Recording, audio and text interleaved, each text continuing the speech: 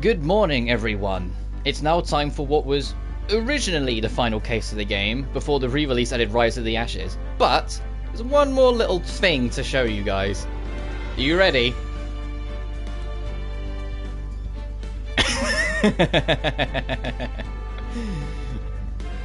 Yes. Although it's obviously going to be scuffed because it's not what I'm used to, and I kind of put it together yesterday evening, I have facecam now, so I can actually see you guys and you can see me, and I can act around like a Muppet and you will see what I'm on about. And when I'm like doing little you get the picture, you'll be able to see me, and so I'm slotted here in this corner, so hello. I can move it around easy enough, so if there's ever a point where I'm blocking something, I can easily just shove myself like up there or like over there somewhere, or you know. It's an experiment. We'll see how it goes. Hopefully you guys like it. Hopefully it works out. But the life is for experimenting, so let's just write it out and see what comes of it, eh? But we're on episode 4, Turnabout Goodbyes. My screen is here, you are there. So I won't always be facing you directly, which is why I kind of, if I can help it, want to be on this right-hand side of the screen. So then I'm always, you know, it looks like I'm facing the game. But let's jump right in, shall we? As per, I have my guide on standby. And this one's an interesting case. I remember this one being my favourite one in the game. It's been, what, 15 years? About that, yes. 15 years is a long time to wait. You can't imagine how much I've suffered. You've suffered? But now, the perfect opportunity has presented itself. At last, I shall have my revenge. What? Merry Christmas.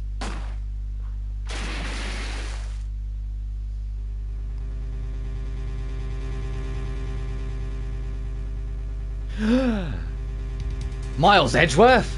What have you done? December the 25th. Oh, Merry Christmas.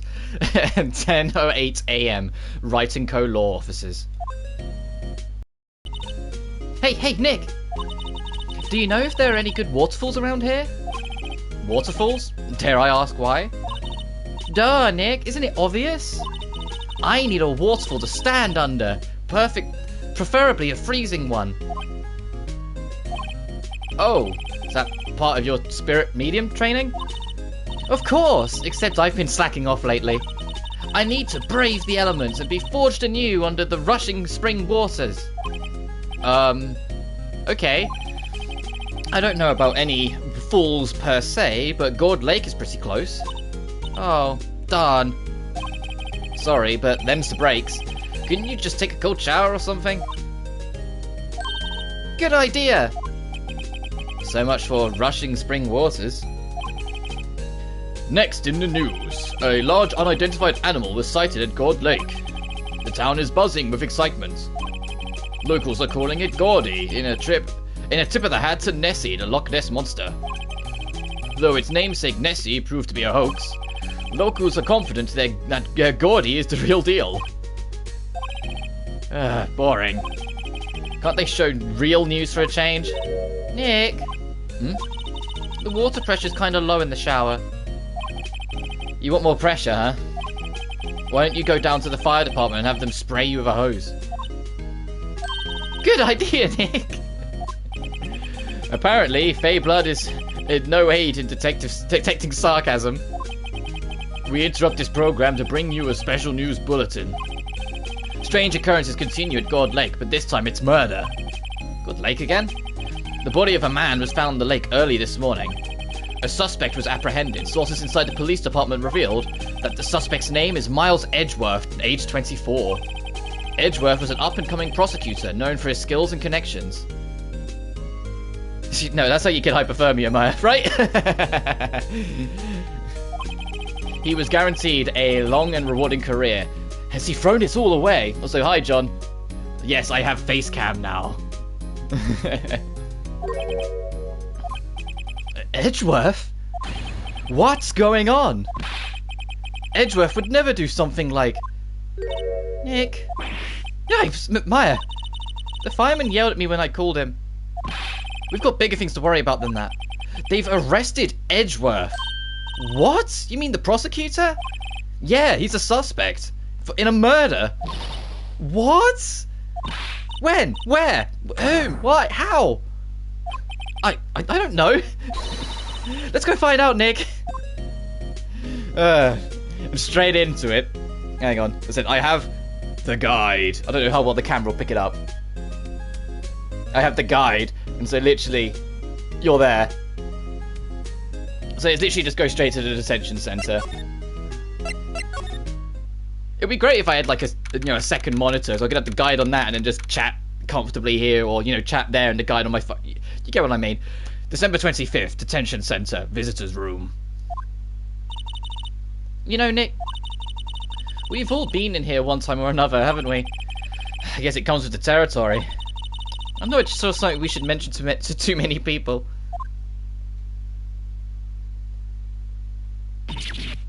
Ah!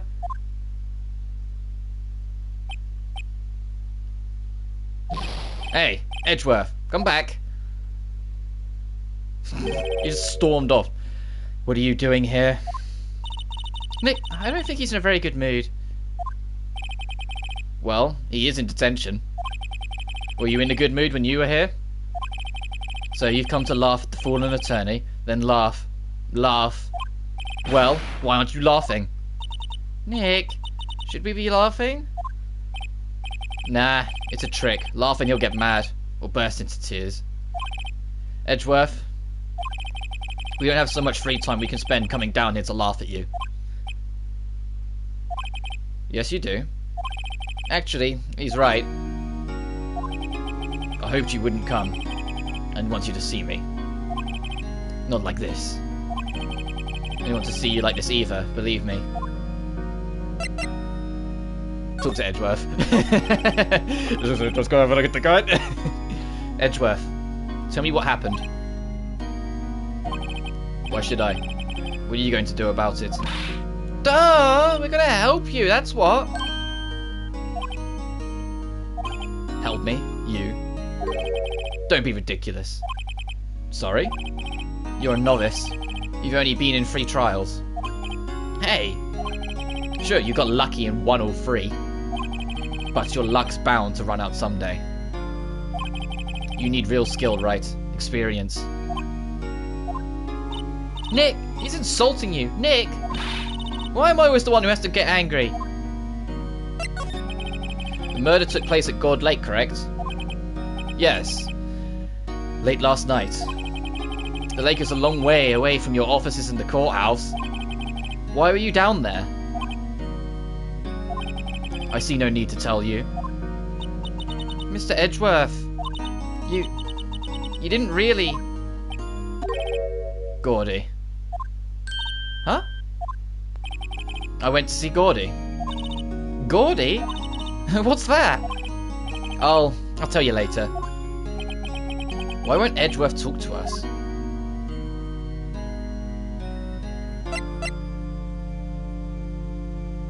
Present your badge to him. Your attorney's badge? Edgeworth? Let me defend you. Ha! Ha ha ha! Good one, Wright. But I'm not that hard up. Not yet. What do you mean by that? Me? Trust a wet behind the ears lawyer with only 3 trials under his belt? Never. What? My case is near hopeless, right? Every defense attorney I've talked to has turned me down. What? Simply put, they were afraid they'd lose. It occurred to me that it might be my fault that they lack confidence. After all, I did get every single one of their clients declared guilty. I don't believe it. Regardless, I don't want you involved in this. You in particular, I cannot ask to do this. Edgeworth, this is really hard for me to ask, but you didn't do it, right? Right? Think what you will. I have only one request. Huh? Stay out of this case. Why?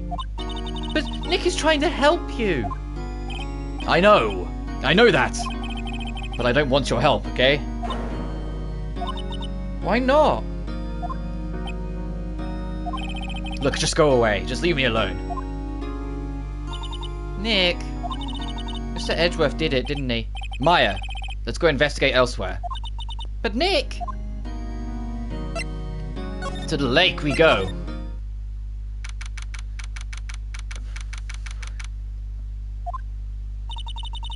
This is where it happened?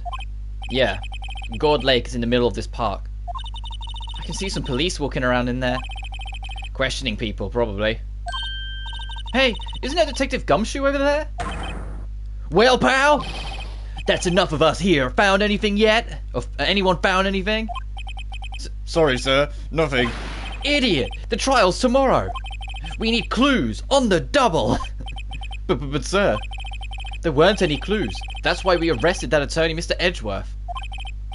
It's clear, sir. He's the one who... Shut up! Just you try saying that again. I'll make you sorry if you do. So just get out of my face, pal. Yes, sir. Detective Gumshoe's kind of scary today. Recruits.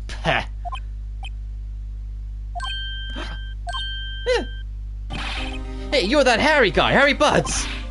Right, Phoenix Wright. When do you ever learn my name? And just what are you doing here, pal? Investigating? Huh? Well, yes, I suppose. Well, I'm here to help. Ask me anything you want. Bring it. He seems different than usual. I wonder what's up. Probably because it's his boss that's currently being arrested. Yeah. He's really sitting there going, my paycheck's on the line here if I don't do something about this. It's like Squidward when Mr. Krabs gets turned to ice. Who's going to sign my paycheck? Mr. Edgeworth hasn't actually asked us to defend him yet. Huh? Oh. You don't say. Let's just talk to Gumshoe. Detective Gumshoe. Do you know what happened here? Huh? You don't know, pal? No. Wow, okay, Mr. Head in the Fluffy Pink Cloud's lawyer. Head in the... Huh? Never mind, I'll tell you. It happened last night, around 15 minutes after midnight. There was a boat out in Gourd Lake. In that boat were two men. One of those men shot the other with a pistol. And the shooter was Mr. Edgeworth. The cop who arrived on the scene arrested him. How did they get there so fast? Well, there was a witness. When the report came in, we raced to the lake. A witness? You don't think Mr. Edgeworth is a murderer, do you? Absolutely not! It's impossible! I don't care if there's a witness either. I don't believe a lick of it. Right! Who cares what the witness says? I care! You really believe in him, don't you, Detective? Of course I do. But the police are pretty sure he's the killer. Nobody's even really taking this investigation that seriously. Oh no! After all the help Mr. Edgeworth has been to us. Hard to imagine that no one's standing up to take his side. Well, at least you are, Detective. At least you are. Is it true? No one would take Mr. Edgeworth's case? Yeah. He's a bit of a celebrity. If you defended him and lost, your reputation would be sure to suffer. What's more, the case against him is, well, it's pretty solid. I suppose it would be if they have a witness. Hey, pal. Don't tell me you're going to turn your back on him too. Remember the Steel Samurai case? Mr. Edgeworth helped you get your client declared innocent. I know. I went to Edgeworth. I tried. He really doesn't want us to represent him. Especially not us, he said. What? Well, that doesn't make any sense, pal. You should have heard him talking about you after that trial. He kept saying, right, over and over. Nick? Not sure that's a good sign. Nah, neither am I. Why wouldn't he want your help? I don't get it. Who was this witness? Sorry, pal, that's confidential. Anyway, the witness saw everything, apparently. I'm sure they'll turn up at the trial tomorrow. Was there only that one witness? Yep, it was pretty cold out in the lake last night. And it was Christmas Eve after all. Still, we're being thorough. You never know what you're going to turn up on another witness. That's why we're here today, checking things out. So far, we're coming up empty. Oh, it's Christmas today. I'd forgotten. Yeah, as you do. What are you getting me for Christmas, Nick? Talk to Santa. Detective Gumshoe, sir. What? Find something? No, sir, not yet. But there's a call from the precinct. They want to hold an investigation briefing. A briefing? Right, I'm off. Oh. Sorry, pal. I guess you heard. I gotta go. Any last things you want to ask me about before I head back? The autopsy report. Well, yes. Do you have any information on the victim? Sorry. They haven't worked up the autopsy report yet. I'm still waiting for it myself. Actually, say, if you get the time, drop by the precinct. We can talk more there, pal. You're not coming back, detective? Probably not, pal. So, what should we do if we have something to talk to you about? Ah, right. Here, I'll show you how to get to the precinct. Come down and see me anytime. Directions to the police station received from Detective Gumshoe. You couldn't have just given us, I don't know, his phone number? Oh, hey, Detective Gumshoe. What? You'd like to take a look around the park? Can we walk around? Yeah, no problem, pal. You got my permission. You know, Nick, I think there's something to be said for talking to people when they're busy. Yeah, they don't have time to think about not giving you information. Right. Now, let's get investigating. And I'm guessing that's where we have to go next. Yeah, move to the public beach. So that's there. Wowzers! This is Gourd Lake? Yep. I'm not sure it warrants a wowzers, though. Probably not. But hey, look at this snack stand. Samurai dogs? I want samurai dog, please. I bet they're great. With a name like Samurai Dog, how could they not be? Oh, no, that was Phoenix that said that. With a name like Samurai Dog, how could they not be? They're a little behind the times, though. The kids are all into the Pink Princess now. I mean, like, you know. Nope. And what are we doing here? We are examining the poppers on the front right bench. Oh, it's like right down there. Huh, someone left these poppers here. You know, pull the string, and it goes pop. Yeah, I know the ones. You see them a lot around New Year's. What's with my camera flicking? Can you guys see that? Like, it's like flickering a little bit.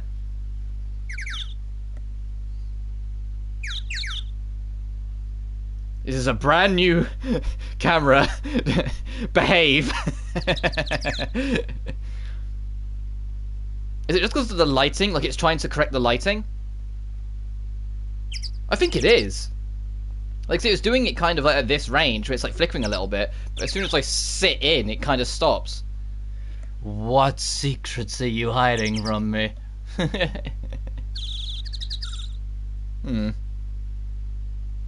Well, it's also my first stream with Facecam, so I'm still figuring stuff out. As the streams go on, hopefully I'll get more consistent, get more pieces together, and we'll be all, you know, all dandy.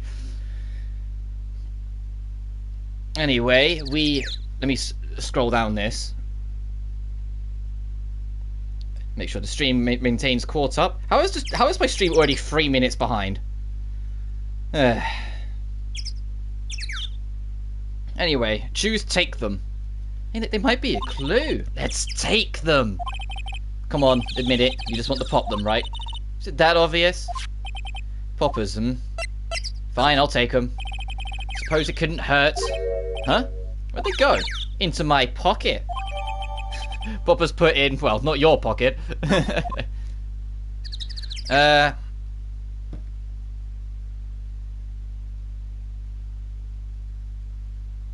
Move to the woods. Okay. Oh, there's a camping van here. Oh, jeez. I hope that's not the witnesses setup. Oh, we're in trouble if they caught them in, like, HD camera footage. I like it here, Nick. Look, someone's camping. Sorry, I've got an itch in my ankle. There we go. They got guts camping at the scene of a murder. Hey, Nick. If they were camping here last night, they might know something about the murder. That's true. Good call, Maya. Let's go talk to them. Well, there's no one... Where? There's no one here.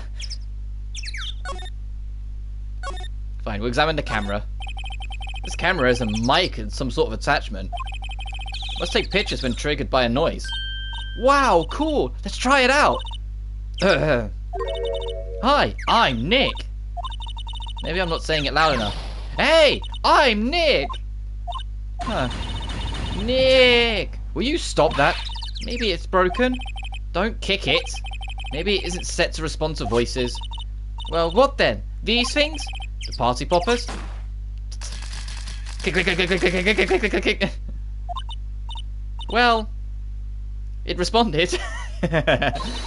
Ow! Hey, you, get your hands off of that!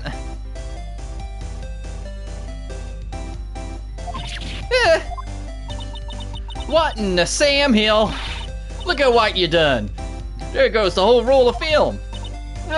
What? Huh? Sorry, it's nice, but don't pay my bills. Do you know how much a roll of that film costs? I'll pay you back. What are y'all thinking setting up a party popper in a place like this?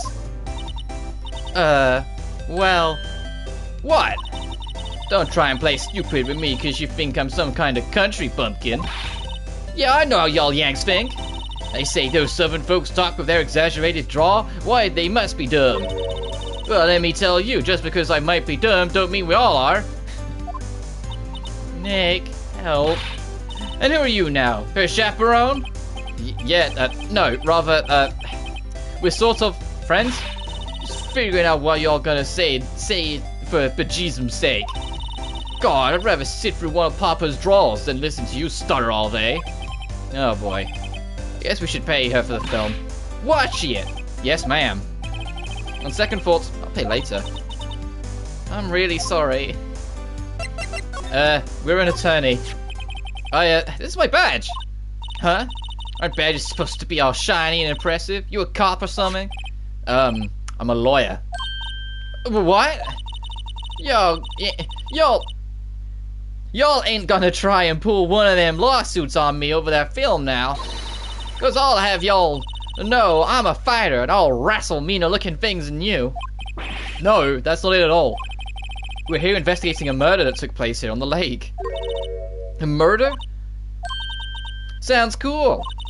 Why didn't y'all say that in the first place? Go ahead, ask me anything you like. Finally, some cooperation. You too, y'all can come out of hiding now. I won't bite hard. Come to think of it, where did Maya get to? Sorry. I was feeling a little overwhelmed, the cultural gap and all. Never you mind, honey. I can talk Yank for you if it pleases you. Thanks. I think I'll be okay. Great then. I'm Lotta. Lotta. Lotta Hart. But you all call me Lotta. I'm here for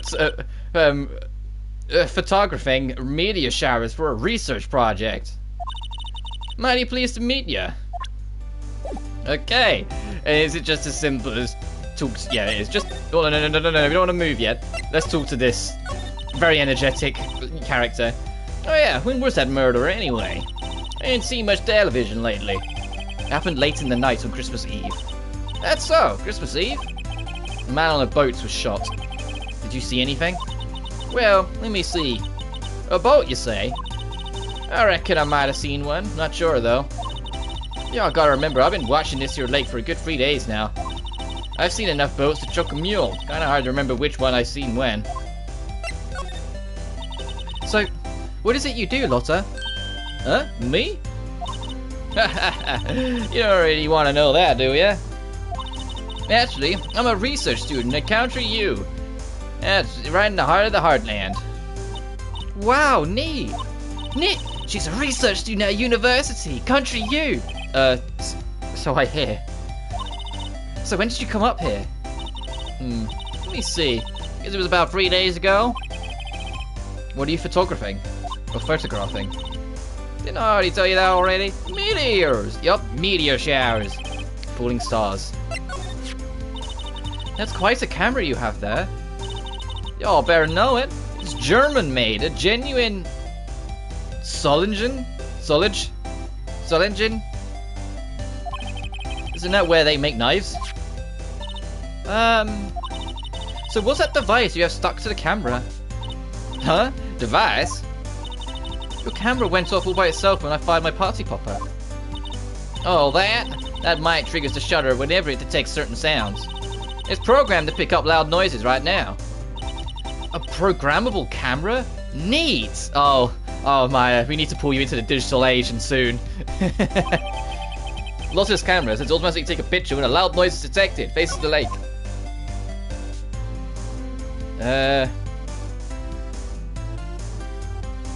Present her camera back to her. What? Lotta? Yeah? So, your camera, it triggered on loud explosion noises. Yup. Actually, the victim in the case we're researching, he was shot with a pistol. A pistol? Right. Now, wouldn't a gunshot make a similar noise to our party popper? I guess it would. Your camera didn't get a picture of the murder, did it? Hey! Y'all are pretty bright. Huh? I see what you're saying. Tell you what, I'll have a look-see at my film. It would have been a photo taken late last night. I checked them once, don't remember if there was anything on them though. But what if I got something? I could be witness to a genuine murder. Yeehaw! I'll go check that film. You'll come back now, you hear?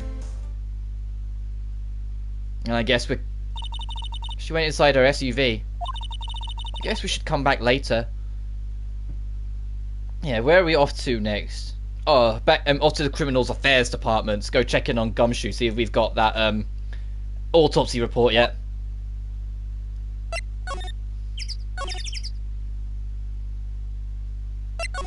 So we have to do more of this, where we have to click 7 times. There it is.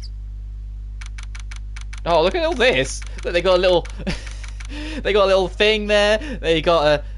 What's with that poster at the back? Anyway, police department, criminal affairs. I guess Detective Gumshoe is still in that meeting. Hey! Thanks for coming down, pal. Detective Gumshoe. We just finished the meeting, for better and for worse. I get the feeling we're in some bad news. Alright, Gumshoe, let us have it. Do you know anything about the victim yet? No, still can't ID him. Has Mr. Edgeworth said anything? Not a word.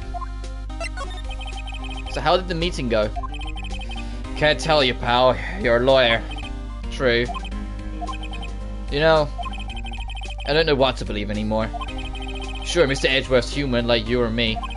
Still, I get the feeling that if he'd done something wrong, he wouldn't go hiding it. That's just the kind of guy he is. Why can't anyone else see that? So they think that Mr. Edgeworth did it. Well, the trial's starting tomorrow as scheduled. I see. Hey, in the end, you did tell us about the meeting. Don't go telling anyone else, pal. Yes, sir. And do me a favor. Stand by Mr. Edgeworth. He needs help, and you're the ones to help him. I'm sure he's got some reason why he won't talk to us. Thanks, Detective Gumshoe. Detective Gumshoe? How come you trust Mr. Edgeworth so much? Well, I think that was obvious. We got a strong working relationship, us two. We trust each other, and that's how it works. A working relationship? See, Mr. Edgeworth always gets his defendants declared guilty every time. Yeah, his methods might be a little extreme at times, but there's a reason. He trusts our investigation, see? He trusts us to get the right man. That's why I work extra hard, pal. You've got to earn that trust he places in us. I see.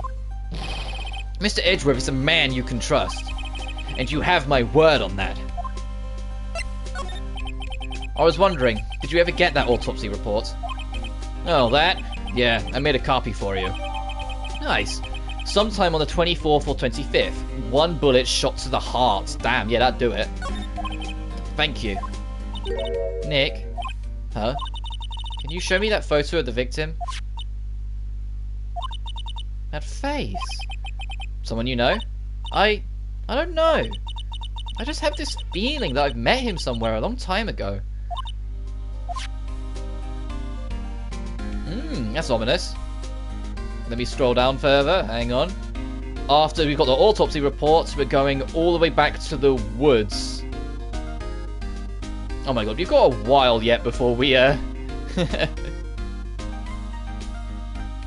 before we actually get to the trial. We need to actually collect a lot more evidence yet. Bye for now. Let's go all the way to the woods again. I have to actually find it on this. There we go. Back in the woods.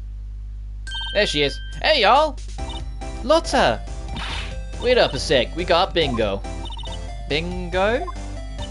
My automatic camera took 2 pictures last night. Hey! This is them. Take a look. Oh, not helpful then. Wait. See? See? He's shooting them with that pistol. It looks like that, yes. But you can't really tell who that is shooting. Yeah, well, there was enough fog out there last night to strangle a bullfrog. But you know, seeing these photos reminded me of something. What? I saw the murder happen. I'm a witness. What? Are you serious? Of course. How do you forget? Never mind. Y'all reckon I should tell the cops? I reckon so. Yeah, I reckon so, I reckon no. I reckon so. What's that? Now don't y'all go trying to mock my accent. I'm a sensitive lady. Hey, so, I'm off to talk to the cops. Y'all can have this photo.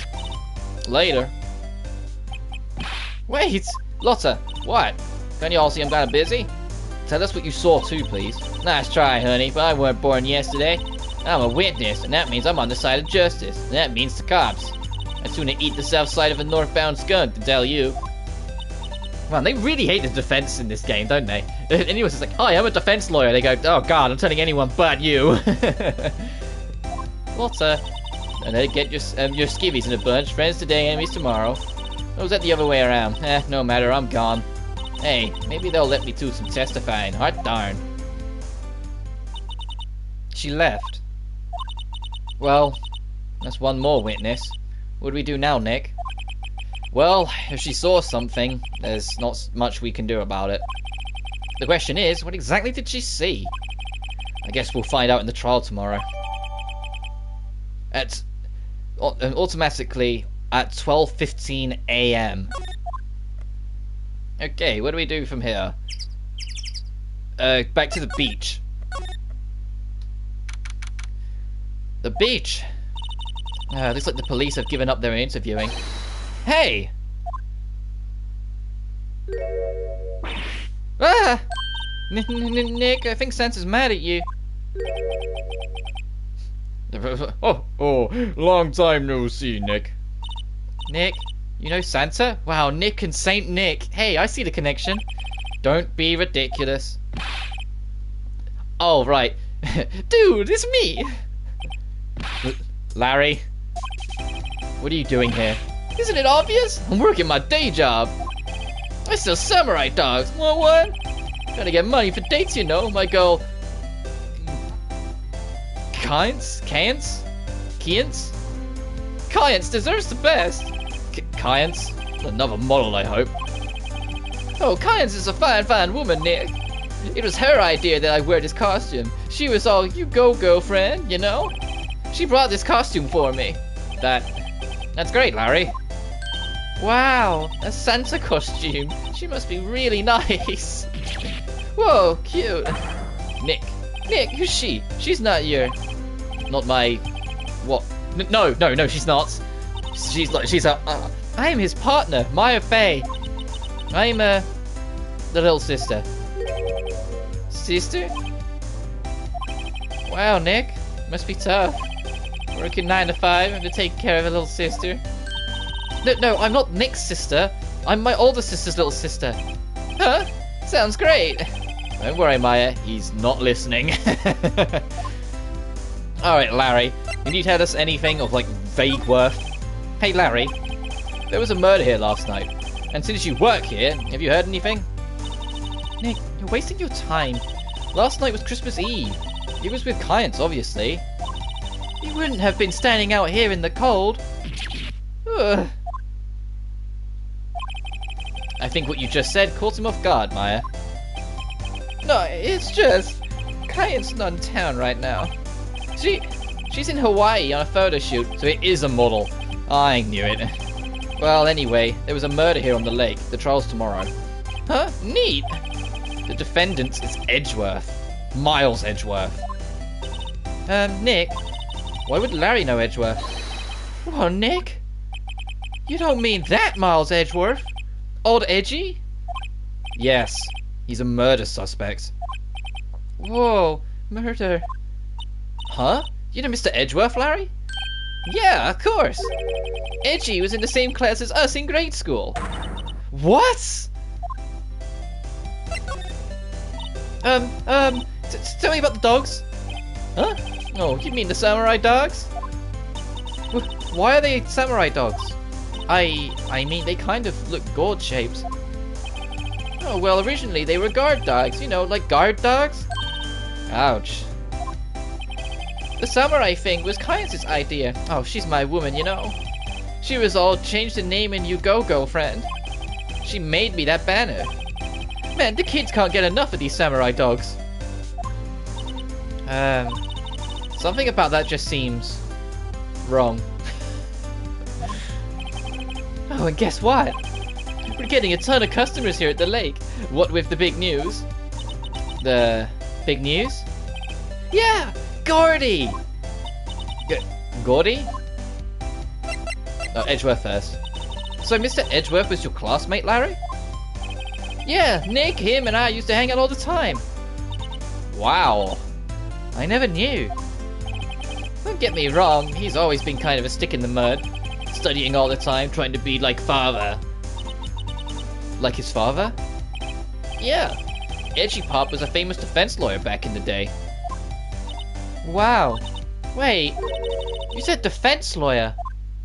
Yeah? But wait a second. But Mr. Edgeworth is a prosecuting attorney. What? Edgy's got a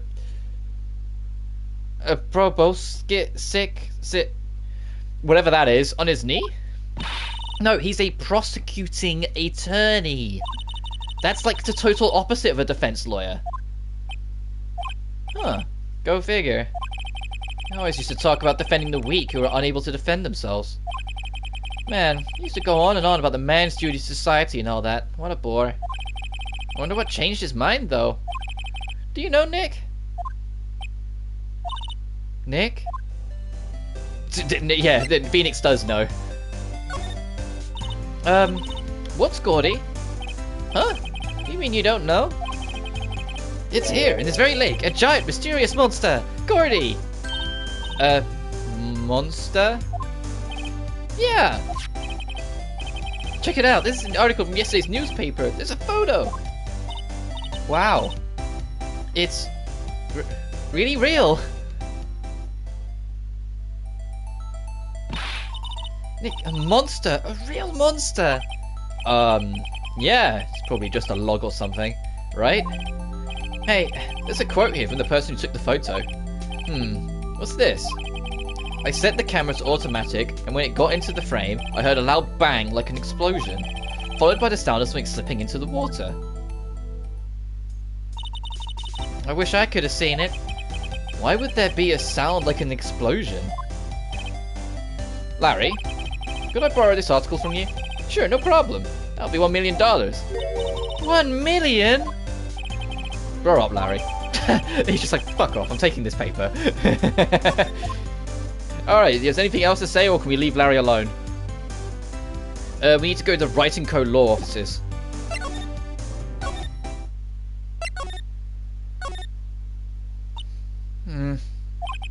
What is it? Oh! Nothing. Just something's been bothering me. Could you show me that autopsy report once more? Hey! I remember now! This guy? He's a lawyer that was at that office Mia worked at. I met him once when I went there to hang out with Sis. That office? Wait, that would be Grossberg. You mean Grossberg's office? Oh, do I have to do the voice again? I was hoping he'd be done. That one. Right, that guy. That was the last name I expected to come up. Maybe I should go talk to him, for old time's sake. Oh, the painting's still gone. Guess it was taken as evidence. Ahem! Ah, that old familiar clearing of the throat. Ahem, you're something, are you not? I was our understudy, yes, Phoenix Wright. Ah, and you're something too, are you not? Her little sister, yes. You've grown. You've come to look a lot like your sister, you know. It takes me back. Ah, the days of my youth. Like the scent of fresh lemon, you see? Mr. Grossberg, sir? Ah, yes, I beg your pardon. Of course you came here to discuss something. What is it then? Something the matter? Wait, where'd that painting go now? What happened? There was a murder last night. A murder? You haven't heard? Oh yeah, just got up, you see. Well, Miles Edgeworth shot someone with a pistol. Edgeworth? What? Who did he shoot? Well, the identity of the victim is still unknown. This is terrible news indeed. I guess he hadn't heard anything. Mr. Grossberg, whatever happened to that painting? Oh, yes. I do not think it shall ever be coming back home to this office. I can't exactly claim it is stolen. I suppose it's just my just desserts, old bitter desserts. And present the autopsy report to him. Strange. I feel as though I've seen this man somewhere before. Do you remember? He was a lawyer here in my office. That's Hammond. Robert Hammond. Mr. Hammond? And you say this is the man Miles Edgeworth shot?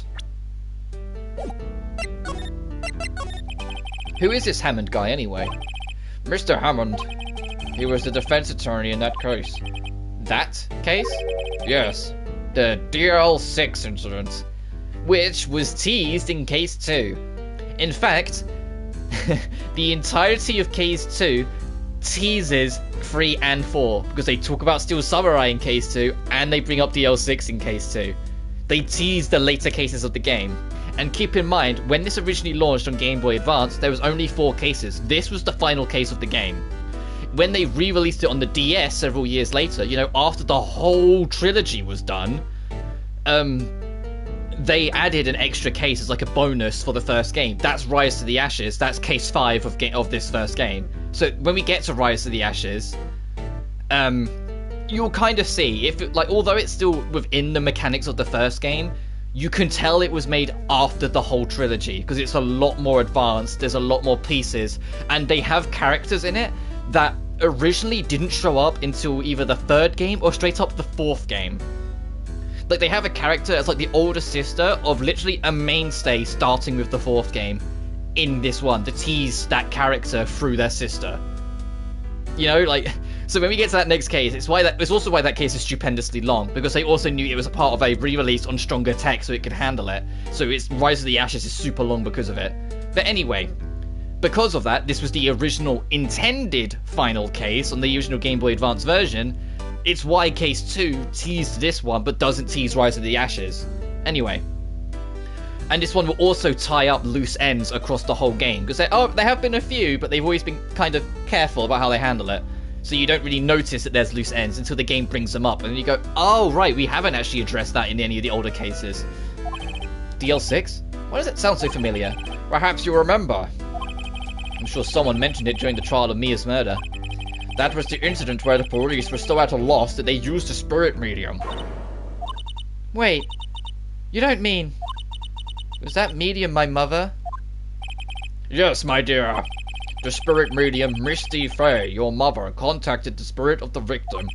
But the case was a loss. No conviction was made. The DL-6 incident, yes? Happened 15 years ago. A very strange case indeed. They never caught the criminal, right? Correct. Misty Faye used her powers to talk to the spirit of the late victim. Her testimony led to charges being laid against one man. But Mr. Hammond won the case and the suspect was declared innocent.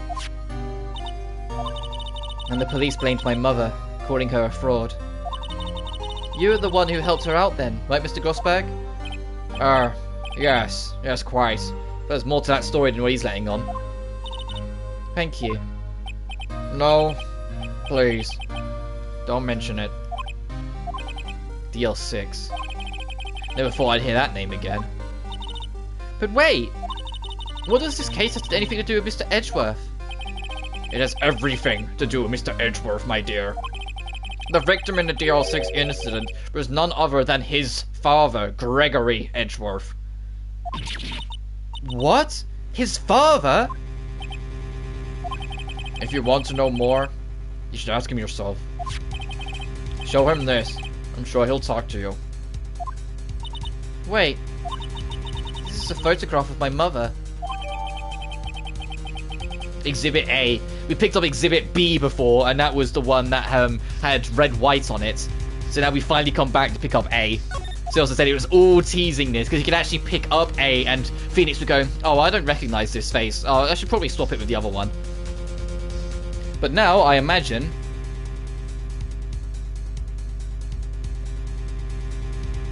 yeah, I'm just going to scroll down, move to the detention center. I'm just jigging to the ominous music. We are close to starting the first day of the trial, though. You know, we are, like, you know, an hour in and about to start the first part of the trial. And it's a full... We're going to do 3 trials, I believe, in this case. It's an extremely long one. Number 26. Detention center. Visiting room. What's this? I was hoping you'd gotten the message the first time.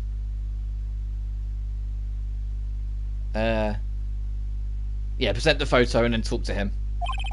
Edgeworth, what about your defense? It's no concern of yours. Because he hasn't found anyone yet.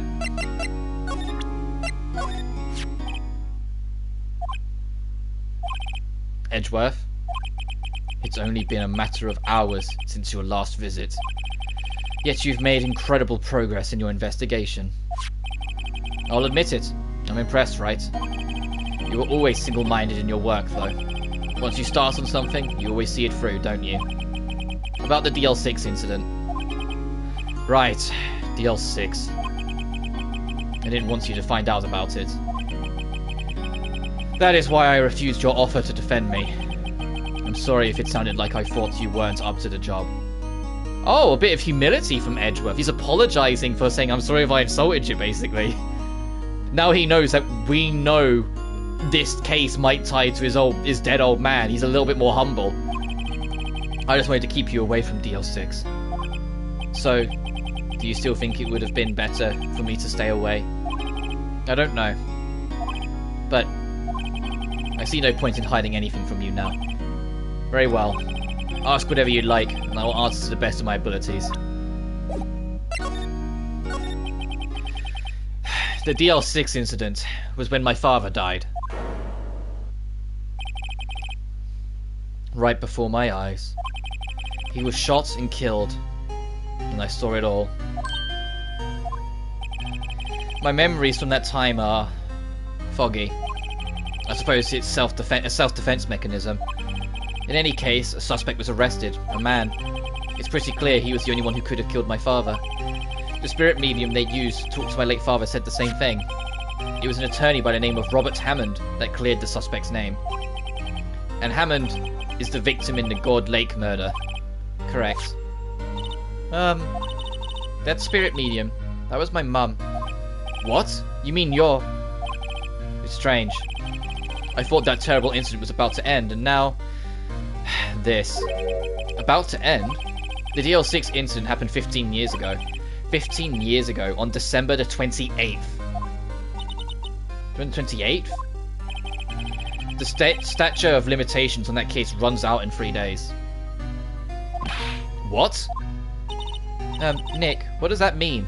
it means once the statute of limitations is gone, they throw out the whole case. They stop caring. They'll never look back on it or add to it again or whatever. The case still is lingering right now, is what they're saying. But once it hits that, it's gone. They won't care anymore. The case ceased to exist. It's just an unsolved murder that'll not even be in the logs. It'll just be forgotten about by time. When a case's statute of limitations run out legally, the case never happened. 3 days from now, DL6 will be closed forever. What happened to the suspect? The one who got off innocent? I don't know. He disappeared from public view. Nobody knows where to. If he's still alive, he'd be about 50 years old now. I guess I can understand why he'd go into hiding. It'd be hard to live a normal life after being a murder suspect in such a big case. So was your father a lawyer? He was. Gregory Edgeworth. He was quite famous at the time, apparently. So, you were sort of trying to follow in his footsteps?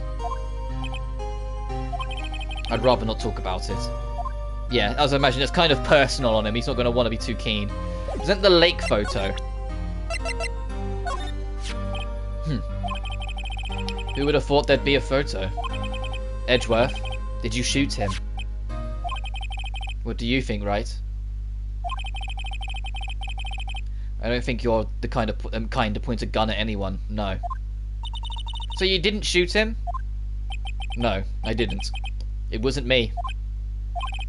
Right. It pains me to ask you this now. I know! You want us to defend you! Yes. Will you? Of course we will. Who could have guessed this day would come? Not me. This is my chance to finally pay you back. So, there we go. Pay him back? Pay me back? For what? I don't remember ever doing anything for you. Never mind. I guess you don't really need to know. Huh. My letter of request. Please give it to Detective Gumshoe. Document proving Edgeworth's request for an attorney. Well, I guess we should. What's that? Earthquake? Nick! It's a big one! What? It's coming down. Whew. That was scary. Huh? Where's Edgeworth? There. He's on the floor in a ball, shivering. Yeah. Yeah. Although the Phoenix Wright games as a whole are more light-hearted than Danganronpa, they're still going to talk about serious things every now and then. A slight shake, like a little bit of an aftershock, and Edgeworth's a complete mess all of a sudden, curled up in a ball, hiding on the floor. I guess he doesn't do so well with earthquakes. I wonder why. I've heard of running, but curled up in a ball? Well, I guess we're done. Mr. Edgeworth doesn't seem like he's going to stand up anytime soon, so he's out. He's terrified. Let's go, Nick. Right. We have to give Edgeworth's letter of request to Detective Gumshoe.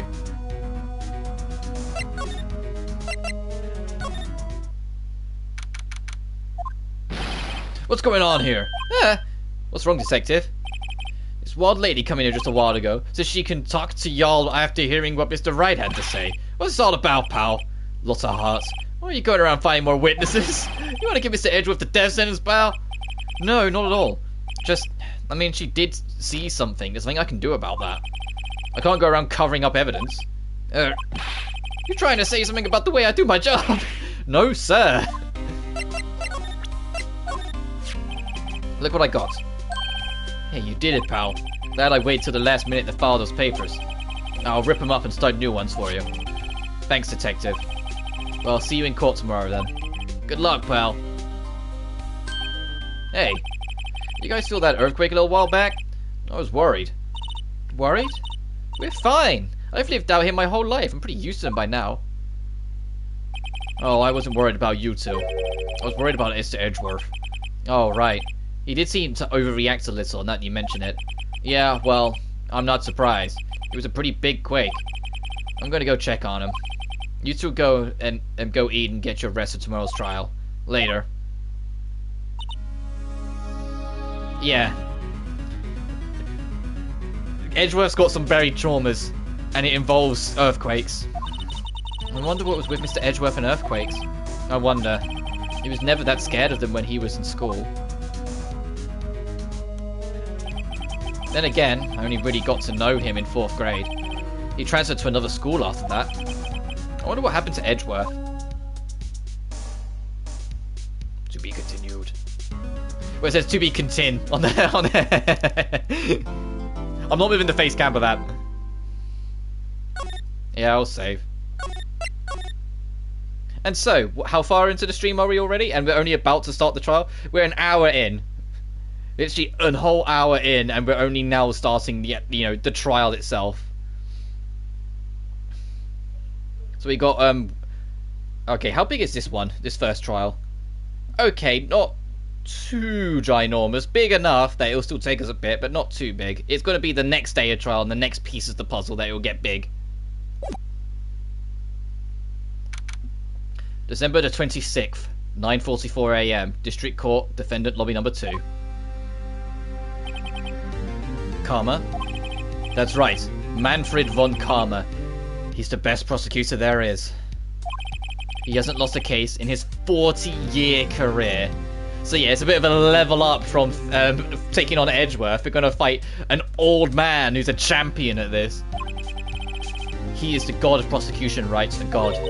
A single case? As the light gets weird again? What's going on? I don't know why it's doing that, so I'll figure it out. Maybe it's just like a wire. But it's not. It can't be a wire because it clears up the moment this like something moves. It's just when I'm still. It's like the lighting tries to correct itself. He'll do anything to get a guilty verdict. Anything. Sounds like someone else I know, Edgeworth. You don't understand. I mean, he'll really do anything. Manfred von Karma is a man to be feared. It's quite a claim coming from someone who forges evidence. He told me what it really means to prosecute. What? Just picture a prosecutor as vicious as me, multiplied by a factor of 10. So was he your teacher then, Mr. Edgeworth? Something like that. And now he's trying to get you found guilty? What a creep. Oh, wait.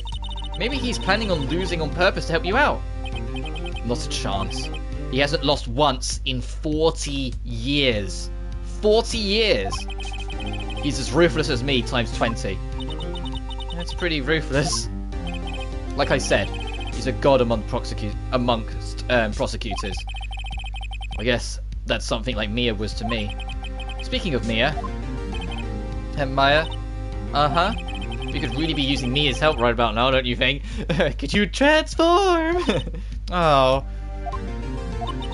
I can't. Sorry. I really tried, but I couldn't reach. You couldn't reach? I think it's because I haven't been training.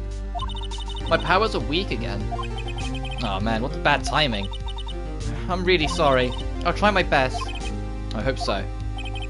What are you whispering about? Oh, it's nothing. Well, it's time. Let's head in.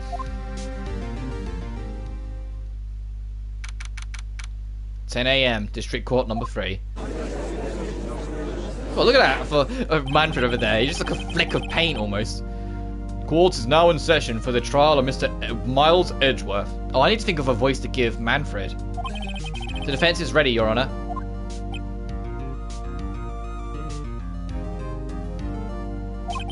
Mr. von Karma, is the prosecution ready? Fool. You seriously think that I would stand here... I would stand here were I not completely prepared? Right, my apologies. Even got the judge scared. Very well, your opening statement, please. Decisive evidence. A decisive witness? What else could possibly be required? Nothing, of course. That should be fine. The prosecution may call its first witness. What's with this guy? Is he royalty or something? How am I supposed to fight against this? I called a detective in charge of the case, Detective Dick Gumshoe. Okay, Gumshoe's first. Let's see how this goes. Describe the incident now. Yes, sir. Detective Gumshoe looks nervous. Please take a look at the map. The murder happened late Christmas Eve around midnight. There was one boat in the very middle of the lake. There were 2 men on that boat. Now, there happened to be a woman camping here on the edge of the lake. At 12:10 AM, she heard 2 pistol shots. Then the boat started to move. He went towards the boat rental shop. Overhead map, added to the record. Testify to the court about the arrest. Now! Wait, Mr. Von Karma. Yes? Actually, I'm the one that's supposed to be handling these proceedings? Oh, look at this guy, he's like... Wrong. There is only one thing you need to do here. You will slam your gavel and say the word guilty. That is your role. Yeah, of course. You're quite right. No, he's not! Alright, the arrest of Edgeworth. A man called into the station around 30 minutes after midnight. We headed to the scene of the crime as fast as we could. That's when we found Mr. Edgeworth. Now, I didn't suspect him of anything at all, but the next morning, a body was found in the lake. So we had to arrest Mr. Edgeworth. I see. Very well. Begin your cross-examination, attorney, now! Okay. Press gumshoe on the statement, but the next morning, a body was found in the lake.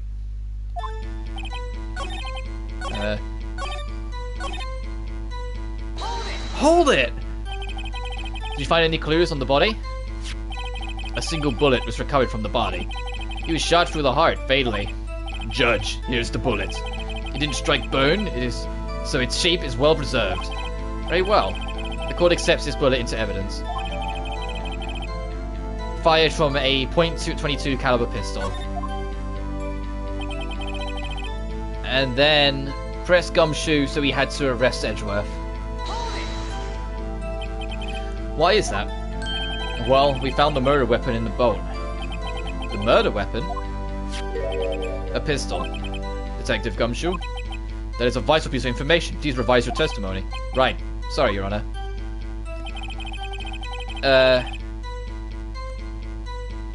Press him on the very next thing he says, and then choose no, I need you here. Hold it! What about the pistol made it decisive evidence? Tisk, tisk, tisk. It's the same evil laugh as Edgeworth. There were fingerprints on the pistol found in the boat. They were clear prints from Mr. Edgeworth's right hand. What?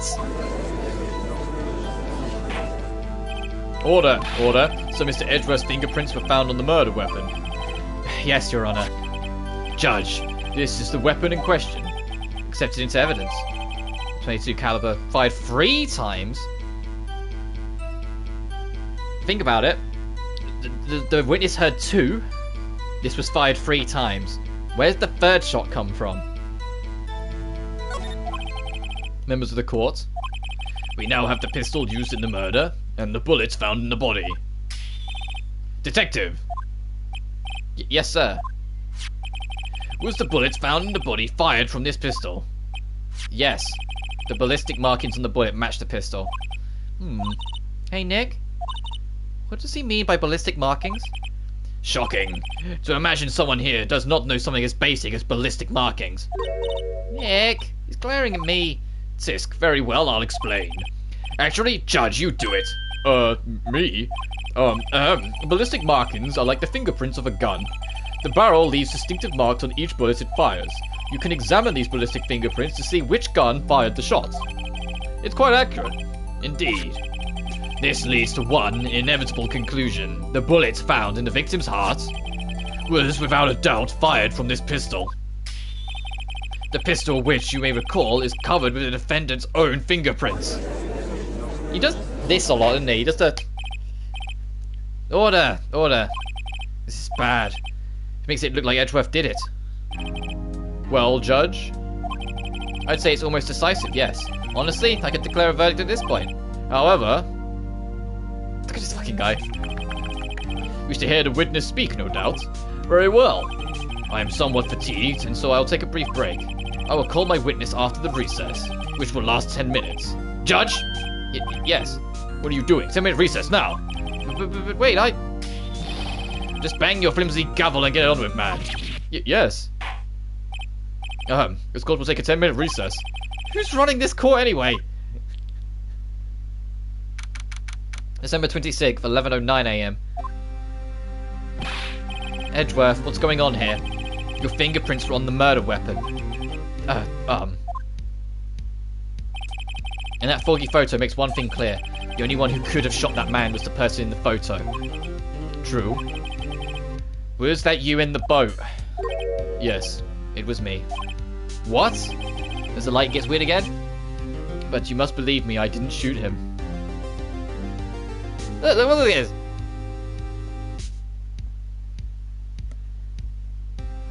Bloody lighting. Need to figure this out. I didn't shoot him. Then who did? I don't know. You don't know? Weren't you right there? I heard a gunshot from very close by. Then, the other man fell from the boat. I can't say why, but I thought at the time that he had shot himself. You mean it was a suicide? That's the only explanation I can come up with. Huh? How am I going to convince anyone of that? Say, Maya. Huh? What? Any progress with Mia? Oh, sorry. It's no good. I know. I'm not good for anything, am I, Nick? If I can't call my sister, I might as well not be here, right? Yeah, you're useless. No, I need you here. No, of course not. I need you here.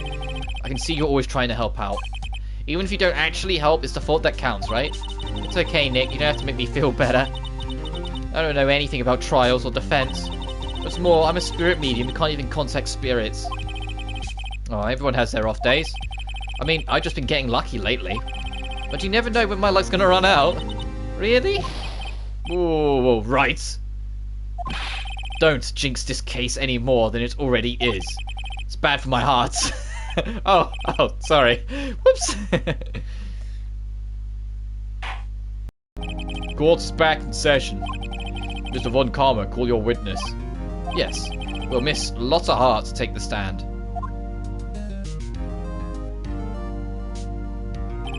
Lots of heart. You are a research student at a university. That I am. Good. Begin by telling us what you saw the night of the incident, and don't add anything trivial or subjective. Understand? Yeah, I'll need to learn some manners. Understand? Yeah, I understand. Very well. Your testimony, please. This guy's a bully. It was Christmas Eve, just after midnight, I reckon. I was in my car. I heard bang come up from the lake. When I looked out in the window, I saw two gents in a boat. There was another bang. There wasn't a near thing on that lake but the boat. Enough. Huh? Judge? She happened to take a photo of the incident.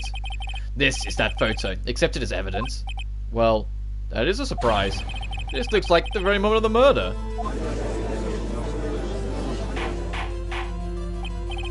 Order. I will remove people from this courtroom if I do not have order immediately. As the witness testified, she looked at the lake when she heard the shot. There were no other boats on that lake. So, the man in the boat with the victim must have been the one who shot him. Shh, he's doing it again. Yes, it was the defendant, Miles Edgeworth. Order. I will have order. Well, Judge. The evidence is decisive. Lighting being weird.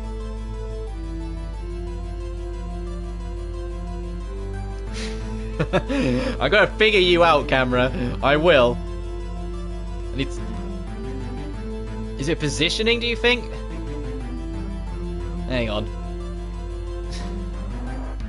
I will figure out your weird flickery ways, camera. And when I do... A little doubt about this case. Actually, no, I want to be a little bit more center if I can help it.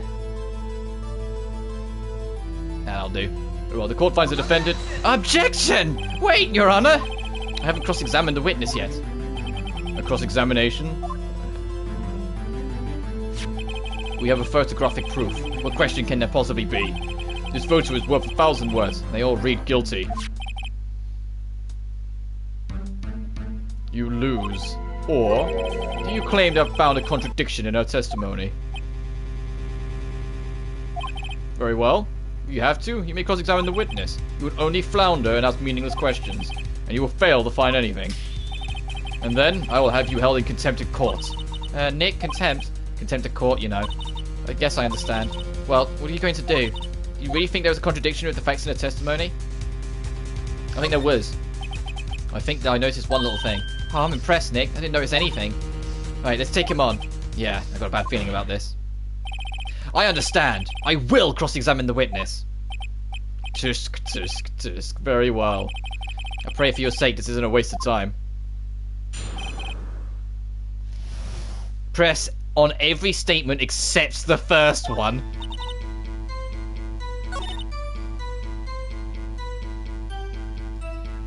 And choose press further every time as well. Hold it! Why were you camping there anyway? I'm a research student at my university. I was taking pictures to use in my research. Research? Oh, sounds suspicious. Miss Hart, could you be more specific about your research? Objection! What does the witness' motive in camping by the lake have to do with this case? The answer is nothing. I object to this line of questioning. Objection sustained. Oh, wait, no, I'm the one who says that. Well, then say it already. Objection sustained. Thanks for nothing, Your Honor. Hold it! So you weren't looking at the lake at the time? Nope. I looked after I heard that noise. Objection! She said that already. I asked you to find contradictions, not leisurely chats with the witness. Hold it! Could you clearly see the two men? Just look at the picture. Clear enough for you? Uh-oh. Wait a second. I wasn't asking you about the photo. I was asking if you saw the two men. Yeah, well, of course. Objection. The witness has testified that she saw them. There's also a photo. You'd best look elsewhere for your precious contradictions. He jumped in quick. He's hiding something. Hold it! Were you watching the very moment the shot rang out? Well, yeah, sure. Objection. You're asking meaningless questions. Meaningless. Contradictions, Mr. Wright, not meaningless babble. Von Karma, I think I hate you. He's trying to keep me from talking to the witness. To what end?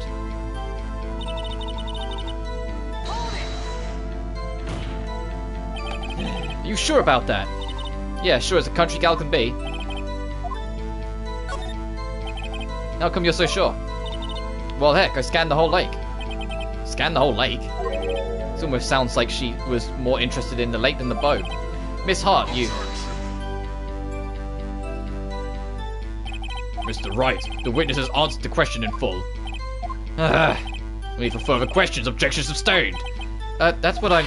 Sustained! Yes, of course. Ah, great. Enough. I think we've heard all we need to hear, Mr. Wright. Seems you're unable to find a contradiction in the testimony worth noting. But, Your Honor, you keep your promise. Mr. Wright, I'm afraid that I will have to penalize any further outbursts by holding you contempt in court. And if that happens, you'll have to leave the courtroom immediately. Understood? Nick. A lot of this testimony is fishy, Nick. Real fishy. I know what you mean. But if I can't say anything, what can I do? I believe we've covered the evidence sufficiently to make a decision. Then pass your judgment. Very well. Mr. Miles Edgeworth, please take the stand. Who was that? It was me. Maya, something wrong? Did you need to use the facilities? Aw. No, I do not. Lots of heart. Your testimony stinks. It's unclear whether you are actually looking at the lake. It's highly doubtful that you actually saw Mr. Edgeworth. Tell us the truth. This is a matter of life or death. Lotta, did you really clearly see Mr. Edgeworth that night? Did you see him? You will stand down. The court does not acknowledge the defense's outburst. Answer me, Lotta. What the big idea, treat me like some kind of criminal? I saw him, I swear it. I saw Edgeworth. Enough. Judge, declare the defense in contempt in the court. Yes, of course. I'm sorry, but you were warned. Guard, escort Mr. Wright out of the courtroom. He is in contempt of court and must leave. No. No. Wait! I was the one who made the outburst, Your Honor. Nick is innocent. Huh. What's the difference? All that remains is the guilty verdict to be declared. Isn't that right, Mr. Phoenix Wright? Wrong. Wrong. What? Did you hear what Miss Hart just said? She said she clearly saw Mr. Edgeworth. That was not in the testimony. That changes her testimony, and I have a right to cross-examine her again. Order, order, order, order, order, order, order. You're in contempt of court. It's too late for wild claims. Judge, sustain my objection. Stand up for yourself, Judge. I'm sorry, Mr. Von Karma, but I cannot. What? Mrs. Lotterhart has made a new testimony. The defense does have a right to cross-examine her again. But he's in contempt of court. No, I am. If you're going to arrest someone, arrest me. Very well. Maya Fey, you will leave the courtroom immediately. Nick, I did what I could. You have to do the rest. Good luck, Maya. Yeah, screw you, Von. By the skin of our damn teeth, we'll get through this. I care not for this melodrama. Listen well, Mr. Wright. I do not tolerate badgering of my witnesses. I'm running out of time. Better find a contradiction here or else. Mr. Wright, begin your cross-examination. Lake photo in the statement. I saw it as clear as day. The man on the boat was Mr. Edgeworth.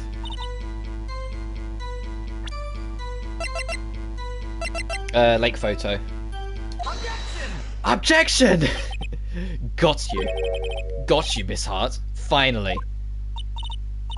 Well, you got what? Hang on, let me scroll down.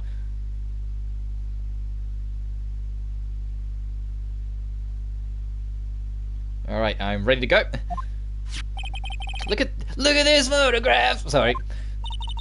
The photo I took? The very same. I'm trying to correct the setup of my phone so I can still see the screen easy, so it's not just flat. There's something I want you to see in this photo. It's quite clearly visible. The fog, Miss Hart. So, the picture was taken with professional, high-quality film, correct?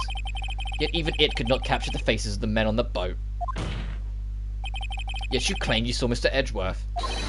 How? What? Mr. Wright has a point. Objection. That's why I told her not to say that in her testimony, please. Yet now she has said it, Mr. Von Karma. How could you possibly see Mr. Edgeworth? Explain yourself. Miss Hart? What? Did you see the defendants that night? Of course. I said I could and I meant I could.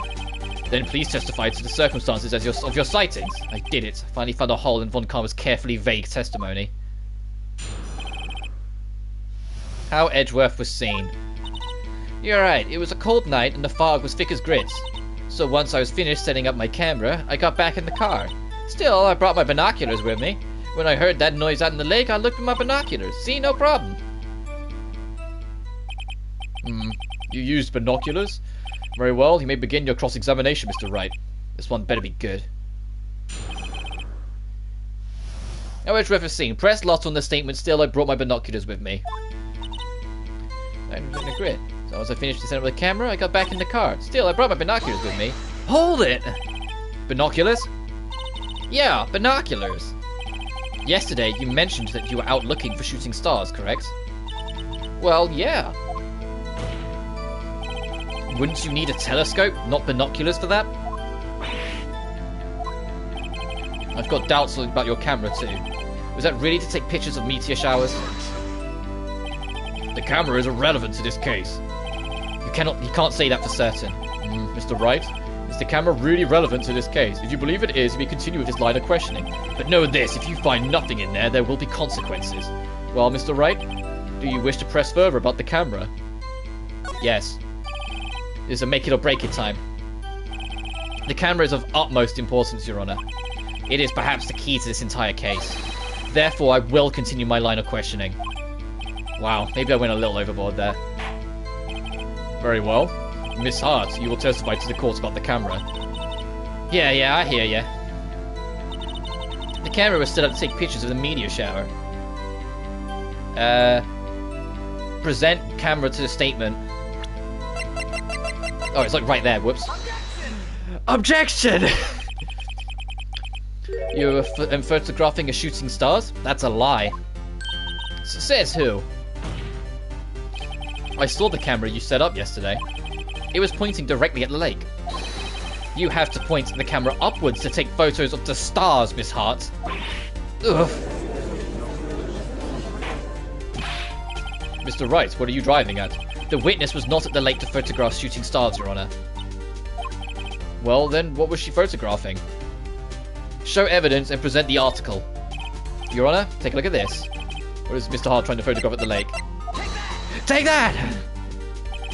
Miss Hart, this is what you were trying to photograph. So I don't have any paper that I could really... Hang on. This was what she was trying to photograph! There we go. What's this? A newspaper article? Gaudy. Oh, the sighting at Gord Lake. Well, Miss Hart? I've never heard of no lake monster. You got proof or something? Let's see you prove that I was down the lake trying to photograph this Gordy. I have proof. I have it. Proof. Intriguing. Very well, let's see it. No joking around this time, please. What is the proof the witness was trying to photograph the Gordy, the lake monster?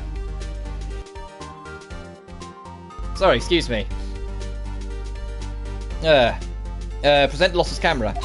Take that! The proof, Miss Hart, is your own camera. The camera was set to take photos in response to loud noises, correct? Thus, the photograph here, taken when a gun fired on the lake. And here, this article about Gordy. According to this article, Gordy made a loud noise when it emerged. Well, you were trying to photograph Gordy, weren't you? That's why you had to set your camera to respond to loud noises.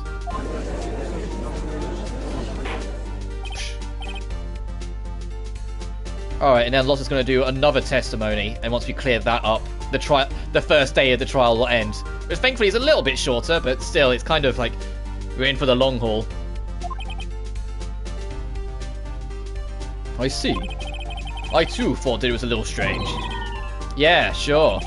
Well, Miss Hart? You were camping there to try and take a photo of Gordy, weren't you? Yeah? Not bad. Are you lawyers that smart? So smart, boy. I was down there trying to photograph Gordy. You got me. So what? Huh? That don't change what I saw, does it? Exactly. What you'd use several precious minutes of our time to prove is nothing more than the witness is an idiot who thinks monsters exist. Hey! But as she so sucking silly said, so what? It changes nothing. Not true. You were hiding the whole thing about Gordy for some reason, I know it. What could it have been? Whatever it is, getting to the bottom of this. Miss Hart, why did you hide the fact that you were searching for Gordy from the court? Please revise your testimony. Right, fine, I'll testify. I won't change nothing, no. Something will change, it has to. And I'm going to spot it.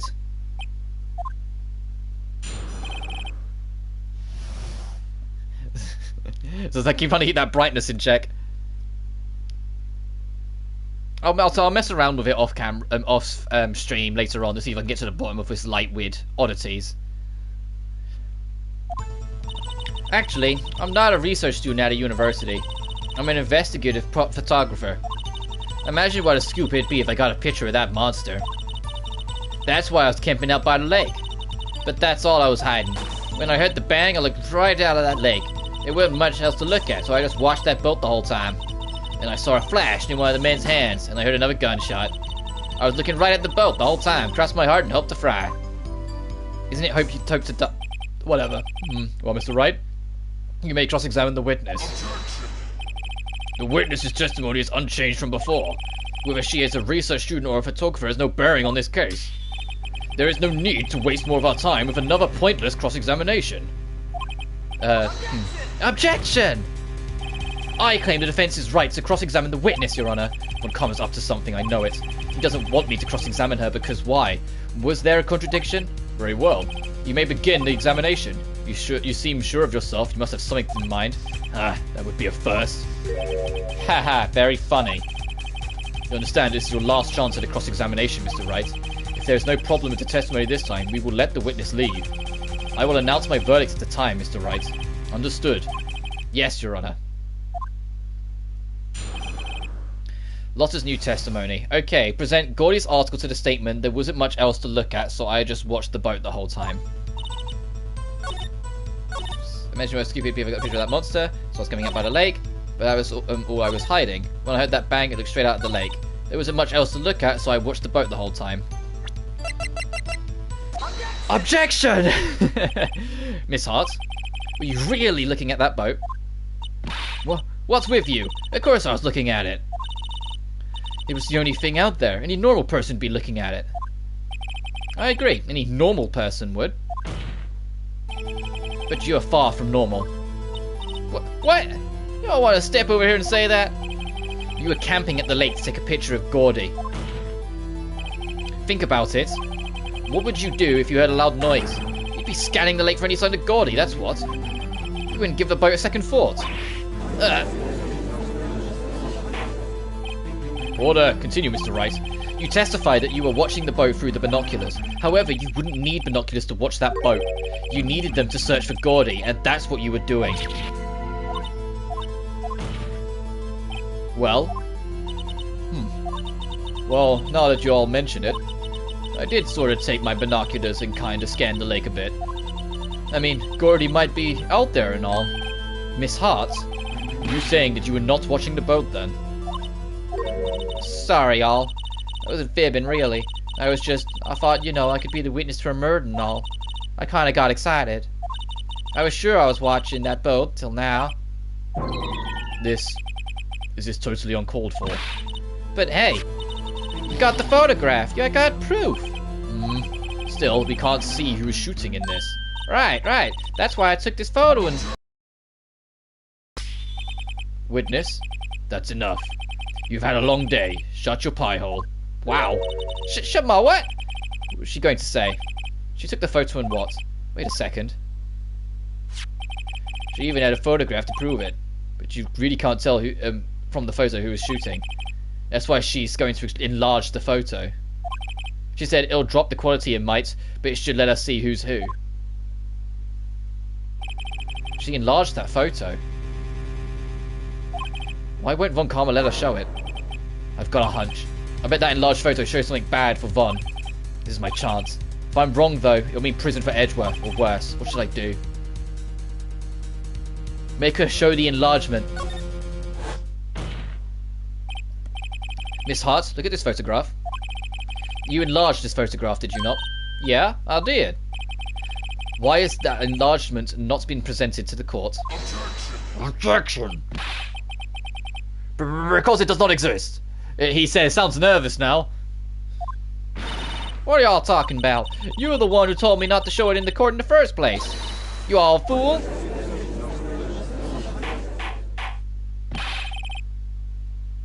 What is the meaning of this, Mr. Von Karma? Miss Hart, show us the photo to the court. Show us the enlargement. The prosecution objects to the submission of this evidence. Objection denied.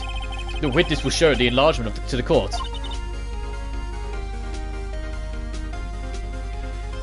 Here it is.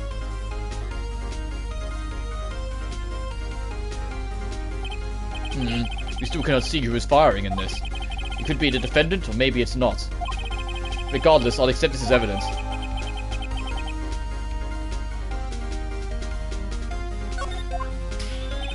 Have you now, Mr. Wright? That's be something. You asked for the enlargement, you got the enlargement. It's doing and all the good it has done for any of us. That's why I requested she not show it. I suppose this means that the cross-examination is over, obviously. Then I'd like to close the cross-examination of Miss Lotta Hart. And none too soon. That was a flagrant waste of my time. Mr. Von Karma, do you have anything to add? I stated everything I needed to when this trial began. Decisive evidence, a decisive witness. What else could possibly be required? Nothing, of course. Then I believe it is time for me to declare my verdict. Wait, it's not supposed to go like this. There has to be a clue in this photo somewhere. This is bad. Real bad. What should I do? Object to the enlargement. Your Honor, there is something decidedly strange with this enlargement. Like the more aggressive remix of it. You gotta get used to this. If I'm doing bass cam, I was doing this for all of Danganronpa. Like the whole trilogy, every time the music was starting, every time he was doing the trial, I was constantly just going. It's like I jigged to the music all the time. It was the same in Elden Ring. Like when a big boss was coming on, I was going with it all the time. Now you get to see it. I always jig to the music. Something exciting strange with that enlargement. What might that be? Mr. Wright? You will show the court what you mean. What photo is strange? Okay, here goes nothing. So the judge, what's strange about this photo?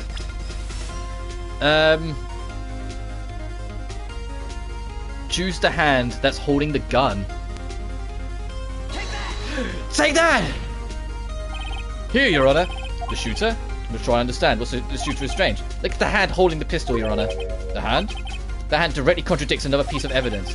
This man's left hand does what? Let me show you. I'll show you the evidence that contradicts this. Oh, that it was held in his right.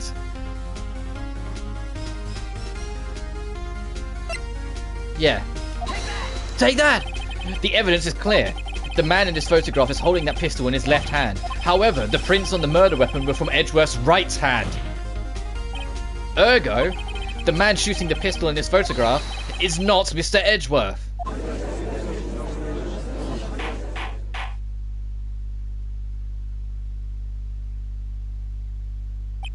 Now that everyone in the courtroom has quietened down, I would like to reconvene this court of law. Mr. Wright? Yes, Your Honor. You have given us definitive proof today. We now know that it was not Mr. Edgeworth who fired the pistol that night. However, this leaves us with a rather large problem. If Mr. Edgeworth didn't do it, then who shot our victim?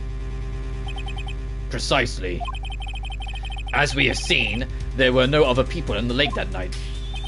Who but a defendant could have shot the victim? The victim himself. There's only one explanation remaining. The man who shot the victim was none other than the victim himself. Order, order. So you were saying that the victim committed suicide? Yes, Your Honor. I can think of no other explanation.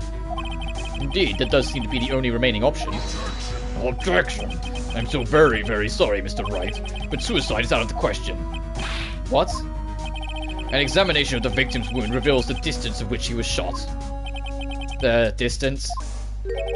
The victim was clearly shot from further than a meter away. Oh, well, he might be, like, a member of the Fantastic Four, you never know. A meter? That's 3 feet! There's no way he could have been suicide.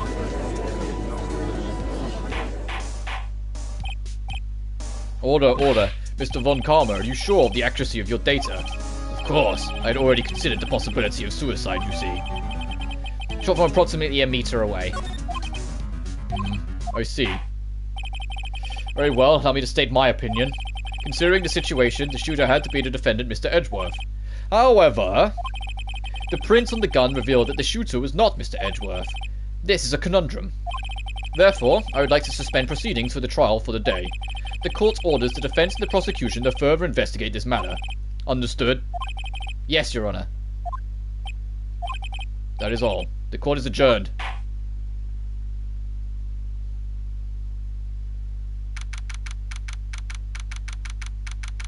Well, Mr. Edgeworth, we delayed your death by a day. Whew, that was a close one. Hey, don't you have anything to say? No, I haven't yet been declared innocent, right? Well, yeah, but what happened out there on the lake anyway? If he didn't commit suicide, then who? The shooter was about a meter away too. What? Don't give me that look.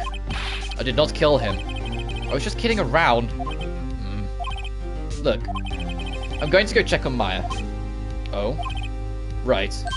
What? Tell her something for me. What? Tell her to watch what she says in court. That's all. Would it kill you to just state how you really feel with a thanks, Edgeworth?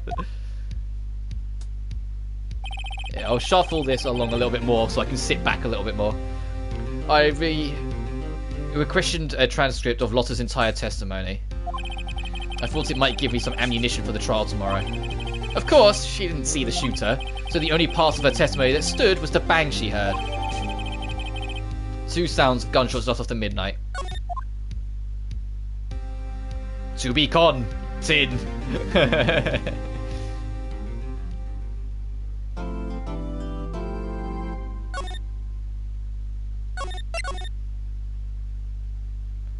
Alright, how big is the Day 2 investigation? Let's find out. Okay, there's...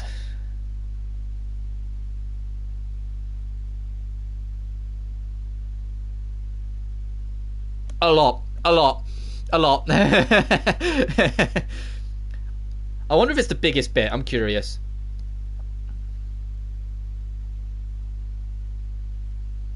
It is the biggest chunk. Okay, well, after on this one, it will start to be a little bit quicker. This is like the main meat of it. We got this day 2 of the trial, day 3 of the investigation, and then final day of the trial. So we got a lot to go yet. All right, detention center is where we'll be starting. Maya. Hey Nick, it's you. I'm glad Mr. Edgeworth made it through the day okay. It's a relief. Hey. Why'd you do that anyway? I don't know. I just knew I had to do something. I know I'm not a lawyer, my sister was. I'm sorry. Well, you did save the trial. Just behave from now on, okay? Oh, okay. Bless her heart. Have you been questioned yet?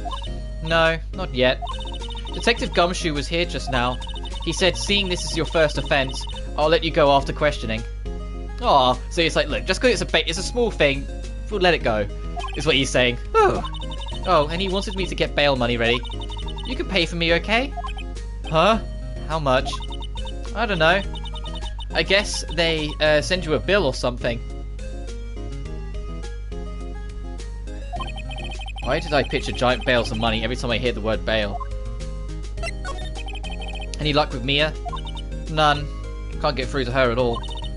I tried, I really did. I don't know what to do. I think I probably shouldn't have stopped my training. She sounds like she really did do her best. I should check and see if there are any waterfalls in the local area. I wonder if I'll ever see my sister again. Alright, go to the woods.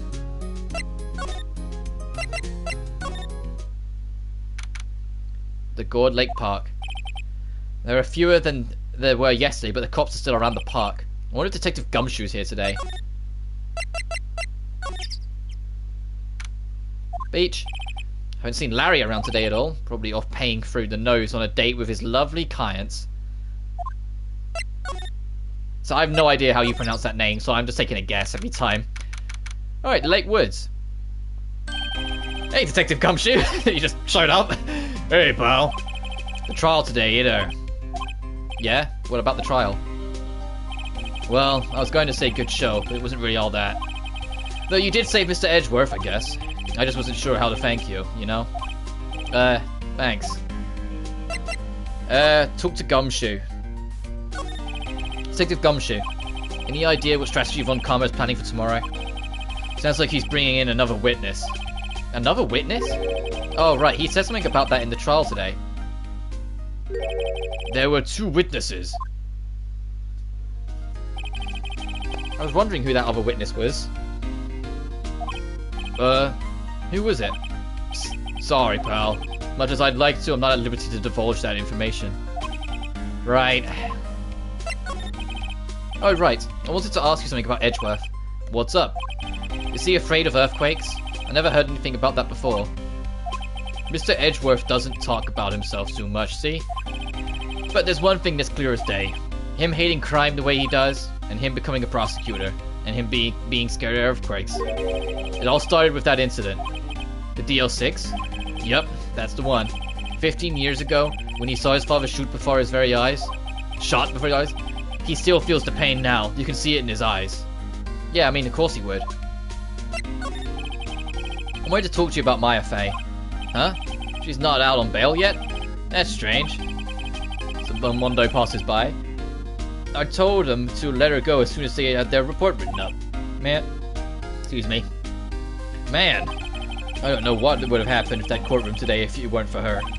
Seeing her getting dragged out by a bailiff. I'll be honest with you, pal. I shed a tear or two. Mr. Edgeworth, he was so moved I saw his lips trembling. Really? Cold as ice Edgeworth? He was really grateful for what she did, you know. I'm going to head back to the station. I'll get the report on Maya and get her out of there as soon as I can. Thank you. Oh, wait. I was wondering, how much is the bail going to be? Don't worry about that. Mr. Edgeworth is posting the whole amount. What?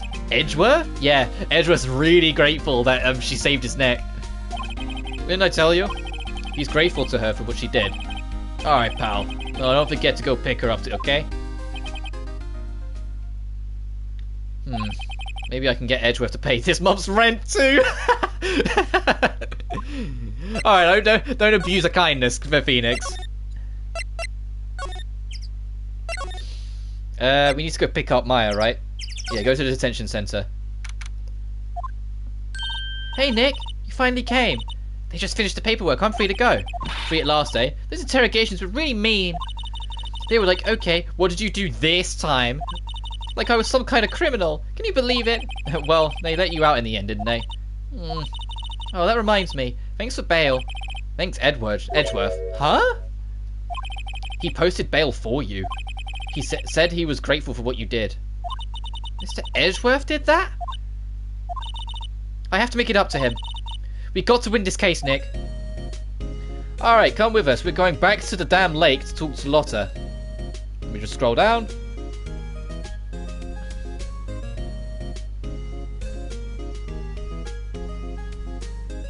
Make sure streams will go up. Yep, there we go. Let's go. Back to the lake. There aren't many cops around today, are there? They're probably back at the precincts working up a case against Edgeworth. Hey, y'all. Hey, it's Lotta.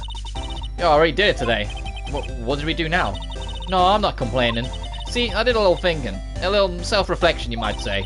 I realized that being a witness is a mighty big responsibility. But I just went up there and started babbling any old thing that came to mind. Lotta.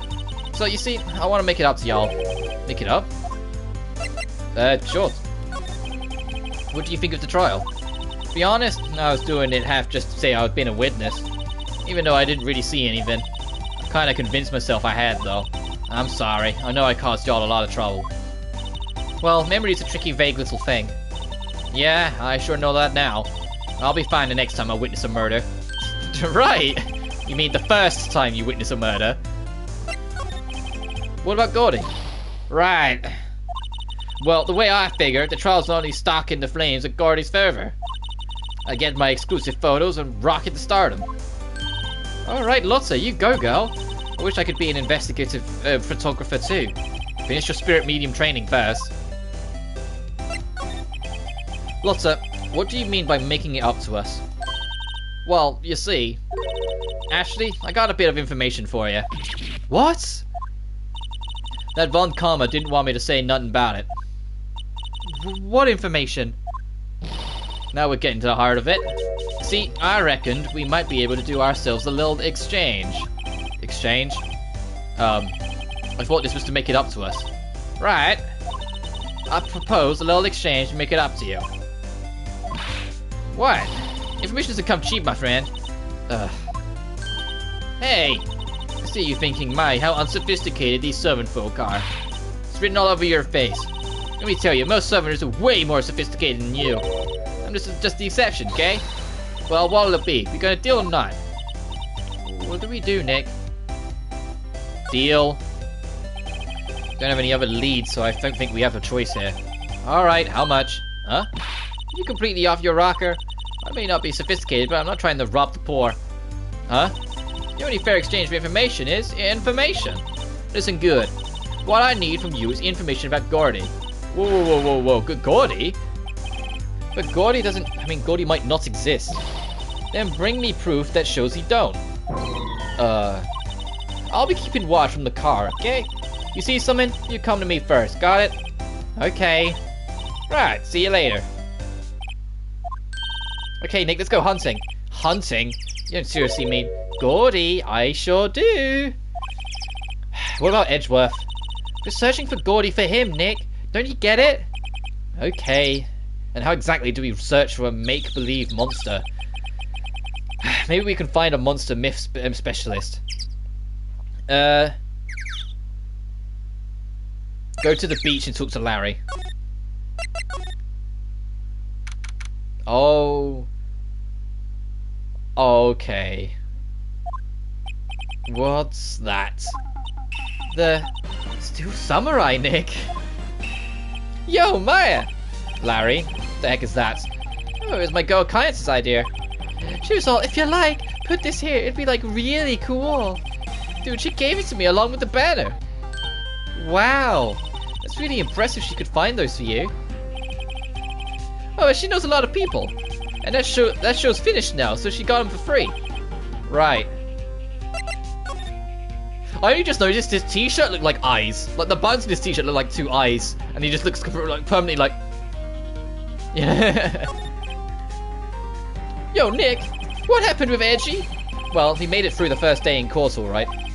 I don't know how good our prospects are from here, though. Huh? Hey, Larry, did you know Mr. Edgeworth's secret weakness? He's terrified of earthquakes. He acts like a little boy. Huh? That's weird. I don't think he was ever like that in school. No? Really? Well, we were the only in the same class for a little bit. He transferred schools pretty quickly. Transferred? Right. Right, when the DL-6 incident happened. Doesn't look like Larry knows about it, though. Hey, Larry. When did you get that, big thing? Huh? Oh, the big guy? I've had that for about a month, yeah? It's a big hit with the kids. Why wasn't it there yesterday? Huh? Oh, right. The compressor was busted. The compressor?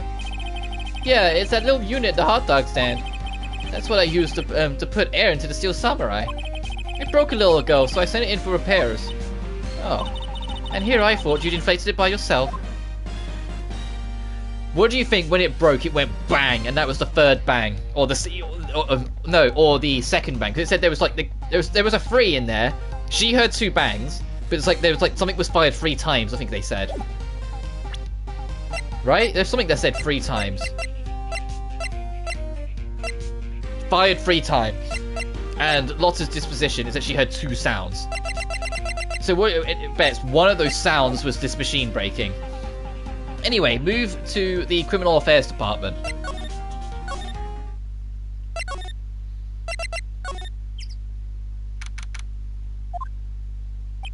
Hey there, pal. What's up? You look out of sorts. Wait, you didn't go and do something that going to hurt this Edgeworth case again. What do you mean again? Whatever, have a seat, pal. I'm here for you if you need anything, besides money, that is. Talk to Gumshoe about everything. Hang on, let me scroll down. Oh, we've got an interesting thing coming up. We've actually got a trophy that I need to get. So we'll be doing a bunch of optional dialogues we don't need to do with Gumshoe in a moment. So, talk to Gumshoe, the investigation, Gordy, and secret weapons when it arrives. How's the investigation proceeding? It's not really. We have another meeting coming up. We're supposed to talk about Mr. Edgeworth's motive. His motive? See, Mr. Edgeworth's father died in the DL-6 incident, and the guy who got the lone suspect declared innocent was the victim in this case, Robert Hammond. They're saying that's why Mr. Edgeworth shot him. And Edgeworth never talks about his past. I bet they'll drag that out and hit him with it in court tomorrow. Poor Mr. Edgeworth. I gotta admit, it doesn't look good, pal. Say, Detective Gumshoe, do you know Gordy? The monster down the gourd leg? Not personally, no. Well, we're looking for it. Huh? Are you out of your mind? You got time to go wild monster hunting? How about doing a little questioning for me, then? Oh. Detective Gumshoe is scaring me, Nick. I told Detective Gumshoe about the deal with Lotta. Nick, try telling him sooner next time. Sorry. I see, pal. Sorry for shouting at you. Alright. I, Detective Gumshoe, will aid your search for Gordy. Huh? I'll loan you one of our newest secret weapons for finding evidence. Really? She's like, weapons. Take whichever one you like. Okay, give us the goods. Hold on now, everything in due time. First let me show them to you. These are our best and brightest. Introducing secret weapon number 1, Missile. Missile? Is K9 police dog still in training? Missile. Missile. Here, boy. Aww. Here he is. Hey, he's cute. Look, Nick, cute dog. The cute dog. And this will help us. How? Woof! Next, secret weapon number 2, a fishing pole. Here is my own personal pole. Detective Gumshoes. We're looking for a monster. Yeah? How are we supposed to catch a whole sea monster with a fishing pole? Never know till you try, pal. Okay, next one is the last one. No, please, I'm already overwhelmed by your choices. You number 3, a metal detector. Here, Detective Gumshoe. We're looking for something alive. Right. How are we supposed to find this with a metal detector? Hey, you never know. It might have been eating soda cans. Well, which will it be? Can't make up my mind, Nick. They all seem so perfect. I can't make up my mind either, for the totally opposite reason. Oh, well, I suppose it can't hurt to borrow one of them. Borrow the missile. Oh, borrow missile. Borrow the dog. Well, we'll be coming back momentarily to borrow the fishing pole and then the metal detector. Can we borrow a missile? Yeah, can we just borrow your police dog? Sure thing, pal. Be good to him. He's so cute! Oh boy. The K9 unit missile borrowed from Detective Gumshoe. Very cute with shiny eyes. Okay, now we've got a dog. Let's go to the Lake Public Beach.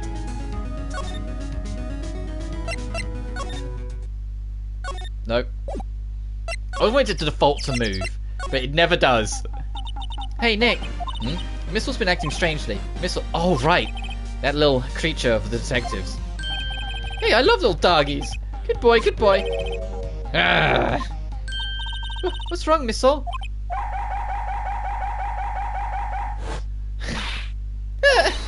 Missile! Missile! Oh, stop that thing! Cannonball! Let's get that right, dog!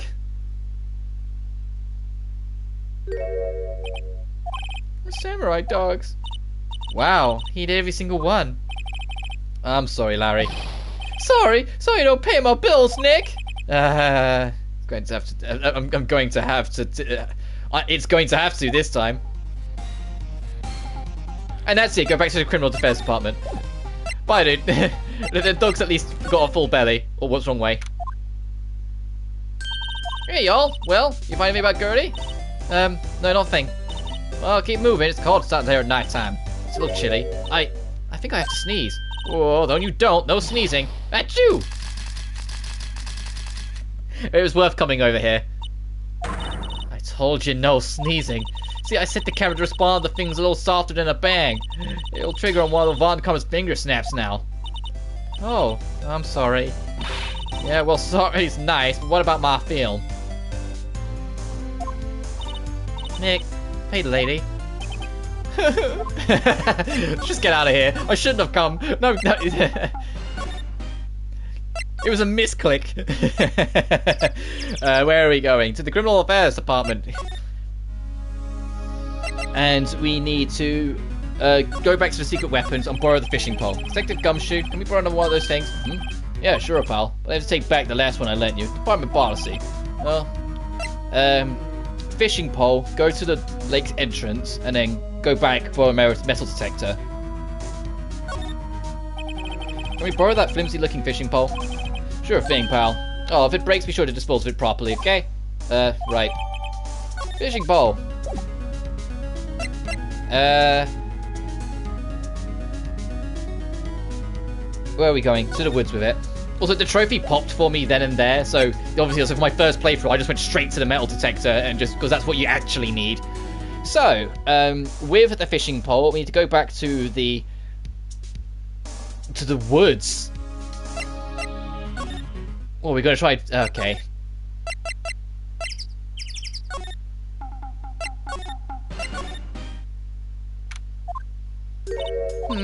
Okay, Nick, this looks like a good spot. A good spot? For what? Time to do some fishing! She's serious. What are you going to use to bait? Oh, yeah. Oh. I figured something like this would happen. We should have brought Missile along with us too. At least then we'd have bait. Nick! How could you? I'm kidding. I'm kidding. Jokes are better left untold. Oof, she hit me.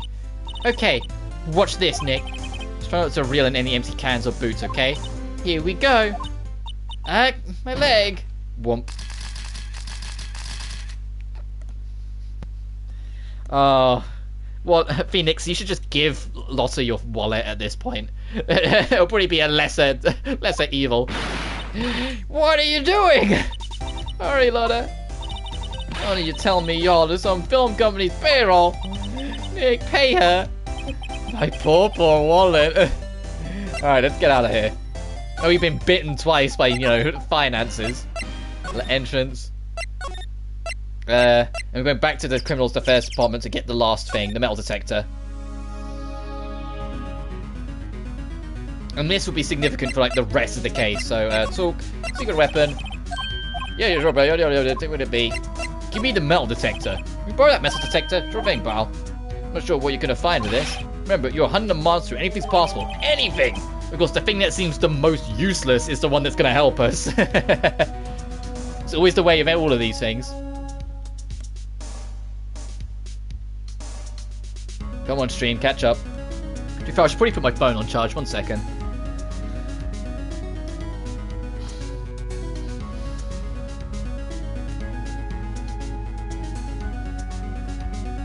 There, I'll put you there. Okay, the metal detector. I've taken all 3 weapons to unlock the trophy, which I did. I've got that trophy. And, you can now go to the boat rental shop. Ooh, okay.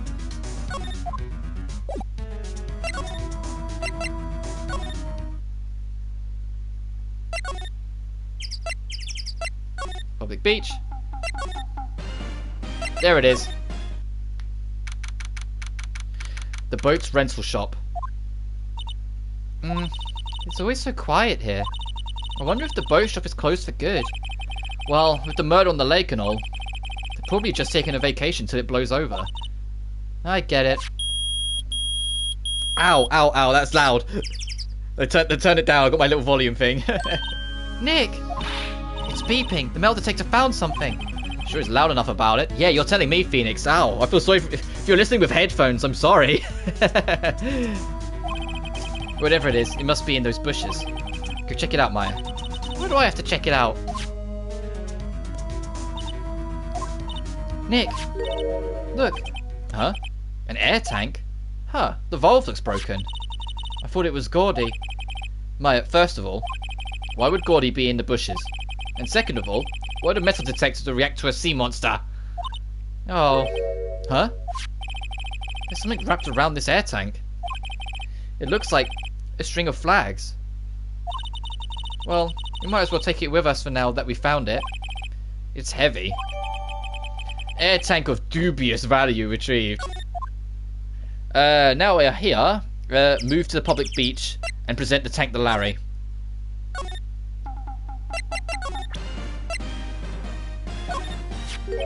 What? An air tank? What about it? What about it? I remember his voices. Larry, I wanted to ask you about this tank. Is it yours? Say, is this air tank yours? Why would I have a thing like that? Look, see how there's a string of flags around the tank valve? It's just like the string of flags around your Steel Samurai there. Must be a coincidence. There are strings of flags everywhere these days. Like elementary schools. And used car dealerships. Look, why would I need a tank anyway? To inflate something? You used this to inflate that, didn't you? Inflate what? What else? Big puffy Steel Samurai. What? Why are you hiding this from us? Why are you being a problem? Now why have you got to ask me a question like that? Looks like I hit the nail on the head. Right. Actually, see, the compressor I always use was on the fritz. So I tried using the tank to inflate it just once. And it didn't go so well. As I suspected. Ask more. It didn't go so well. Yeah. You think you could be a little more specific? Come on. Look, it's embarrassing, so I really don't want to talk about it. Tell us! Tell us! Fine. Whatever. It's just what I said. The compressor was busted. So I took the tank and tried to fill the Samurai up with that. And then... Blam! Yeah, that was the sound. The valve burst open and made this incredible noise. And then the tank there just took off like a rocket. And it took the poor deflated steel samurai with it. What? Off into Gourd Lake? Sure scared me off my gourd, that's for sure. There's your answer. There's Gordy. Alright, talk to him about the flying air tank. So the tank and the steel samurai you were trying to fill up flew away? What happened next? Well, all that happened on the 20th or so. The 20th? A week ago? Now, as far as I could see, the tank went flying out into the lake. So I went out every night in a boat looking for it. I mean, Kayans gave me the steel samurai after all. And when did you find it?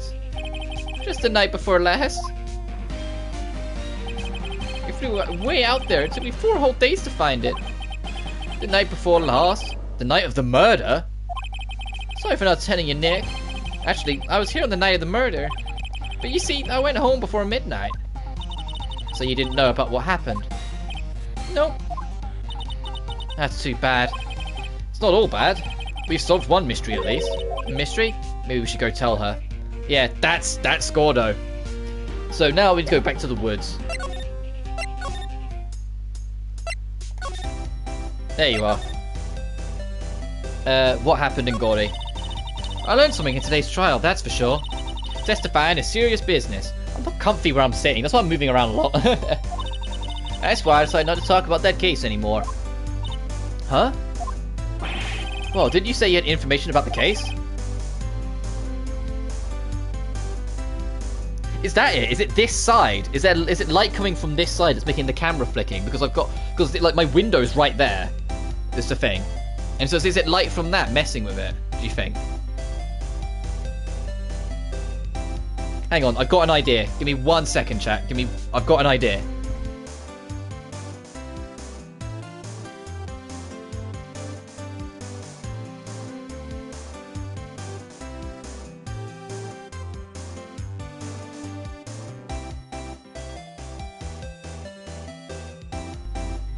Forgot my mic was muted for a second. Let's see if this makes a difference. I've closed my blinds and I've turned the light on. We'll see if this changes anything. I gotta go. Should probably be able to come back. Alright, no worries, John. You take care of yourself as always, dude.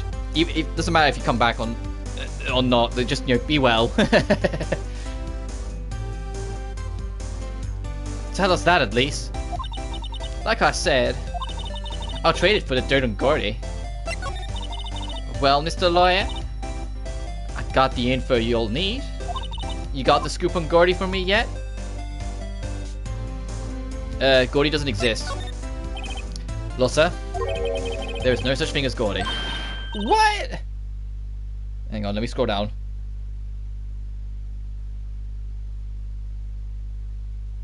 How can y'all be so sure? Really, Nick? You got some proof Gordy don't exist? The proof that Gordy doesn't exist is here. Of course I have proof. No lawyer worth his badge make a claim without the proof to back it up. Here's the proof that Gordy doesn't exist. God, I don't know if you can hear that. It started raining quite a bit then. I can hear it rattling on my window. God, I look in my camera and I'm like, man, my arms look kind of chubby to me. Like, when I'm looking at them from my own eyes, they're fine. But I look at them in the reflection of the camera and I'm like, is the camera widening everything slightly, do you think? Oh well, all part of learning. As I say, this is all new to me, and I'm having a blast messing around with this camera, if I'm honest. It's nice to be able to have that direct engagement with you guys to kind of just go... It's good, it's fun. Anyway, present the air tank. Take that! Take that! Larry's air tank? What are y'all doing with that air tank? This is Gordy. Excuse me? What exactly are you saying, Nick? There's a stand near here, a hot dog stand. There's a giant inflated samurai doll there. About a week ago, an idiot, who happened to be a friend of mine, tried to fill it. He used this air tank, and when the valve blew, the tank flew into the lake. Apparently, it made a pretty loud bang when it flew. A bang? The tank, along with the still deflated samurai, fell into the lake. At the same time, a couple were taking a photograph of the lake. This photo Wait, so you're saying that Gordy is ready to steal Samurai? Well, that's a fine way to ruin a gal's dream. I'm sorry, Lotta.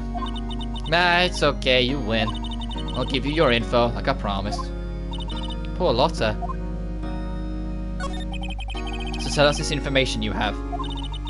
Promise is a promise, I guess. I overheard the cops around here saying something about the witness tomorrow. They said he's the caretaker of the boat rental place up the path here. Boat rental? There's someone there? I mean, it looks deserted. Just an old guy living all by himself. Y'all should go check it out. Thanks, Lotta. We will. Let's get cracking, Nick. Hold on. Something else? Yeah. The night of the murder? My camera clicked twice, you know. Wait, so you have another photo? Well, yeah, but it's nothing in here at all, just the lake. I figured it wouldn't be much use to evidence, so I kept it to myself. Well, it might not be helpful at all, but here, take it. Just an empty lake taken automatically at 11:50 p.m. So there was a bang at 11:50 for it to take the photo. We need to keep that in mind. Bye now, y'all take care. Time for me to pack up and leave. Kinda feel bad for her. Poor Lotta. It's all Larry's fault. The legend still lives on, I guess. The legend? Yeah, the legend of Larry, familiar to all who know him for any length of time. When something smells, it's usually the butts. Someone should whip that butts into shape. Yeah, there's always something wrong. It's always Larry somehow. Anyway, now we've talked to Lotta, we need to go to the caretaker's shack.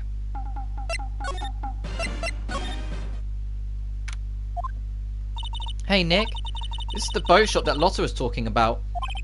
You're right. Doesn't seem like anyone around at all. Let's go check it out anyway.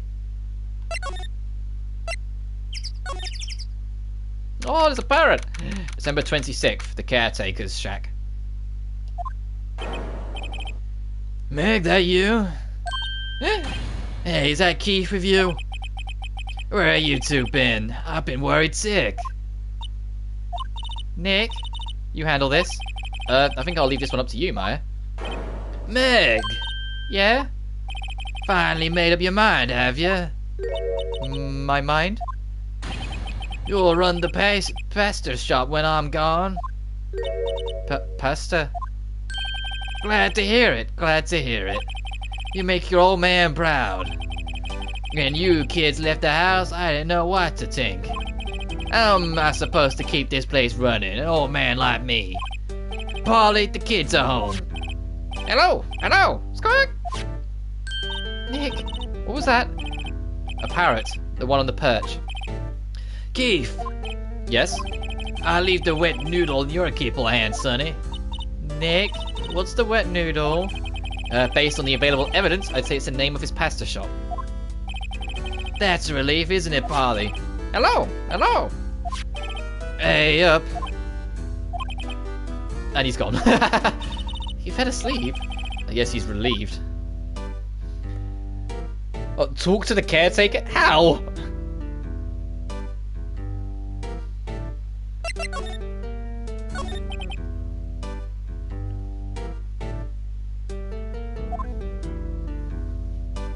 Oh! A pasta shop. Hey, up, to think the wet noodle will live on when I'm gone. My father started it, you know, so that makes you the third generation. Meg? Yes? Tomorrow, we'll start with the secrets of dough tossing. Dough tossing? You too, Keith. Yes? You'll be the best pasta wrangler the West has ever seen. I don't know why I'm rocking with him. Pasta wrangler? The rest? Isn't that pasta from Italy? Meg! Yes? You know the best pasta's always been made west of the Rockies, don't you? Right, of course, everyone knows that. Nick. Huh? How long do we have to keep up all the family charade? This old man must know something about the murder. We're not leaving until we find out what that is. Oh, yeah, wake up then again, dude. This is a boat rental shop, alright? What are you talking about? This here is the Palace of Pasta, the wet noodle. Though now you mention it, we haven't got many orders of spaghetti lately. All the kids come up and say, yo dude, we want to ride one of your boats. That's why I keep them boats out there. Youngsters these days, darned if I understand them. I am pretty confused myself. Nick, this isn't going anywhere. This old man is a witness tomorrow, right? We've got to find some way of getting information out of him. Oh, reliable. Oh, no, that's not what I wanted. Shine our badge in his face.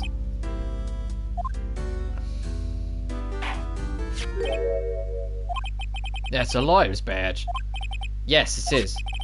I don't believe it. This old guy is the first person to recognize my badge. I get it. Huh? Hey, yep. I got you figured out now. You're not Keith. Nick, that's a chance to clear things up. Sir. No, I am not Keith. And I'm not Meg either. We're here investigating a murder that took place on this lake the other night.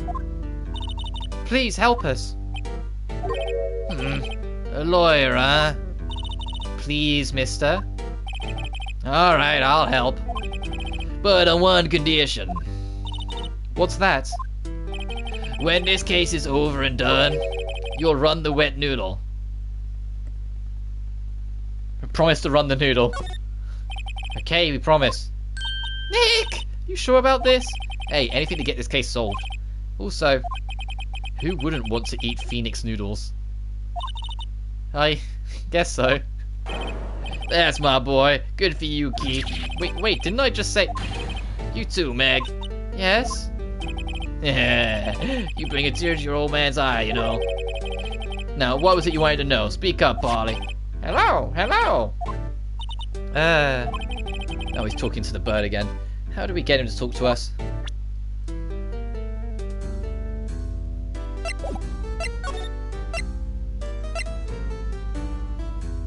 Present lake photo.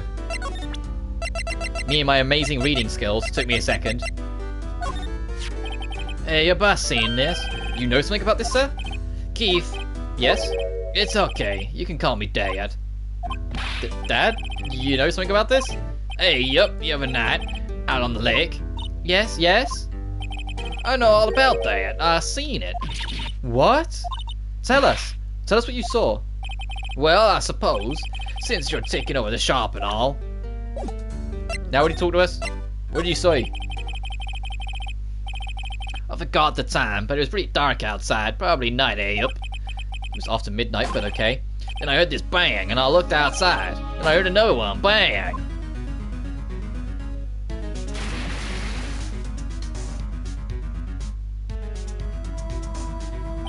A little while later, this boat comes back, and a young man walked by my window here. He was muttering something to himself, yup. What did he say? Yup. I forgot. I'll remember tomorrow by court time, promise. We need to know earlier than that. Alright, before we leave, we need to examine the parrot. Wow, what an amazing parrot that is. Good morning. Hello. Ignored me. What, you forgot, Meg? You gotta call her name first. Her name? Polly. How you been? Hello, hello. See? Neat. So your parrot's name is Polly. But don't worry, this will be significant to the case later. Too bad all she can say is hello. Hi. Oh, Polly can say lots of things. You just need to know the secret words. The secret words?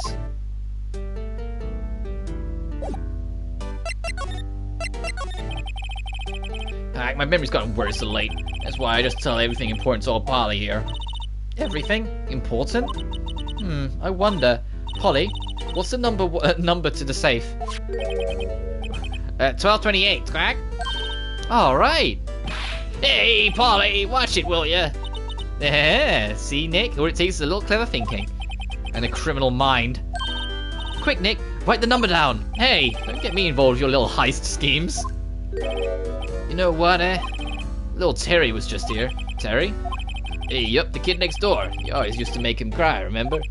He was wearing this tattered old coat, got himself some whiskers growing out of his face. He must be talking about Detective Gumshoe. He comes up and tells me to come down to court tomorrow. Really? Somehow, I don't think we're going to get much useful information from this guy. Maya, maybe we should be leaving. I think you're right. Oh, wait, I had one more question. Huh? Polly, have we forgotten something? Quack! Don't forget DL6, Quack. Huh? What did you just say, Nick? One more time, Polly.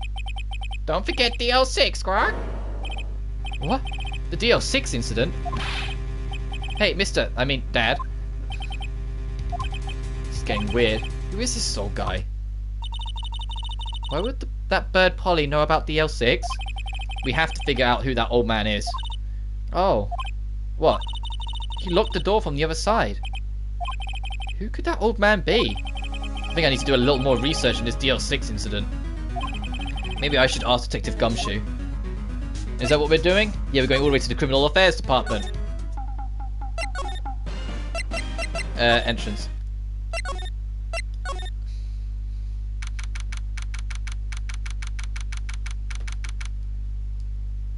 Alright, we're nearly at the day 3 trial. We've got 2 more locations. Well, this one and one more.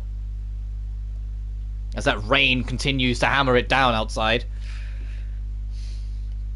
Talk to Gumshoe about everything. Present the Parrot to Gumshoe, and then move to the... Okay. Hey, pal, long time no see. You don't look so happy. What's wrong this time? Actually, we wanted to ask you something. Yeah? You know the boat rental shop down at Gold Lake? Oh, yeah. The old man who runs it is appearing as a witness in court tomorrow, right? How would you, that's supposed to be top secret. Do you know who that old man is, Detective? Actually, I don't. He's a bit of an odd bird. I haven't been able to get a straight answer out of him. I decided first that there wasn't persuasive enough to stand and testify as a witness. That's why we called Miss Lotta Hart yesterday. As for who he is, we have absolutely no idea. Sounds suspicious. Detective Gumshoe, please help us. Huh? We need to know about the DL6 incident. That was when Edgeworth's father died. I can't help but think that it has something to do with this current case.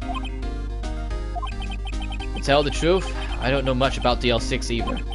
Mr. Edgeworth forbade us from reading the file. So, I'm afraid I can't show them to you either, pal. What? However, if you can convince me somehow that the DL6 incident is related to the case, well, I guess I'll consider opening the file up.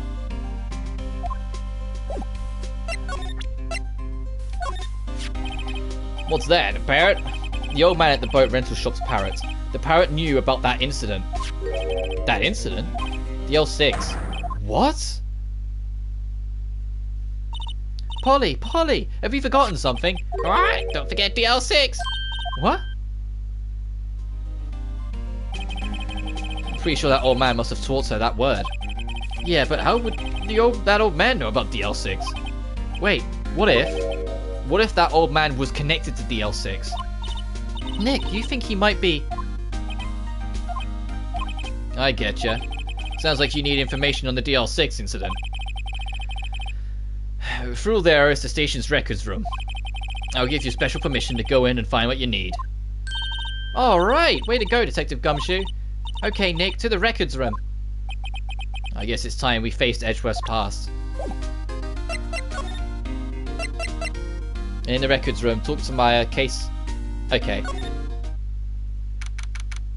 Number 26, Police Department records room. Wow. It's amazingly dusty. 10 years of files and 10 years of dust, I guess. Oh, that was Phoenix that said that. Let's find that DL6 stuff quick. 15 years ago, both me and Edgeworth were still 9 years old. We were almost through with 4th grade when and he suddenly transferred. Because of DL6? Nick, I found out where the file is. Oh, thanks. Just let me know when you want to know more about the DL6. I'll go get the right file. Well, first, I have to get a handle on the main facts. Like a summary. Right. Summary. Found it. Here you go. December 28th, 2001. Exactly 15 years ago from the day after tomorrow. So this game's based in 2016. This game was released in 2001. Ooh. Ooh, it's one of those. Yeah, let's make it based a little in the future. It'll be ages yet before we catch up to that, and now it's like based 6 years ago. Like 5 or 6 years ago now. That's exactly 15 years ago from the day after tomorrow. So in 2 days, the case is closed. The incident took place in the elevator of the district courthouse. What? Is this the same district courthouse where we were holding the trial now? Looks like it. That rain's really hammering it now. There was a large earthquake at 2 PM on that day. Part of the court building collapsed and all of the lights went out. Wow, that was some earthquake. At the time, 3 people were trapped in the elevator. It took 5 hours for them to be rescued. 5 hours? That would be scary like that in the dark.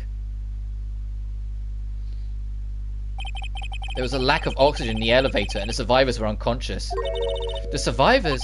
One of the 3 in the elevator had been shot in the heart. That was Mr. Edgeworth's father, wasn't it? He said that his father was shot before his very eyes. So Miles Edgeworth was one of those other passengers in that elevator. Do you have any data on the victim? Edgeworth's father? Yeah, hold on. Victim. Here, found it. Gregory Edgeworth, 35, defense attorney. If he was still alive, he'd be 50. He had lost that day's case in court and got his elevator with his son Miles. Miles Edgeworth, of course. So he was in the elevator with his father. From the angle of the bullet and the other evidence, it could not have been a suicide. The murder weapon, a pistol, was found in the elevator. The pistol had been fired 2 times. Where have I heard that before? Huh. Sounds like just like the current case. What's going on here? Yeah, maybe because it's the same person. It's the same murderer of both. That's that's what we should be getting from this. Got any data on the suspect in there? That would be the guy that my mum got arrested. Hold on. This is it. The man arrested was a suspect DL-6 was Yanni Yogi. He was a clerk in the court apparently. So he must have been the 3rd person in the elevator. Well then he had to have done it. But he was found innocent, thanks to his defense lawyer Robert Hammond. Hammond, the victim in our case. Right. The suspect, Mr. Yogi, was oxygen deprived so much that he had brain damage. He lost all memory of being in the elevator. After he was declared innocent, he disappeared. Where could Yogi have gone to, I wonder? He may be closer than we think. He's probably that old man. He's a bit weird. I guess I know genuinely what happened in DL-6 now. I still don't know what sort of impact the whole thing had on Edgeworth. Nick, are you going to take the whole file? There's too much. We'll never get it out. Yeah, you're right. How about we just take what we need? What you think we'll need? Alright, file on the incident. Right. That's probably all we'll be able to find here. No one else left. It's the trial tomorrow. I wonder how Dad will do testifying in court. To be continued.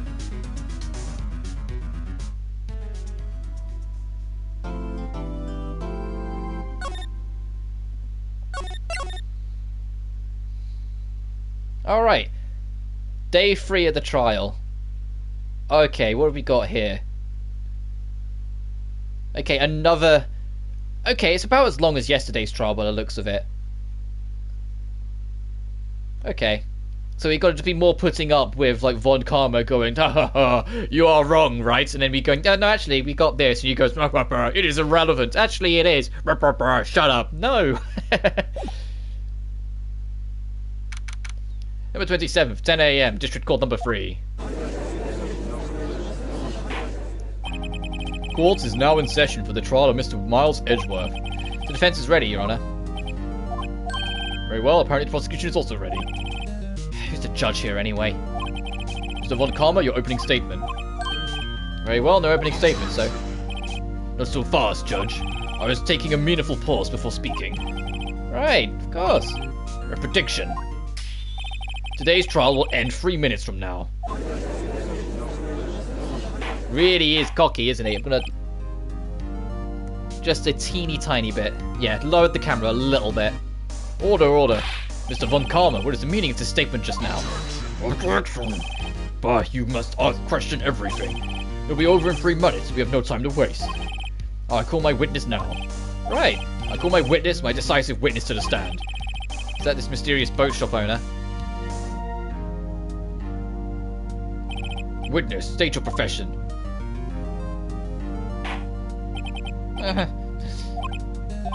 I'm the proprietor of the restaurant at Wet Noodle in Guard Lake. I also rent boats. The night of the incident, you were in the boat rental shop, correct? Yup, I was. Please testify. Wait a second. Still haven't heard who this old guy is. Here's an objection. Objection! Wait a minute. The witness hasn't stated his name yet. Because I did not ask him, Mr. Wright. Bah, I have predicted this trial will end in 3 minutes. Stop asking trivial questions and cooperate. Yeah, right. The witness will state his name. Well, I'm not really sure, Yep. What do you mean? My memory. Your Honor, this witness does not remember anything beyond the last several years. Ergo, he cannot recall his own name. Can't recall, you say? Yes, but the incident in question took place 3 days ago. He can testify. Very well. Let's hear this testimony then, shall we, witness? The night of the murder. It was the night of the 24th, just after midnight, Yup. I was in the restaurant, where I rent boats as usual. Then I heard a bang, yup. When I looked out the window, I saw a boat just floating on the lake. Then I heard another bang. Just about then, the boat comes back to shore and a man walks by my window. Very well. I'd like to begin the cross-examination. There is nothing to question in the witness's testimony. Ergo, no need for cross-examination. Besides, there's only 10 seconds before my 3 minutes are up. Judge, your verdict now.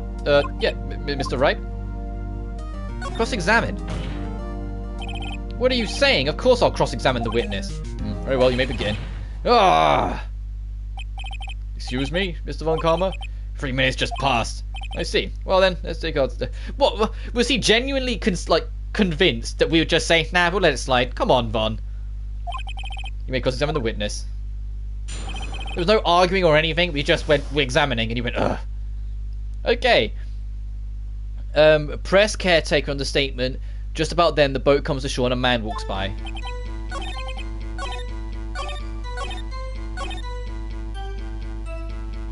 Hold it! By your window? Yeah, by my window. Right outside the window of my little shack. And could you see the man's face? Well, the fog was pretty darn thick, but he was right there in front of me. I saw him. It's a rather important detail. We said that's your testimony. I have a bad feeling about this. That man was a defendant. He was saying, I can't believe he's dead.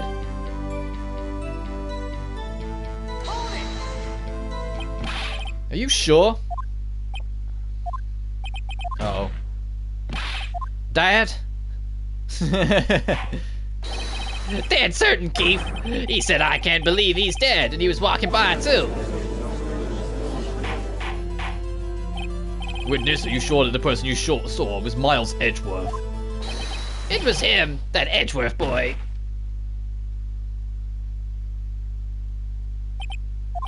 This sounds like decisive evidence indeed. I see no room for doubt. Von Karma, you lured me into a cross-examination so you could set me up for a fool. Tisk, tisk, tisk. Nick, I don't like the way things are going here. Everyone in the courtroom is glaring at us. Better act quick, or this trial's gonna be over. Raise an objection. Objection! Your Honor, we proved in yesterday's trial that it could not have been Edgeworth who fired that gun. Mr. Wright? Are you referring to the fingerprints from Edgeworth's right hand found on the gun? And the photograph showing a man firing with his left hand? Exactly. That is easily explainable. He could have wiped his prints after he fired. You are ignoring the truth of the matter here. Everything in this witness's testimony is true. The judge is lost in thought. Raise another objection. Your Honor, this witness claims that Edgeworth said, I can't believe he's dead. But his words are all we have. If he were telling a lie... Let me finish a damn sentence, man! Mr. Wright, in In a court of law, the evidence tells all. Apparently, you have yet to realize even this basic fact. If you say his testimony is a lie, show us proof. Nick, do we have evidence? It's not good. There's something I can do. Are you sure? To be honest, I don't know what to do anymore. Please, can you hear me, sis? Please, we need your help. Nick needs you. Tisk. 3 minutes were perhaps too high in expectation. However, 15 minutes isn't bad. This must be a new record. Enough. The witness may leave the stand. The court sees no reason to further prolong this trial, nor is there any need for more time to decide the case against the defendant. The case is extremely clear. I see no room for misinterpretation of the facts. What? No. The court finds the defendant, Mr. Miles Edgeworth. The accused was surrendered to the court immediately and be held pending trial at the higher court within a month of today's date. That is all. The court is adjourned. Wait! Who was that just now? Me! Huh? What? Larry! What are you doing here? Listen! You gotta listen to me! I was there in the park the night of the murder! I wasn't sure about it until yesterday, but today I remembered it! Remembered what? The gunshot! I heard it too! Of order? What is the meaning of this? The verdict has been decided. I called for adjournment. One moment, Mr. Von Karma. So you say you heard a gunshot? Yeah, I did. A gunshot that night. I was sitting here in the audience listening to the testimony. Then I realized something he said was different from what I remember. Anyhow, I can't just sit here and let y'all call Edgy a murderer. It's just not right. I'll testify. Let me testify. Order. Well, this is the first time this has happened like this in my court. I'm not quite sure how to proceed. Judge, you've already given your decision. The trial is over. Nick, this is it. Larry's given us the final chance at this. She's right. If only if it wasn't Larry, he could make things even worse.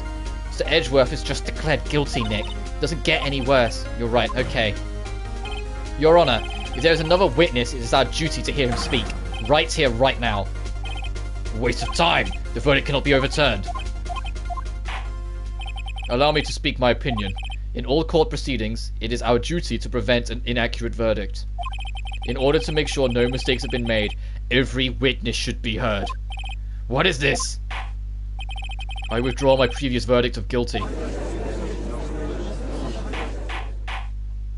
Mr. Von Karma, I order you to call this new witness to testify. Now. What?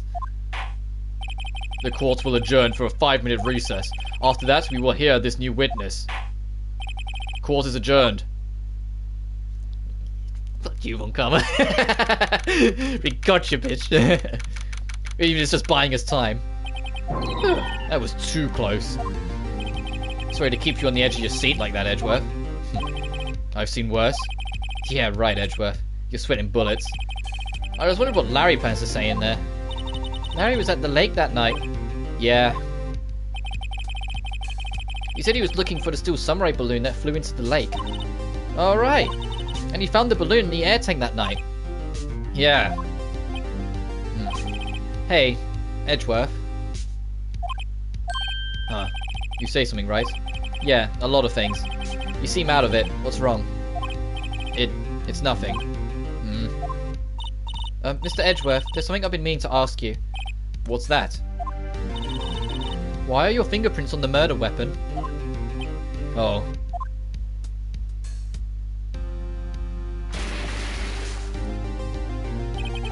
When he fell into the lake, I went into a daze. I couldn't understand what had happened. I couldn't think straight. Then I saw the pistol lying on the floor of the boat in front of me. I picked it up without thinking. I didn't have a reason, really. I see. Right. Yeah. This might be our chance. Our chance? Von Karma has only ever run perfect trials. Perfect trials? Perfectly prepared witnesses, perfectly complete evidence. That's the secret to his success. This is the first time he's ever had to deal with something unexpected. He has to let someone he hasn't even taught to testify before the court. And that is someone. And that someone is Larry. What are you getting at? It's likely his testimony will be full of holes, right? That's right, Nick. No 10-minute trial this time. We'll milk this one for all it's worth.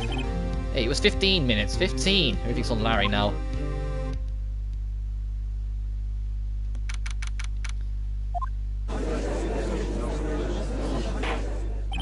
Court is now back in session. Witness, please testify to the court about everything that you saw on the night of December the 24th. Right, leave it to me. Leave it to me. Please, Larry, don't mess this one up. I hate to admit it, but you're our last chance. Von Karma didn't even have time to prep his witness. I just hope Edgeworth is right about him this being our big break.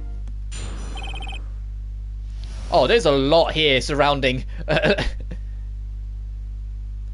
Larry's thing. The night of the murder. Hang on, let me just make sure the stream's back active. God, yeah, it always tells me how far behind the stream on my phone has fallen, right? So it's like because it's basically, I have the stream running on my phone essentially, and it always has in the corner of the video like minus how many seconds, and it's how many seconds behind the live it actually is. It stutters a lot for my phone. I guess because my phone's just a little bit more dated, or maybe it's not connected to the internet as well. So every now and then I check it and it's like 3 or 4 minutes behind because it's just kept on stuttering that little bit and the gaps got bigger and bigger and bigger and bigger. Anyway, the night of the murder. That night, I was out in the boat on the lake. I was looking for something and I found it. So I quietly slipped the boat back to the rental shop dock. Then just as I was thinking about going home, I heard this bang. I looked out over the lake but I didn't see a boat. So after I heard that single gunshot, I went home. That was an unusually vague testimony, even for this court. In any case, Mr. Wright, may begin your cross-examination. Yes, Your Honor. What's wrong, Nick? It's Larry. I have no idea what he's going to say if I press him. I'm a little scared. Well, we've come this far. There's no way to go forward, Nick. Yeah, we have to question him, but at the same time, be careful not to make everything he says doubted, because it could be used against us if we make everything he says doubtful. We could make it so Von Karma can just say, well, this witness doesn't matter, and then he gets to rely on everything he's already controlled. So, we need to present Lotta's disposition to the statement, so after I heard a single gunshot, I went home.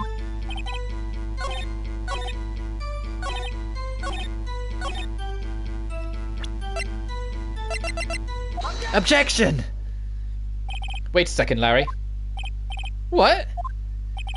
You only heard one bang? You sure? That's what I said. But Miss Lossa Hart testified yesterday that she heard 2 bangs. And the old man just now said the same thing. They both heard 2 gunshots that night. Huh? Were you even listening? Were you paying attention at all to what they said? Yo, Nick, please. Huh? You know, something's been bothering me. I'm a witness, see? Like, I'm a customer here. So they get to treat me nice and stuff, okay? Mr. Butts? What? You only heard 1 gunshot. Are you sure? Well, to tell you the truth, I'm not sure. Huh? Not sure? How could you not be sure? Yeah, well, I might have missed the other gunshot. I was, listening to something else. Something else? My radio, dude, my headphones. What? Order, and stop that booing. Mr. Butts, you were listening to the radio with your headphones. Yeah, so what? That's a crime? I listen to my radio. Everyone listens to the radio. What's the big deal? Mr. Von Karma, your opinion? Waste of time. I do not accept this witness, nor his shoddy testimony. Well, Mr. Wright, should we continue? Continue. Your Honor, please allow this witness to continue his testimony. Nothing is more pitiful than a lawyer who doesn't know when he's lost. Very well, Mr. Butts. Please give us your testimony and be sure to include details like your radio. Right, leave it to me. I wouldn't if there were any other way out of this, believe me. Press Larry on the statement. I remember exactly what the DJ was saying and I heard it too. Okay. What Larry heard. It's lonely being alone on Christmas Eve. That's why I was listening to all the request shows on the radio, see? I was listening to a real booming loud, like, and I'm sure I heard that gunshot. I remember exactly what the DJ was saying when I heard it too. You were listening to your radio at a high volume? Yeah, but what's the big problem? Can't a man listen to his radio in peace? Isn't this a free country? I thought this was America. I truly believe Larry has no idea what the problem here is. Judge, can you believe a word that the witness says? What he heard was probably nothing more than the drum beat from the radio. True enough, it's difficult to believe his testimony. Objection! Wait, Your Honor. The witness said he remembers exactly what the DJ said when he heard the gunshot. Excuse me, DJ? An announcer, the guy who says things on the radio. Anyway, what this means is, when he heard the sound, no music was playing. The DJ only talks between songs, so he could have heard a gunshot from the lake. I'd like to cross-examine the witness, Your Honor. Very well, Mr. Wright. Can't believe I'm continuing this charade. Oh yes, I mean to press him on that last statement, and then say we should care when asked.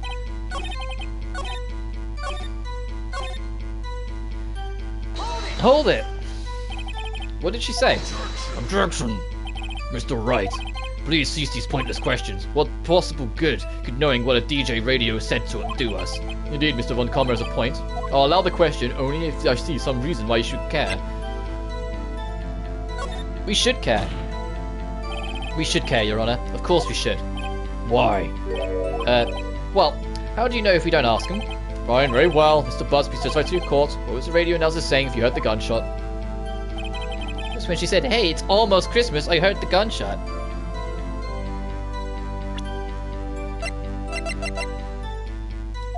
Objection! Larry, are you absolutely sure what you're saying is correct? Huh? What's with that face? You look scary, dude. Hey, if you're trying to scare me, you better know that I don't scare that easy. Is something the matter, Mr. Wright? Your Honor, did you hear what the witness just said? The DJ said, "Hey, it's almost Christmas," when he heard the gunshot. Indeed, and almost Christmas means it wasn't Christmas. Do you realize what this means? When he heard the gunshot, it was still Christmas Eve. It would seem to be the case, yes. But that contradicts the two testimonies we have heard so far, Your Honor.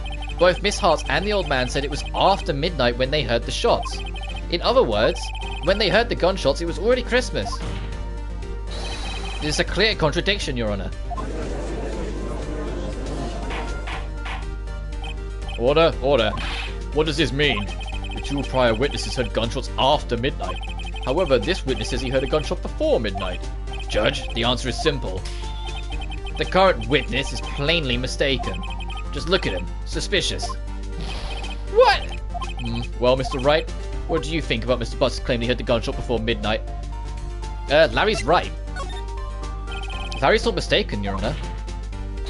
He heard that gunshot before midnight. Intriguing. I'm assuming you have evidence for this wild claim. Show me evidence there was a gunshot before midnight. The second lake photo. Take that! Look at this photograph. Look at this photograph! Sorry.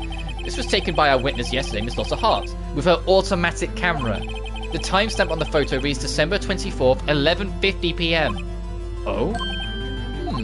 But there's nothing on the lake in the picture. Your Honor, the real issue here is not why nothing is shown on this photograph. It's why this photograph exists at all. What do you mean? Your Honor, this photograph was taken by a camera. That camera was set to go off in response to loud noises. Ah, correct. There was a loud noise in the lake at 11:50 p.m. That is why this photograph was taken. In other words, when Larry heard this gunshot, it was almost definitely still Christmas Eve. Indeed, it would seem that that's the case. Then, where does this leave us? Miss Hart testified that she heard the gunshots after midnight. Are you claiming she was mistaken? Not at all, Your Honor.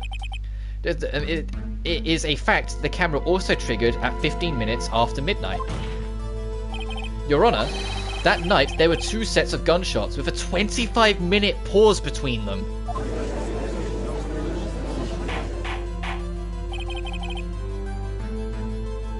Why would this be? Don't be fooled, Judge. The camera was set to respond to loud noises, yes? There is no proof that the loud noise at 11:50 was a gunshot. Why, the witness could have sneezed, triggering the camera. Hey, my nose was clear that night, man, clear. Well, Mr. Wright, there's no turning back now. Can you prove that the loud noise at 11:50 was indeed a gunshot? Please show the court evidence. Present the pistol. Take that! This is my evidence. The murder weapon? Something about this pistol was bothering me, Your Honor. Both the witnesses who testified yesterday heard 2 gunshots. However, the murder weapon was fired 3 times. When, then, was the last shot fired? Only now have I realised the truth. That the 3rd shot was the shot Larry just heard before midnight. Order, order. That would make sense to the evidence we've seen so far. However, this leaves me wondering exactly what did happen that night on the lake. Exactly. If this is true, then there were 2 sets of gunshots separated by 25 minutes. One at 11:50, another at 15 minutes after midnight. Why, I ask you, why? Uh-oh, I better think of something quick. Wait a second. Gunshot separated by 25 minutes? What's wrong, Nick? I have it. Huh? Remember the case with the Steel Samurai? Huh? Yeah, of course I remember. The murderer in this case had the same idea as the murderer in that case. What do you mean? Maya, yes? If we don't figure this out now, we'll never overturn Edgeworth's guilty verdicts. I've got a hunch, and I'm going to run with it. Right. I mean, is that safe? Safe? We've already gotten a guilty verdict. We have nothing to lose. You just watch and let me know if I say anything that sounds fishy, okay? Right, Nick. Your Honor. Yes, Mr. Wright? The testimony just now has cleared up this entire case. What do you mean, Mr. Wright? Tisk, tisk, tisk. So you finally realized the truth? There can be no other murderer here than Mr. Edgeworth himself? Wrong, Von Karma. A man was shot that night, and it wasn't Edgeworth who did the shooting. Listen, rookie. Take a deep breath and consider the facts. At the time of the murder, 1 boat was on that lake. This was shown by the witness's photograph. The defendant, Edgeworth, and the victim, Robert Hammond, were on that boat.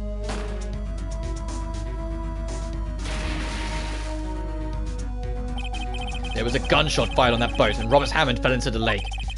The distance of the shooting was 1 meter. It couldn't have been suicide. Well, the guilty party has to be the other man on that boat. I admit it is hard to imagine any other possibility. Yes, but this assumes that the victim was shot at 15 minutes after midnight. What do you mean by that, Mr. Wright? We have a photographic evidence of the time of the shooting.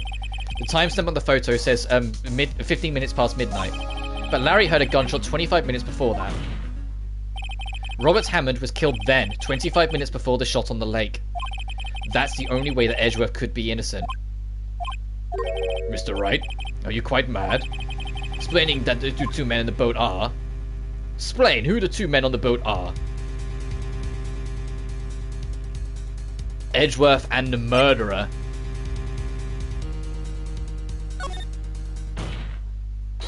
Of course, it was Edgeworth and the murderer. After the murderer killed Robert Hammond at 11:50, he assumed the guise of Mr. Hammond and met Edgeworth. What? Are you serious? Yes, Edgeworth won't tell us why he went to the lake that night. However, I have a hunch. That night, Robert Hammond called Edgeworth to the lake. Now, Edgeworth didn't know Robert Hammond's face that well. That's why he didn't suspect anything when the murderer took Robert Hammond's place. I'm not sure what to make of all this. Ludicrous, Mr. Wright. Tell us the name of the murderer, then. The murderer's name? Right, it's... I don't know. Actually, I don't know the murderer's name. You don't know? Ah, again, you waste my time. I don't know because he never told us. The murderer is the caretaker of the boat shop, that old man. At 11:50, he was the one who killed Robert Hammond. The caretaker of the boat shop? Where did he do this? There certainly weren't any boats in the lake then. Why would he have to go all the way out on the lake just to shoot someone? May I suggest that the real scene of this crime was not on a boat? What? Well then, where did the murder take place? Show the judge where the murder really took place. The boat shop! Take that! Here, of course, the boat shop where he lives. That way he could meet with the victim without anyone seeing. You have proof the boat shop was the scene of the crime? Recall Larry's testimony, if you will. What's it? It's not a fish. What's the boat doing? At night on the sea. The lake in the boat searching for something. Oh, right. He was looking for the thing. He finds it and returns the boat. Then, just as he's starting to head home, he hears a gunshot. He heard a gunshot, Your Honor. Even though he was wearing headphones at the time. In other words, the gunshot was very, very close by. And where would that be if he just returned a boat? The boat shop. Mr. Wright? What happened that night on Gourd Lake? Please tell the courts from the beginning. Yes, Your Honor. Nick, are you sure about this? No, not really. But I think if I start at the very beginning, and I take it slow, I might be able to figure this out. That night, the caretaker of the boat shop called Robert Hammond to his shop.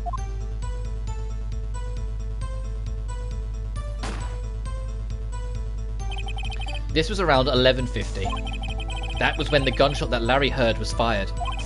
After that, the caretaker put on Robert Hammond's coat. He became Robert Hammond.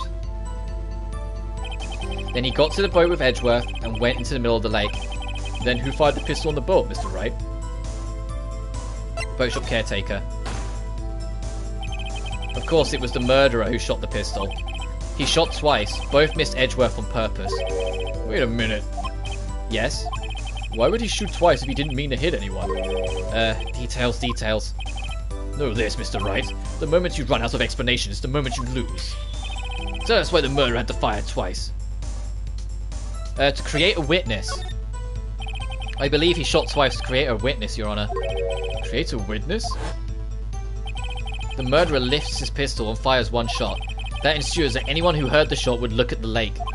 Indeed, Miss Hart did exactly that after hearing the first gunshot. Next, the murderer waits a bit and then fires again. Then, the murderer jumps from the boat himself, leaving the pistol in the boat behind him. I see. To someone looking from the edge of the lake, it would appear that one of the men in the boat had shot the other. The murderer didn't know about the automatic camera, of course. That's why he shot twice, to draw attention to the boat. Once you realise that, everything else falls into place. The boat shop caretaker swam back to his shop, then he put Mr. Hammond's wet coat back on the body, then threw the body into the lake. That was what happened, Your Honor. These are the events that transpired that night on Gourd Lake.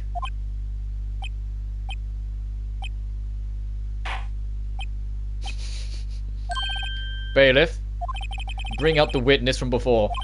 The boat shop caretaker, quickly!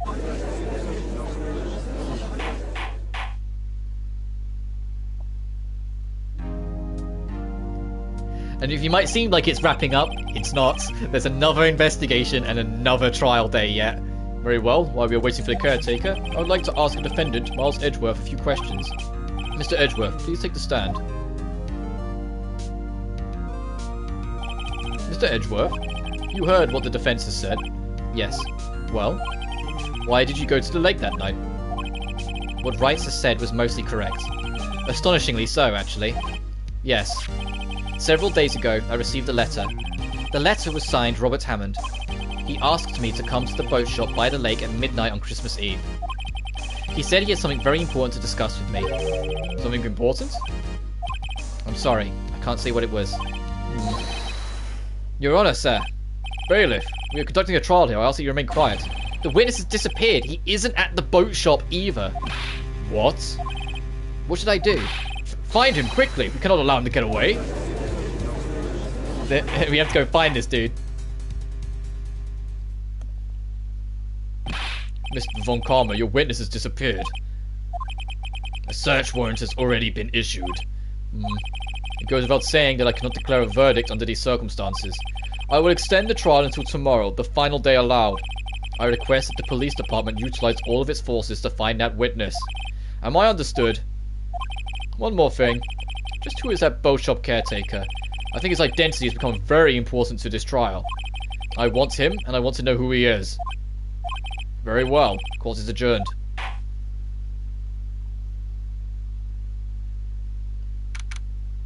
Alright, 1:22 PM. Yay, Nick, you did it! Yeah. Well, at least we got out from under that guilty verdict. And what about Larry? There was something else. Even Von Karma didn't know what to do with his testimony. Larry really helped us out. Sure. Once I sifted through his unique testimony. Still, he did save us. I've been debating like wearing a hat because the headset starts to ache on the top of my head for a while. I was debating just having a hat on and then having the headphones on top of it, just to try and like comfort my head a little bit more. It doesn't bother me enough. It's like I more noticed it like when I do those super long streams, like, you know, the 7 or 8 hour long ones. By the end of that, I'm like this a lot because it just starts playing with my head and like it's like right here on like the lining starts to sting a little. I wish our cases weren't so down to the wire all the time. I know what you mean. Sometimes I feel like it's us on trial instead of our clients. Hey, Edgeworth. Mr. Edgeworth? Did you say something? You don't look so pained. I mean, it looks like you're probably going to get off the hook. You could try to smile just a little. Relax. I'm sorry, but I fear it's not over for me yet. What do you mean? Right? There's something that's been troubling me for a long time now, and I don't know whether or not to tell you. Edgeworth? No, there's so little time left. I want to tell you to get it off my chest, but I can't make up my mind. What is this about, Edgeworth? It's a nightmare I've had. A memory of the crime that I committed. A crime you committed? A memory of a murder. Oh, he thinks he did DL6. That's what that is. He thinks he did DL6. That's why it's like sitting on his mind. And I will save. Of course I will. Alright.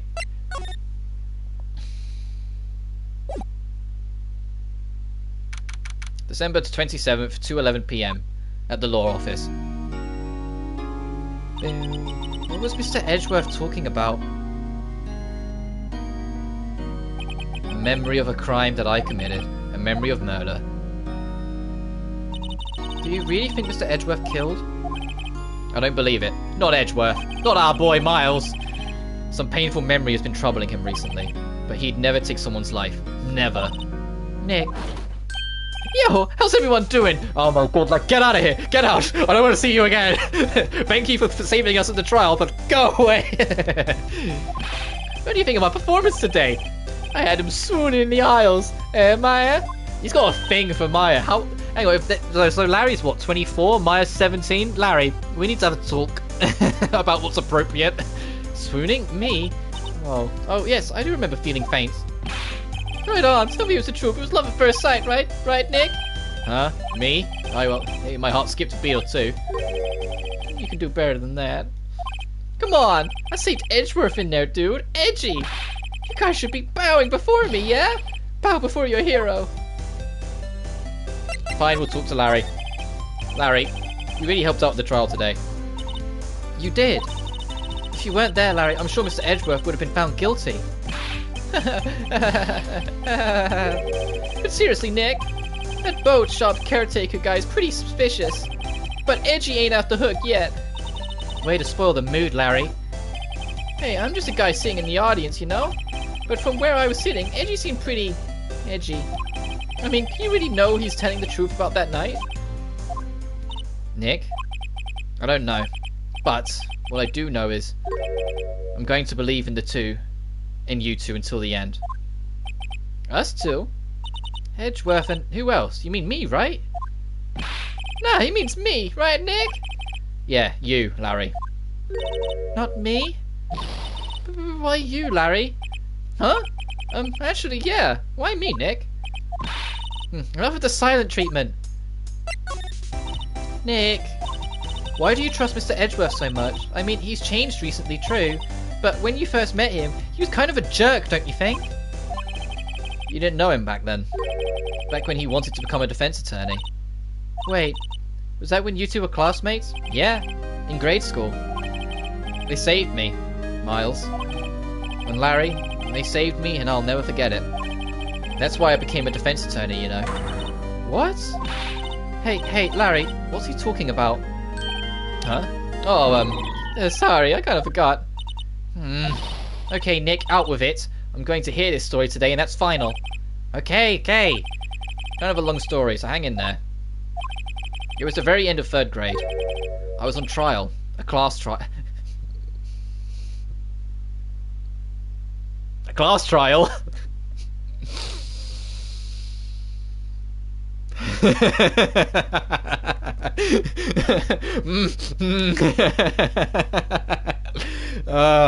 I'm having a sip of my water for that one. Oh dear.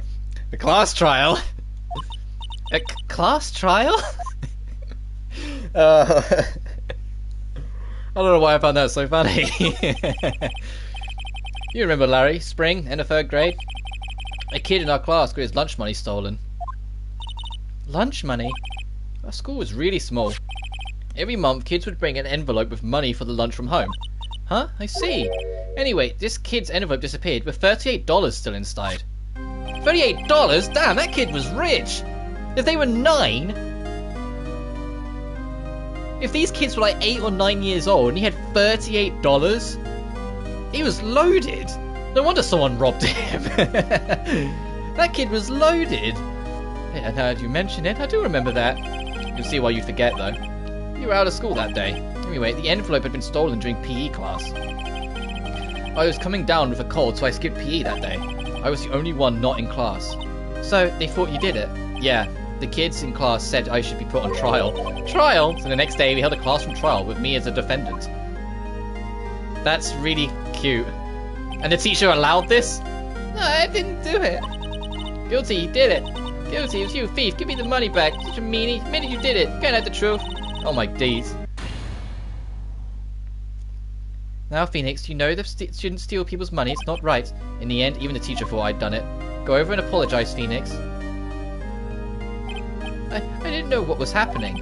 I was so sad I couldn't stop crying. Everyone was staring at me like I'd done it. I tried to apologize and went to the man whose money had been stolen was sitting. That's when it happened. He shouldn't have to apologize. The only thing that belongs in a trial is evidence. Everything else has no place. You should all be ashamed. Amateurs! Miles? Oh, look at him. Yeah, it is this one. No. There we go. So the mate, no. Then you shouldn't apologize. Everyone's been shouting you did it, but no one has any proof. That is why, Your Honor, this boy is innocent. Miles, it was your money that was stolen.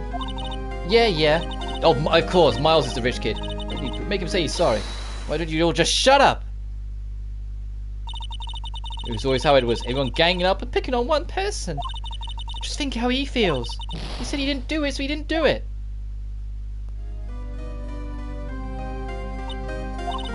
Very well, I replaced the money myself. This class trial is over.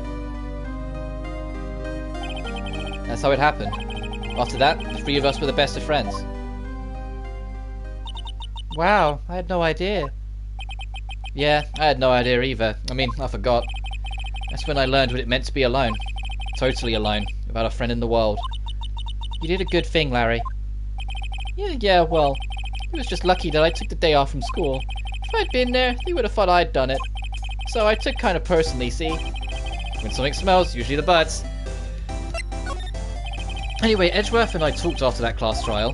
That's when I heard his father was a defense attorney. I remember his eyes would shine when he talked about his old man.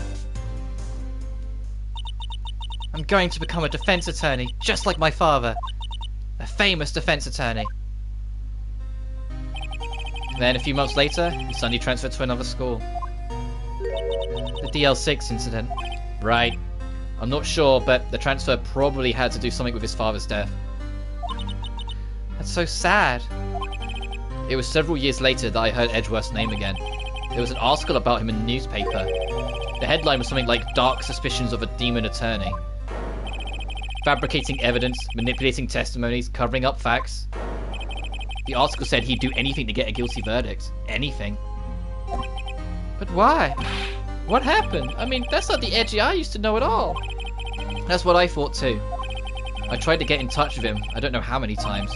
He never replied. I guess he didn't want to see his old friends. I couldn't just drop it though. I wanted to meet him, to learn why he had to become who he became. That's when I decided... Wait, you don't mean... That's why you became a defense attorney? To meet Edgeworth? If I was a defense attorney, I knew he'd have to meet me whether he wanted to or not. In court. Edgeworth believed in me, and I believe in him.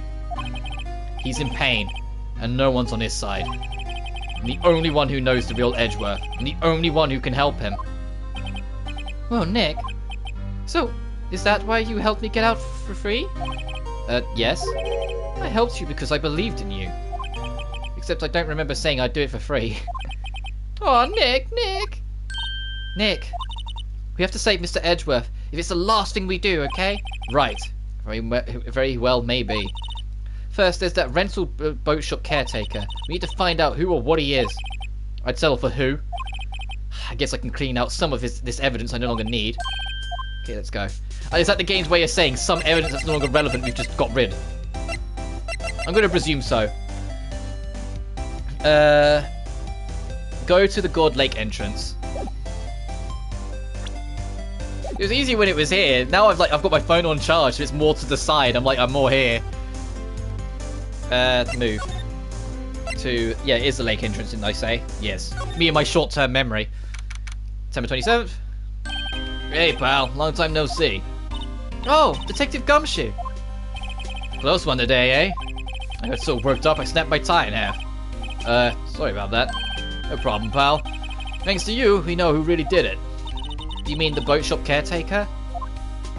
Look, I'll make you a promise. I'll have that scoundrel in my custody by trial time tomorrow. Come what may. It's my duty to you as a police officer. Now I'm off to catch me a criminal. Detective Gumshoe sure is active today. Oh, one other thing. No one can go into the woods today. The woods? Where lots of us camping? The woods are off limit to camping, and apparently the park ranger found out. He got pretty mad. No one can go there for a while. Is that the game's way of saying, look, we didn't want to redraw the whole scene, but minus the tent, so we just made an excuse for you to not be able to go there. I guess Lost is in a lot of trouble. Anyway, I'll be seeing you tomorrow. Okay. We need to... Where are we going from here? To the caretaker's shack. So that's to the beach. Huh? The steel eyesore is missing. Eyesore? Looks like the hot dog stand is closed too. Guess Larry's too busy worrying about Mr. Edgeworth to show up for work. And the rental shop. That old caretaker got away. I think he said caretaker. Yep. I never imagined he might be the real murderer. Ahem. Huh? Oh, there's that clearing of the throat anywhere. Oh. Oh, hello. What might you be doing here? Out for a walk, hmm? Oh, the days of my youth, like the scent of fresh lemon, you see? Mr. Grossberg? It's not the time for idle reminiscing. Mr. Edgeworth's trial ends tomorrow. That is true, yes. But from what I saw of today's trial, Edgeworth should be fine, right? Well, I'm not so sure about that. Oh, what do you mean by that? Well, I'm not sure. If you find anything out, come by my office at once. And maybe I'll also offer you some assistance. Thanks. Bye. What do you think Mr. Grossberg was doing here anyway? Who knows? Well, at least we have an idea of somewhere else we can go to. Into the caretaker's shack we go. December 27th, the shack. Nobody's home. Hello, hello. Hey, it's Polly. I wonder where your owner's gone, Polly. Hello, hello. I can't believe he'd run off and leave his poor Parrot to fend for herself. Hello, hello. Examine the safe above the TV. That reminds me, Nick. Polly knows the number to the safe, right? Yeah, that's right. Polly, what's the number to the safe? 1228. Let's open it, Nick. Come on. I'm sure there isn't any money in there. Oh, but hey, he keeps it locked, right? So there must be something of value in there. I'm not so sure. Okay, Nick, let's see what's in there. I guess there might be a clue or two. Anything in here's a letter? A letter? Well, boring. There's no name or signature on this thing. It's handwritten in very precise, clean letters. Get your revenge on Miles Edgeworth. Edgeworth? Nick, why would Mr. Edgeworth's name be on here? How should I know? I'm going to read the whole thing. Get your revenge on Miles Edgeworth. It also says this is your last chance. Now is the time to get revenge on the two men who ruined your life. The rest of the letter goes on to describe the murder plot in detail. How to kill Robert Hammond and frame Edgeworth. calling Edgeworth out to the lake, getting on the boat, firing twice. This is exactly what I figured out today in court. It's all here, in perfect detail.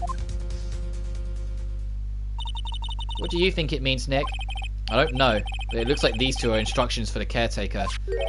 When he killed Robert Hammond and called out Edgeworth, he was following instructions. But who could have written this letter? And what does it mean to get revenge on Miles Edgeworth? Look, I don't know, okay? But one thing's for certain. This letter is an amazing clue. Move to the detention center now. Once we've got that, let me scroll down. And we need to present that letter to Edgeworth.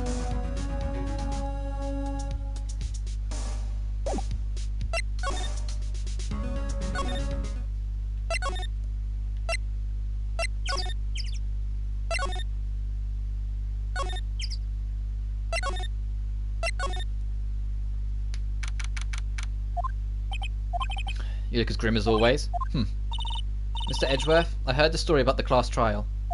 The class trial? What do you mean? You don't remember? No, I don't. Your lunch money was stolen, wasn't it, in 3rd grade? Lunch money? Oh, right, yes, I seem to remember something like that. Nick, I think you're the only one who really remembers. Well, it's probably only really mattered to me anyway. Mr. Edgeworth, didn't you know the trial was the reason Nick became a defense attorney? Ridiculous. Gee, thanks. That said, it does sound like the kind of thing you'd do. You haven't changed a bit, have you, Wright? So simple, to a fault even. Well, maybe, yeah, but I think you've changed too much, Edgeworth. Perhaps. Ouch. He's very, defeated there. Present letter from the safe. Edgeworth, see this letter? This came out of the safe in the shack where the boat rental caretaker lives. I see. Revenge on me? Who is that old guy anyway? I don't know. Could he be an innocent defendant you got declared guilty or something? Yeah, nice, Wright. But I don't remember that old man, not at all. So he was following this letter then? Which means there was someone else behind it. Now it's the time to get revenge on the 2 men who ruined your life. 2 men, meaning myself and Robert Hammond? He also says this is your last chance. Last chance? Wait, maybe he's talking about the statute of limitations in the DL-6 incident. Wait, that old man. Do you know who he is? Yogi? Could he be Yogi? Yogi? The suspect in DL-6 incident, the one who was found innocent. Alright, let's go through the list. We've got Why Prosecute, Devon Karma, and then Yanni Yogi. Hey Edgeworth, why did you become a prosecutor anyway? You used to look up to your dad. You said you wanted to be a defense attorney, right? I couldn't let myself deny reality like you. What do you mean?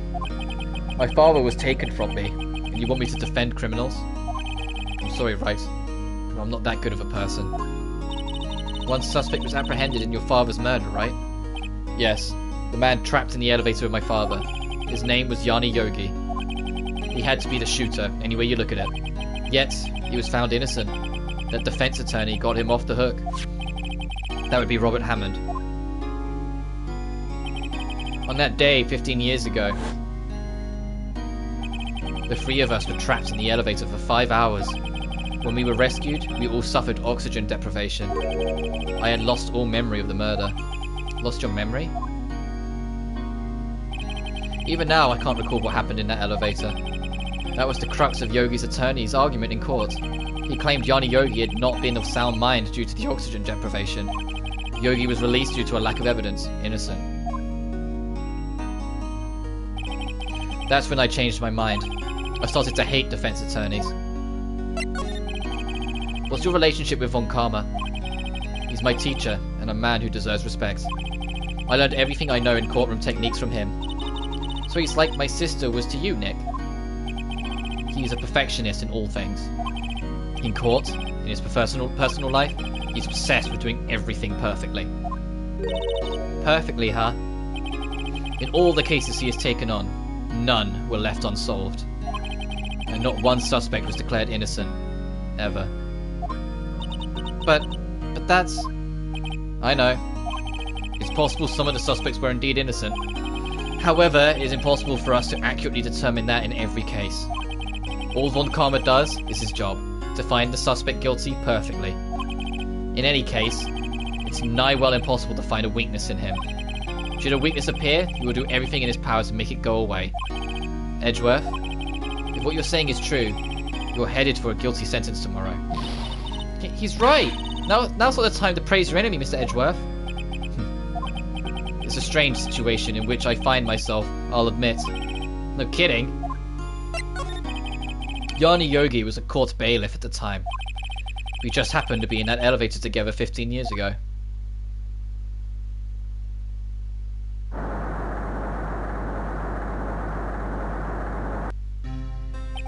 The quake was incredibly strong.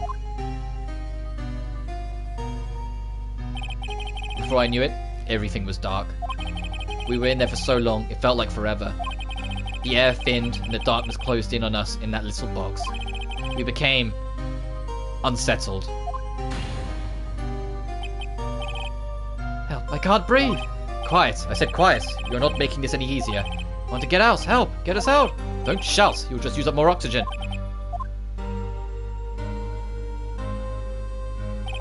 That's all I remember. When I came to, I was in a hospital bed, staring up at the ceiling. In court, Yanni Yogi's mental condition was called into question. They claimed the oxygen deprivation and stress had caused temporary insanity. In the end, the claim passed in court and Yogi was found innocent. Huh, but isn't that strange? The letter tells him to get revenge on Edgeworth. Why would he want to take revenge on you? Right? Yeah? There's something that's been troubling me these last few days. I didn't know whether or not I should tell you. You mean the nightmare? He thinks he killed. It's a nightmare I've had. Memory of a crime, yet... It's like, how many times are you going to do that line? It's like the 16th student thing in Danganronpa 1. I think the time has come to tell you all.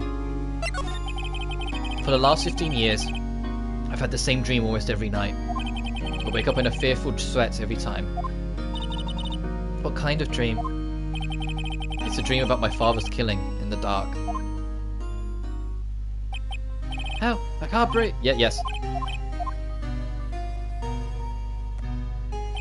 Oh, I can't breathe. You're using up my air. What? Stop breathing my air. I'll stop you. Ah, what? What are you? Stop breathing my air. No. Father! He's attacking father. Then I see a pistol lying by my feet. I don't know if it was the evidence from the days in court or the bailiffs. In a daze, I pick up the pistol. Get away! Get away from my father! He threw the gun and it... impulse sparked. He thinks he killed his own old man. And with that scream, I wake. It's a bone-chilling scream. A scream that has rung in my ears for the past 15 years. But... that's just a dream, right? Right? That thought is the only thing that's kept me sane for the last 15 years. But what if I'm wrong? What if it's real? They say that sometimes people shut out memories or in self-defense. Maybe it was I who killed my father. What? If you think about it that way, this letter makes sense. Get your revenge on Miles Edgeworth. Think about it. Yogi was really innocent. That's why he wanted revenge against me. Wait, Edgeworth, you mean... It was me. I was the true criminal of DL-6. I shot my father. This is bad. What are we going to do, Nick? What can we do? I don't know. I don't think there's anything we can do, like it or not. There's someone else who knows a lot about the DL-6 incident, maybe? There is, Nick. There's someone else who knows about DL-6. Go to Groesberg. We'll prove you're innocent yet. And my phone's fully charged, because, you know, it's not an iPhone, so it charges pretty damn quick. So I can now actually have it be more censored. Mr. Groesberg. Oh, hello there. What's wrong? You look troubled. No kidding. Can't believe you're not. My. Just calm down and tell me what's happened, hmm? It's Mr. Edgeworth. He...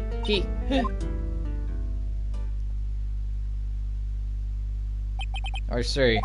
So Edgeworth dreamt he shot his own father. It's only a dream, only a dream. I wonder. What?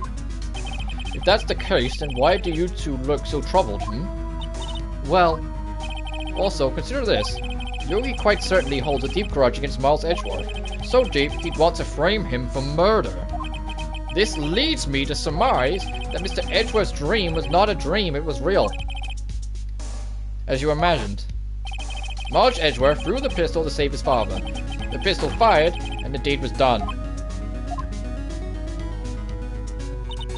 No, I don't believe it. Yogi was suspected of murder, and his career as a bailiff was irrevocably wrecked. Thus, he sought revenge on Miles Edgeworth. That was his last chance, of course, with the statute of limitations so close. Talking about Greg, what do you know about Edgeworth's father? He was a defense attorney without peer. It sounds trite, but it's true. Well, you may have had one peer now that I think about it. Your mentor, Mio Fei. My sister? Gregory Edgeworth was very disapproving of Mr. Von Karma's techniques. That's not a surprise. Von Karma is an extreme man, forged testimonies and evidence of nothing to him. The result, he has a perfect win record in court. To beat him, Gregory Edgeworth tried to call attention to his method. And? He lost, and died in despair, as it were. I see.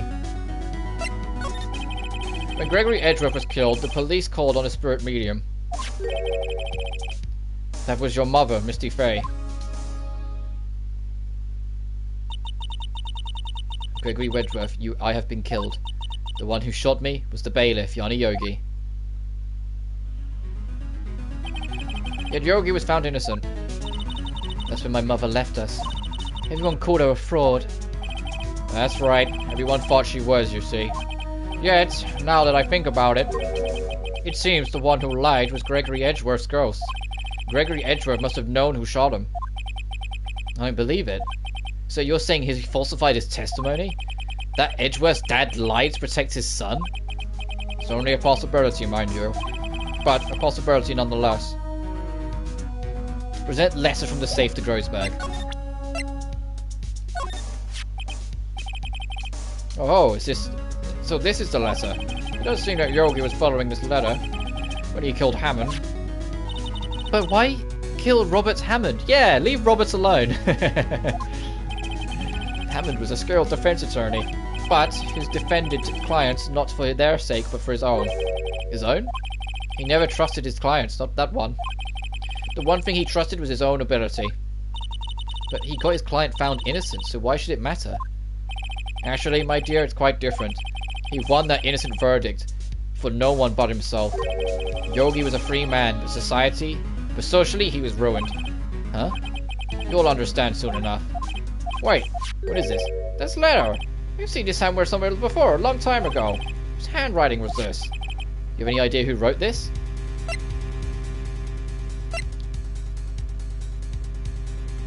And is it the hint, the giveaway for this, is saying that Edgeworth's father was trying to call attention to Von Karma's forged evidence, and then he died soon after.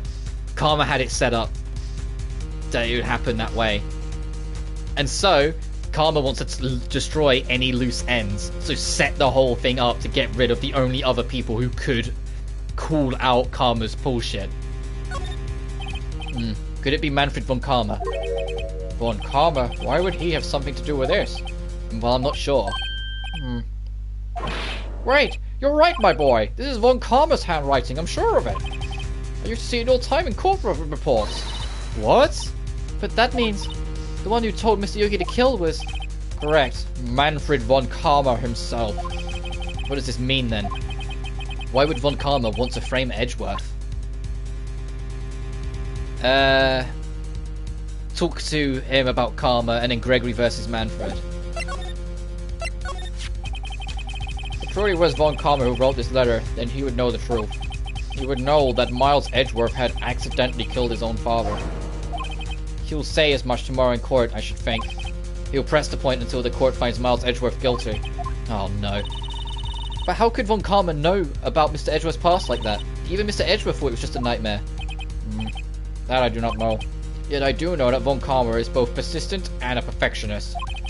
He may be seeking to satisfy a grudge against Gregory Edgeworth by hurting his son. What do you mean? It was 15 years ago. Von Karma met Gregory Edgeworth in court, and Von Karma did win, but he didn't make it through the trial unscathed. What happened in the trial between Edgeworth's dad and Von Karma? Von Karma got the guilty verdict he wanted, he won the trial, but Gregory Edgeworth accused Von Karma of faulty evidence. And though he lost the trial, Mr. Edgeworth's accusation stood. Faulty evidence? It was the only penalty Von Karma's ever received in his career as a prosecutor. Gregory Edgeworth dealt a blow to his perfect trial record. Wow. It must have been quite a shock for Von Karma. He took a vacation for several months after that, you see. A vacation? Yes, an unusual event for the man. That was the first and the last vacation he's taken in his many years of prosecuting. Really? He doesn't take vacations? Like, go to the sea or to the mountains? Don't tell me he's never been to Europe. You have strange ideas about vacations, Maya. In any case, that was the only time he took a vacation from work. I believe the penalty upset him quite a lot. Odd. If he wanted to keep a perfect record so badly, why would he take such a long vacation? What do we do, Nick? Von Karma is going to bring up the DL6, you can bet on it. What if Mr. Edgeworth pleads guilty to DL6? I won't let him. Yes, Mr. Wright, I hate to say this, but even accidental murder is murder, you know. I know that. Well, actually, it's manslaughter, technically, but anyway, one thing or another. I just believe in Edgeworth's innocence. I can't believe he'd kill someone. But Nick, Mr. Edgeworth admits it himself. His father must have lied to protect him from beyond the grave. I don't care. I know he's not guilty. Mr. Wright, if you say so, I suppose I could go check again. The police files might hold something of interest. Mr. Grossberg, thank you. I can't promise anything. In fact, I think the chances of finding something are slim. I understand. Police materials, Alright, go to the records room. How much have we got left? Oh, just the records room. And then it's on to the final day of the trial. Dun dun dun. Move. So we need to go all the way to... You have to go to the offices, then from there? One day left, Nick. Yeah, I know. Well, no time to waste. Let's get going. Then to criminals affairs from there. You can't just go straight from there to whatever. There's hardly anyone here. Everyone must be looking out for that old guy Yogi. Oh, it's you. I don't think Gumshoe will be coming back today. He's staying out late looking for someone. Sounds like Detective Gumshoe is pondering the pavement for real. Pounding the pavement for real. We were wondering if we could check out the records room again. Well, no, I can't have just anyone wandering around in there. But I guess Mr. Von Karma is in there now anyway. You can go in as long as he's there. Von Karma? Yes, he just arrived actually. Von Karma's in the records room. Nick, let's hurry. Yeah, he's going to make sure we don't get the evidence we need. Dusty as always. We were only here just yesterday. I'm sure they just haven't had time to clean. What's wrong, Nick? Nothing. I was just noticing that he isn't here. Von Karma.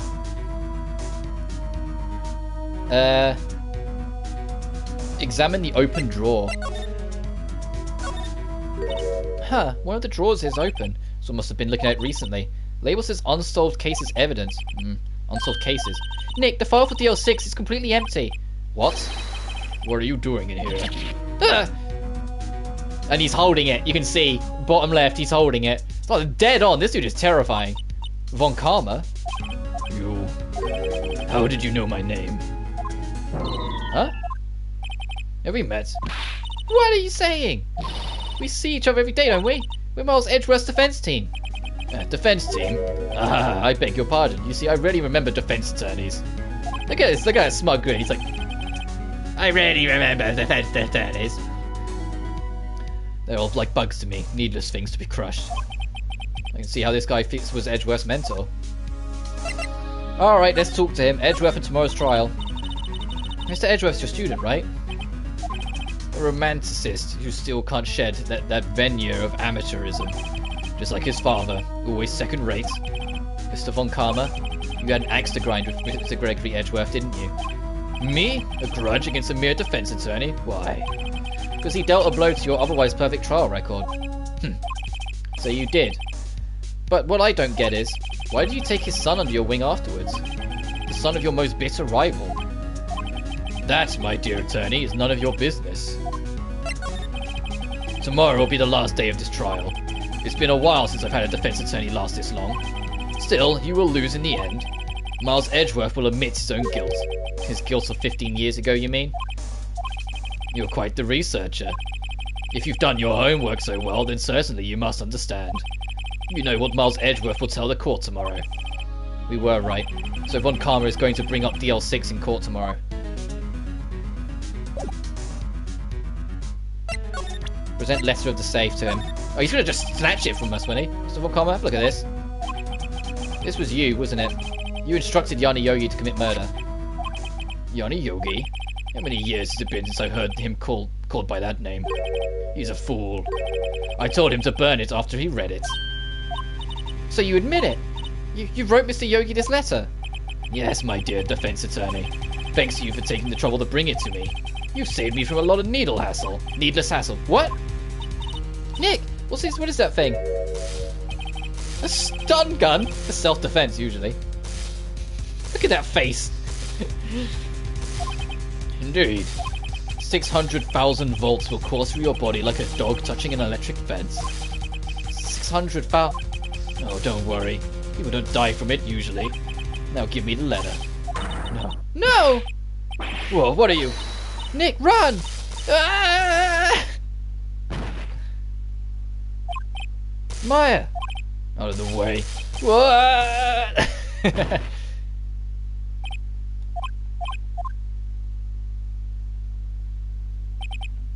Got us. Letter's gone, of course. And you took the DL6 evidence, all of it, back to having no clues. Wait, Maya jumped first. Maya, is she okay? Maya! Maya, open your eyes. Maya! The letter, did he take it? Huh? Oh yeah, are you okay? I couldn't stop him. I jumped as fast as I could, but one shot from that thing knocked me out cold. I'm useless. I'm no good as a lawyer or a medium. I can't even call my sister. Not even now, when we need her the most. Wish I hadn't woken up at all. Maya. There has to be some way I can help her. I'd better do something about her self-confidence first. Maya. She's holding something. What is it? A bullet? DL6 Incident evidence number 7, taken from the heart of Gregory Edgeworth. I remember. Von Karma was holding this when Maya jumped him. We got something to get him with. That cheating, lying bastard, we're gonna get him. I'll prove it to you, Maya. You're most definitely not useless. I'll prove it to you in court tomorrow.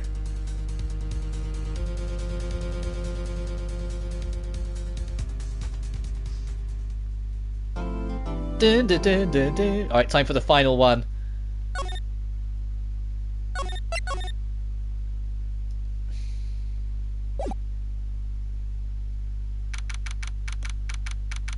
December the 28th, 9:51 AM. This is it, Judgment Day. Today, things are going to get settled at last. A lot of things. What? What's a big idea? Sorry, Nick. I only touched your shoulder. I guess the shock hasn't worn off of my run-in with the stun gun yesterday. Oh, you're still a bit staticky. Anywho, today's the last day of the trial. Good luck, Nick. Yeah, thanks, Maya. Edgeworth is looking gloom as always. I hope Von Karma doesn't push him too hard. Oh, what are you doing? Sorry, I'm sorry. I just thought I'd cheer you up with a pat on the back. Maya, maybe you should go outside and discharge. Right, good idea. Try not to electrocute anyone on your way out. Oh, yeah, pal. Oh, I wonder who that was. What's going on into that girl? Detective Gumshoe. Morning, Mr. Edgeworth. Good morning. How'd it go, Detective? Have no fear, as promised, I've captured our runaway caretaker. I just brought him in. Took all night, pal. Thanks, Detective Gumshoe. You must be tired. Actually, after that shock I got on the way in, I feel pretty good. He says he's forgotten his own name. But that has to be a lie. Why would he want revenge on Edgeworth if he couldn't remember his past? He doesn't remember, and I'm going to prove it. He does remember, I'm going to prove it. Alright, 10 AM. Number 3, let's go. Court is now in session for the trial of Mr. Edgeworth. The defense is ready, Your Honor. The prosecution is ready. Right, very well. You have reached the final day of the proceedings in this trial. I ask that the prosecution submit decisive evidence. Understood. Come on, don't be awed into silence by every little thing he says. Very well, Mr. Von Karma, your opening statement. Right.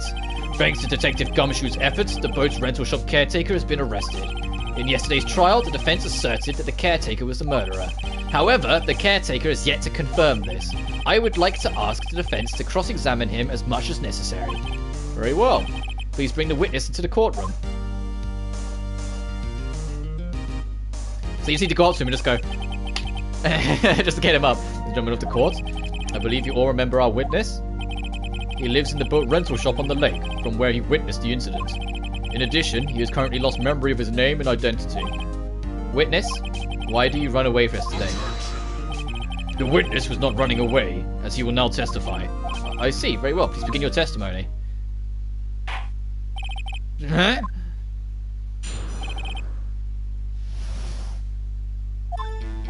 I'm really sorry about just leaving yesterday like I did.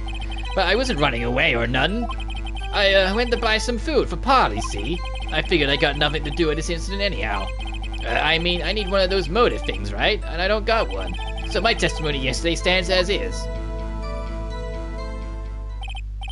Very well.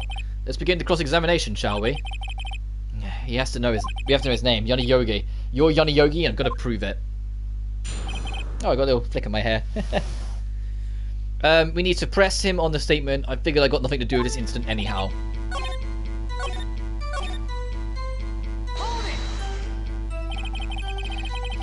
You've lost much of your memory, is that correct?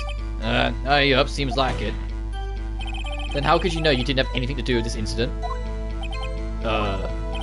Or maybe you're lying about not having it your memory, You know exactly who you are. The witness has testified quite clearly that he has no memory of who he is.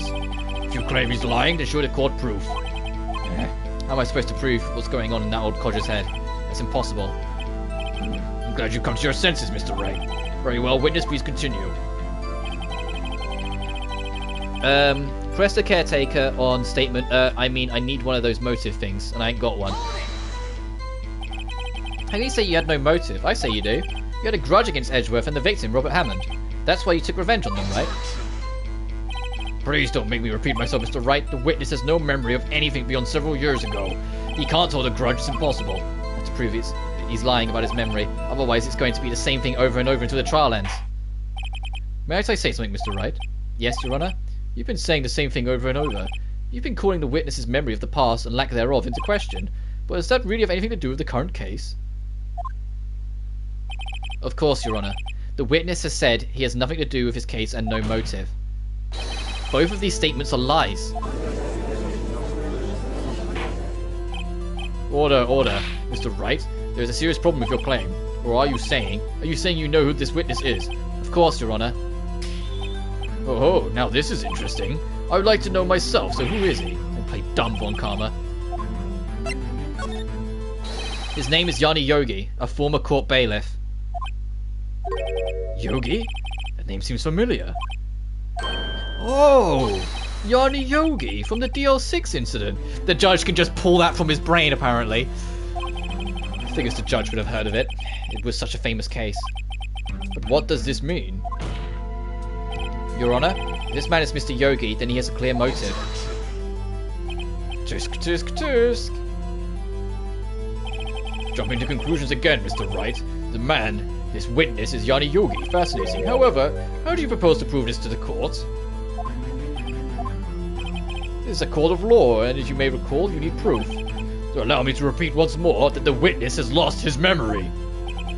This is it. I have to do this now. If I can't prove he's Yogi right here, right now, then I've got nowhere else to go. Nick, how are you going to prove it? How can you prove that he's Yanni Yogi? It's okay. It's actually quite simple. Your Honor, please take this man's fingerprints. Then we'll compare them to the fingerprints on file for Yanni Yogi 15 years ago. I see, that makes sense. I'm so very, very sorry, Mr. Wright. Why? The witness has no fingerprints. What? What? No fingerprints?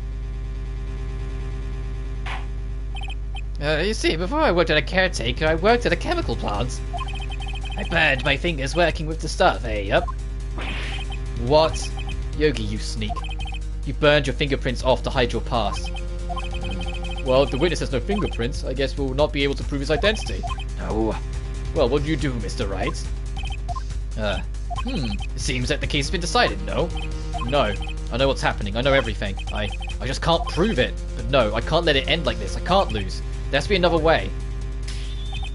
There is no one who can testify as to who this witness is. No one. Nick, what are you going to do? Didn't even consider that he might have erased his fingerprints. What do I do? Well, Mr. Wright, perhaps you'd like to cross-examine his parrot for a little comic relief.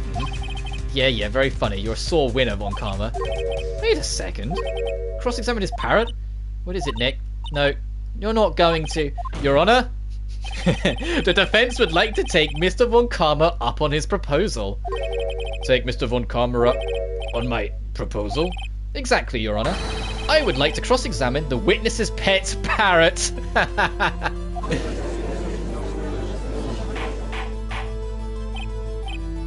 Order.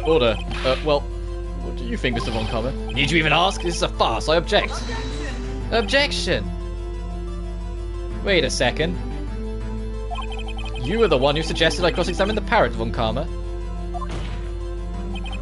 I have a right to do as you suggested. Well, if you're so desperate, then please be my guest. Of course, should you go through with this, and nothing comes of it, I hope you're ready for the consequences. Nick, this is crazy. Well, still want to go through with your little game? Yeah, I'm doing it. Let the parrot take the stand. I will cross-examine her, Your Honor. This is the most ridiculous thing I've ever heard. Von Karma's rigged every person's testimony, every piece of evidence, except the parrot's. She's my last chance. At least, I think so. Bailiff, bring in the parrot. But even the judge is like, oh my god. Don't worry, the cases get crazier. In some of the sequels, there's some really out there cases. That's quite a bird. Please tell you that's your name. Name? Witness is ignoring me. Must hurt, being ignored by a bird. Very well, witness. Who is your owner? Please testify for us.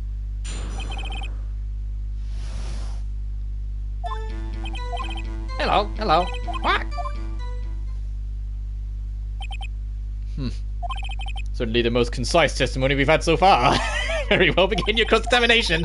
Right, what are you gonna do, Nick? I don't know. We do, Maya. Press the parrot on the only thing it says.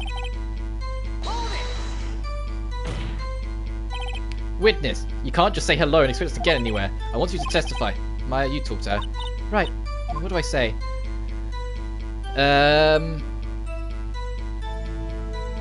Then choose what's your name. Maybe I should get to say her name. Polly, what's your name? Polly. Mr. Wright, I think we've established that the parrot is named Polly. Does this have anything to do with her owner's identity? Of course. Yes, it does. Ah, fascinating.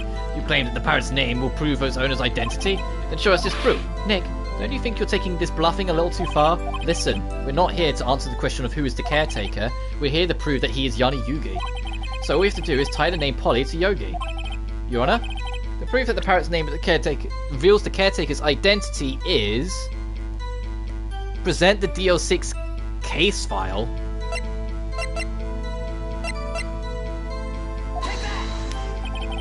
The DL-6 case file? That's quite a large file you have there. Which page is this proof on, then? Show us, or stop wasting our time. Very well. Mr. Wright, please show us the page. And as far as this page connected, and it is on suspect data.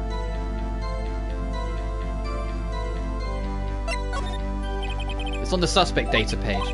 This page has all the information about Yanni Yogi. Right after he was arrested, his fiancée committed suicide, see? Indeed, it does say that, yes. Ouch. What was his fiancée's name? Polly Jenkins. Polly? Exactly, Your Honor. He wanted to remember the name of the fiancée who had committed suicide. That's why he has named his parrot after her. I see. I guess that is possible. Ah, a mere coincidence, that's all. My granddaughter has a dog she calls Phoenix. Well, Mr. Phoenix Wright, does this mean you're my granddaughter's fiancé? She's only 7 years old. Indeed. Alone, it is a little weak for evidence in a murder trial. We would need some other corroborating evidence. We're going to find that. Nick, we're getting closer. One more. If we could just get one more piece of evidence. Right, what? Very well, witness, you may continue. Well, I guess we should try and get some information out of her. We need to show... Yep. We need to go back to this, press again, and this time, the question we need to ask is, what's the safe number? Can't say hello, expect to get anywhere. I want you to testify.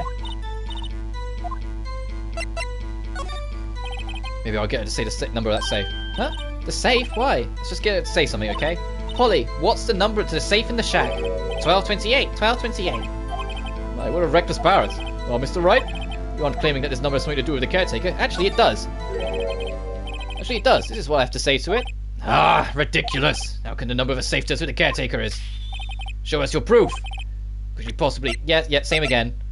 It is the case file, and then choose case summary. You'll see case file. What is the obsession of this case? Mr. Wright, we're in the file. It is case summary. It's on the case summary page. The case summary? Specifically, the date of which the DL-6 incident occurred. The date of the incident, December 28th. Why, that's today's date, 15 years ago. And the number on that safe is 12 December 28. The date. Oh!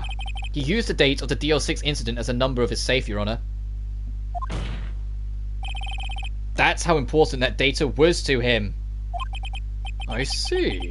Certainly is. I'm trying to get this to stream render again. Come on. Hang on. Isn't it an interesting coincidence? People often do set their secret numbers to dates. Ah, this is not tangible proof. Yeah, you keep fucking saying this. I set my ATM card number to 0001 because I'm number one. It's egotistical. There's nothing to do with a date. Nothing. That's enough. I think we've reached a conclusion here. It's a mere coincidence, that's all. True, that is a possibility. However, two coincidences at the same time seem more like a pattern to me. What are you saying? Summon the caretaker to the boat shop immediately. Witness, tell us your name. Wait, the witness, he doesn't remember. No, it's okay. Oh. I've accomplished what I wanted to do. I'm done. Nick, he looks totally different. This is the real Yogi, I think, finally. He's been acting feeble to hide his true identity. Acting for 15 years. Well, let me ask you again. Please state your name for the court. My name is Yanni Yogi. 15 years ago, I served as a bailiff in this very court.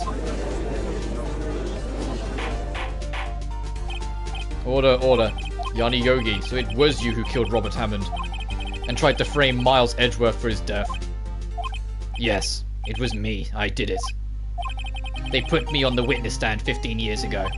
Robert Hammond, he said I was mentally unsound. He told me it would make me innocent, get me off the hook. So, I pretended to have brain damage. I was innocent really, but he didn't believe me. We won the trial, but I lost everything. I lost my job, my fiancée, my social standing. Then, this year, 15 years later, a package arrived. It was a letter and a pistol. The plan was written out in careful detail. It was a plan for me to take my revenge on the people who ruined my life. I didn't care who had sent it. I thought this was my chance.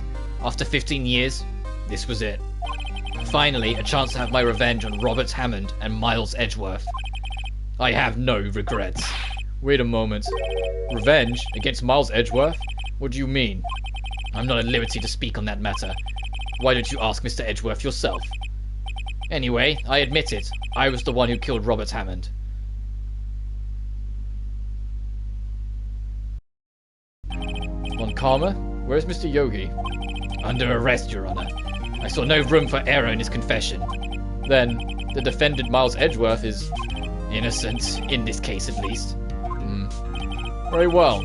Will the defendant please take the stand? We're not done yet. We need to pin this. We need to actually solve some of these mysteries. There are a few mysteries yet left unsolved. Still, you are cleared of suspicion for this particular case.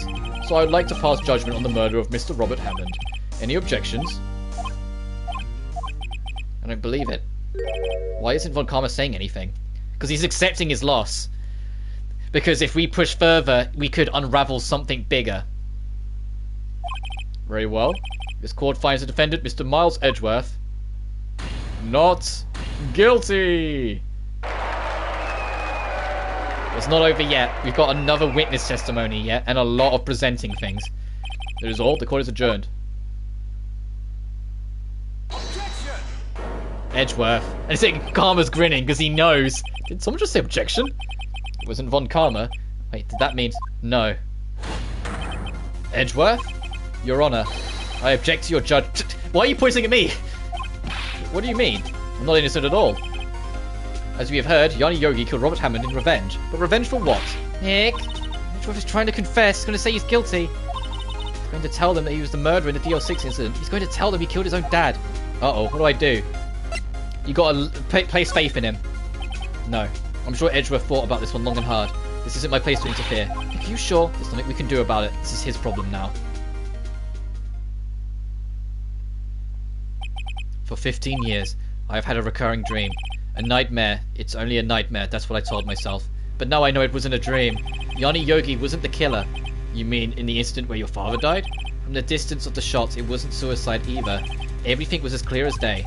The murderer, the crime in the DL-6 incident, it was me, Your Honor. I confess my guilt. I am guilty for DL-6, the statute of limitations of which ends today. The culprit is me. Why are you pointing at me? Order, order. This is certainly unexpected. The defendant, declared innocent, is confessing to a different crime. The crime of which the statute of limitations runs out today. I'm not really sure how I should deal with this. Ah, it's obvious. We hold a trial right here, right now. We try this man for his crime of 15 years ago. Well, legally that wouldn't happen. He'd go away, we'd have the lawyer and hold the whole process again, bring him back in, and then, do the trial. But no, I think we'll take a 5-minute recess. During this time, I will consider the appropriate course of action to take. Court is adjourned.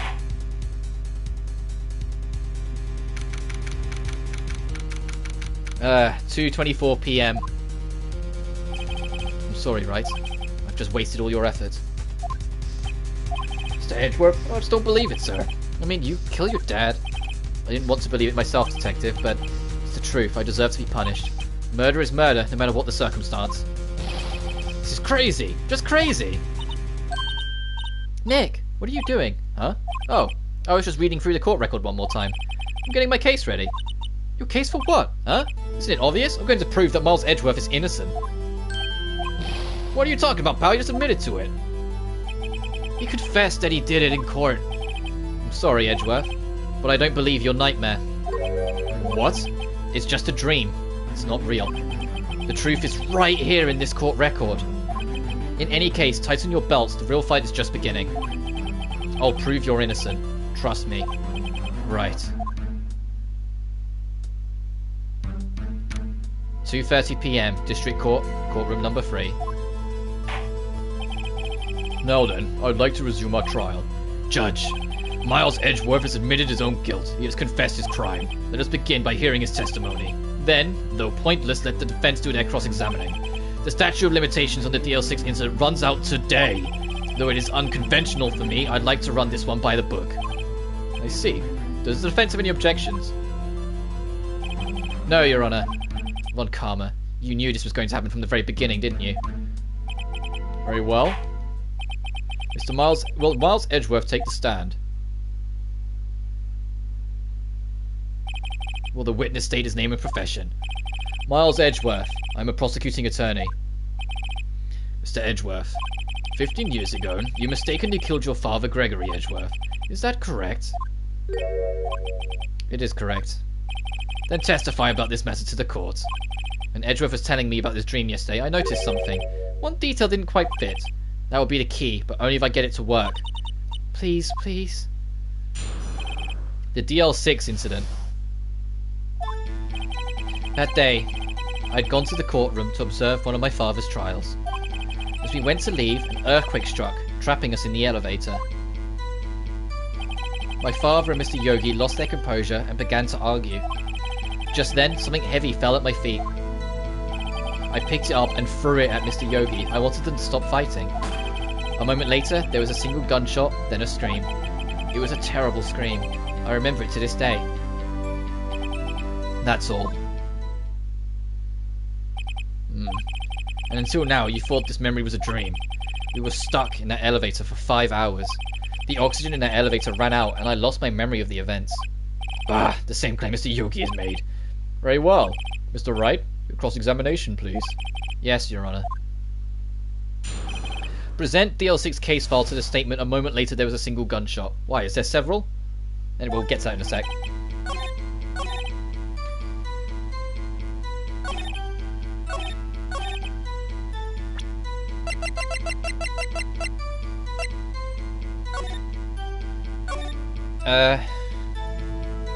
Weapon was fired twice. Alright, Edgeworth. Objection! Are you sure you only heard one gunshot? Yes, I'm sure of it. I heard that shot and the scream, then everything faded.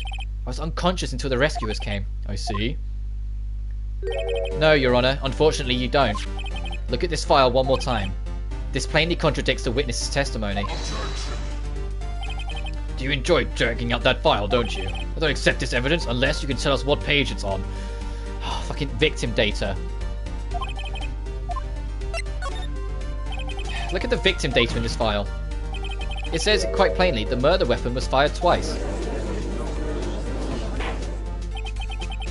Miles Edgeworth only heard one gunshot, yet the murder weapon was fired twice. The first shot was the accidental firing when the pistol was thrown. So, who fired the remaining shot? Was there perhaps another shooter who fired the second shot? Your Honor, as I'm sure you're aware, this incident occurred 15 years ago. The evidence is dated. The pistol did fire twice. However, we do not know when that second shot was fired. It might have been fired the day before the incident. There is no proof that the second shot had anything to do with this incident. What? I see. You have a point, Mr. Wright. The murder weapon was fired twice, as we have heard. One of these shots was fired by the defendant, a boy at the time. Do you have any proof that the other shot had something to do with this case? Yes. Your Honor, I think I'll be able to show you proof. What? Impossible. Now, Mr. Von Karma, save your surprise for after you've seen the evidence. Very well, Mr. Wright, show us your proof. Do you have any evidence that the second firing of the pistol was related to the incident? The incident photo! Take that! Look at this photograph. Look at this. Sorry. I'll stop. I got. And then the bullet hole in the photo. This is the photograph of the scene of the crime 15 years ago. I can see that from the victim lying there is Gregory Edgeworth. This proves the murder weapon was fired twice at the time of the incident. The photo proves it. So let me get this straight. This photo proves 2 shots were fired. Where? Your Honor, please get a clue.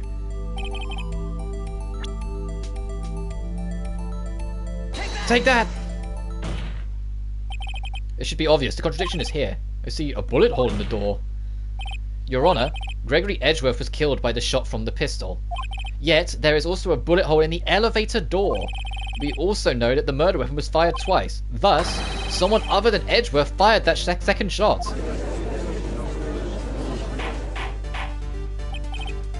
Order. Mr. Wright, what are you driving at? It's simple, Your Honor. At the time of the incident, 2 shots were fired. One went into Gregory Edgeworth's heart. The other hit the elevator door. Remember that the defendant lost consciousness after the shot he fired rang out. In conclusion, we must agree that the second shot was fired by someone else. Mr. Wright, but who else could that someone else be? The murderer, of course. I knew I should have stepped in before your wild fantasies got out of hand. Mr. Wright, look once more at this DL6 incident case file. Look closely. Try the case summary page. Look what it's written there. Not a single clue was found on the scene.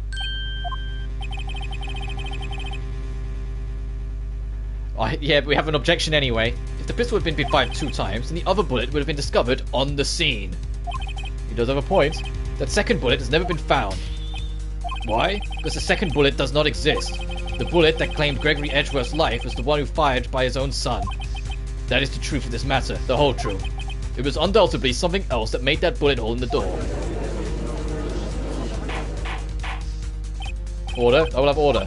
Mr. Wright has proven one thing to us clearly, that the murder weapon was fired twice at the time of the incident. However, as Mr. Von Karma says, the second bullet fired was not found. It is highly unlikely that the police merely overlooked the second bullet. So all we have is a single bullet fired. I'm afraid I'm about to discount the defense's claim. I praise the judge for his wisdom in this matter. How did this happen? I don't believe that the second bullet didn't exist. Was I wrong? Have I been wrong about this whole incident? What are you doing, Nick? Why are you raising an objection? Sorry, Maya. What? I looks like I was wrong. Nick! If the second bullet wasn't there, then all my conjectures are for nothing. No, but you said you'd do it, Nick. You said you'd get Edgeworth declared innocent. I'm sorry. It's just, when I saw the photograph, I thought that the two shots had been fired. I was so certain of it, I thought I'd won. I thought there was another person someone else who fired the killing shot. But now, I was wrong to think it could be that simple. This case has stood unsolved for 15 years. Nick! Well, it seems that we have to finally clear up this incident. Only one bullet was found at the scene of the crime. That shot was fired by Miles Edgeworth. Precisely. I'd like to ask one thing of Miles Edgeworth before passing my verdict. Have you been paying attention to the trial so far? Yes, Your Honor. Do you have any objections? No, I do not. So you killed your father, though it was not your intention. Yes, I did. Oh no! He's accepting his guilt. Very well. The statute of limitations on the murder of Gregory Edgeworth runs out today. Therefore, I must pronounce a verdict on the defendant today, right here. Right now. Indeed. Does anyone else have any objections? Been here before, just like my first day in court. There's so many things I know I should be saying, but my mind's gone blank. I can't find the words. Mr. Wright? I have an objection. Objection! Your Honor? I object. Mr. Wright, on what grounds do you object? Nick, I don't know, this case is perfect. It must exist. The second bullet. What did you just say? Nothing. It must exist, but where? Someone took it. Seems waiting is not going to produce any answers to Mr. Wright. Wait, Your Honor. The second bullet, it exists. What? But we've just heard proof it did not. I realize that, Your Honor. Be grasping here. It's just someone took it from the scene of the crime. That's what happened. But who? The murderer. The murderer? Then tell us who is this murderer. I'm still thinking about that one. So the criminal took the second bullet, but why? First of all, how would they have found it? It's not easy to find a stray bullet, Mr. Wright. Was there some... The murderer didn't need it. Pressing need, he didn't need it. Why would the murderer spend the time to save bullet? I don't have a clue. What's wrong, Mr. Wright? The murderer had no reason to take that bullet. You don't want to admit it, but it's true. Had to take it. Murderer, what does that mean? You're thinking too normal. Think crazy. Don't think why the bullet was taken. Think why the bullet had to be taken. Mr. Wright? Yes, Your Honor.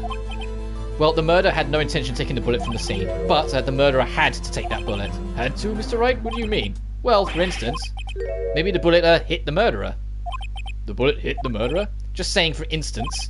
I mean, if it hit you, you would have to take it with you, wouldn't you? It's not like you could perform surgery right there. You know? Wait a second. I was just talking off the top of my head. What if that's actually really what happened? Let me get this straight. So all the time the murderer themselves was shot, and they left with the second bullet still inside them, thus leaving only one bullet at the scene of the crime. Yes, I guess that's how it would work, yes. But there's a problem with that. The only other two rescued from the elevator, Miles Edgeworth and Yami Yogi, were both unharmed. So that would mean the murderer came from outside, yes.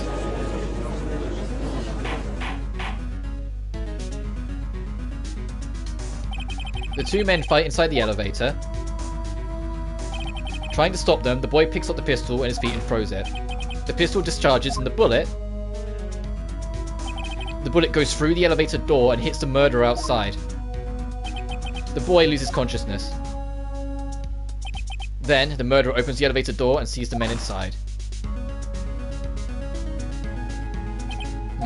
Mr. Wright, you are truly the most unpredictable defense attorney I've ever known. Oh, you don't know the half of it.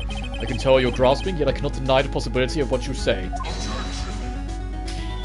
What are you saying? Deny it, deny it. No one involved in the incident was wounded. Therefore, there's no murderer. No one was wounded at the time of the incident? He's right, I can't think of anyone. Except the person who took a 6-week holiday, or 6-month holiday. It's also something really crazy. Remember what Miss Grossberg said yesterday? Mr. Gregory Edgeworth did a blow to his perfect trial record. Wow. It must have been quite a shock for Von Karma. He took a vacation for several months after that, you see.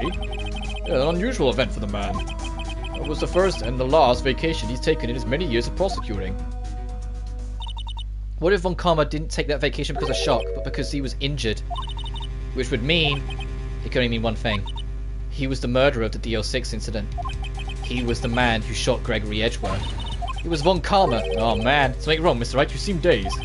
No, Your Honor. Well, you've indicated the possibility that the murderer came from outside. Can you give us the name of your suspect? Uh-oh. Should I come out and say it now?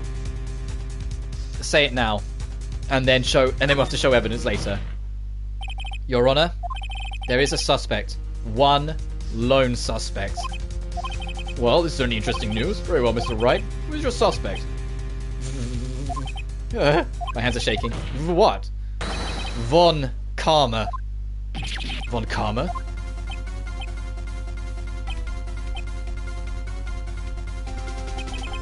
You mean the Von Karma, the prosecutor? The one standing right over there? Ah, you don't object? I see no need. Why honor this ridiculous outburst with my objection? Because you took a vacation for several months starting the day after the incident. Yet you pride yourself on a perfect record. Why would you take such a long vacation without any reason? So you're claiming that I took a vacation to heal my injury from the incident? Fascinating. Prove it. I would have needed surgery, no? Then where did I go under the knife at, Mr. Wright? Bring the doctor that operated on me. Have them testify. Nick, let's find out who his doctor is. It's no use. Edgeworth? I know Von Karma perhaps too well. He's perfect. He wouldn't leave any clues. He probably didn't undergo surgery. That would leave a doctor as a witness. Nobody's that perfect. So what, Nick? Did Von Karma pull the bullet out by himself? That's insane. No, he couldn't have. You can't just pull bullets out of yourself. If you figured it out yet, I told you that metal detector's going to be important. It's still in him. For 15 years, that bullet's still been in his shoulder or whatever. Wait, what does that mean? That bullet has to be somewhere, but where? Well, Mr. Wright, can you produce evidence? Yeah, I can. Alright, Von Karma, I'll prove it. And I'll even use evidence. I know how much you like it so much. What? The evidence that proves he was shot is the metal detector. Take that! Von Karma is perfect. He wouldn't risk surgery, leaving an evidence trail. So then I asked, where is that bullet now? I think it's unlikely that Von Karma performed surgery on himself. You don't mean... I do. There is a possibility that the bullet is still inside Von Karma. Is that even possible, even after all these years? Well, there's one way to find out. We could use this metal detector. Well, Von Karma, I'm going to run this over you and see what we find.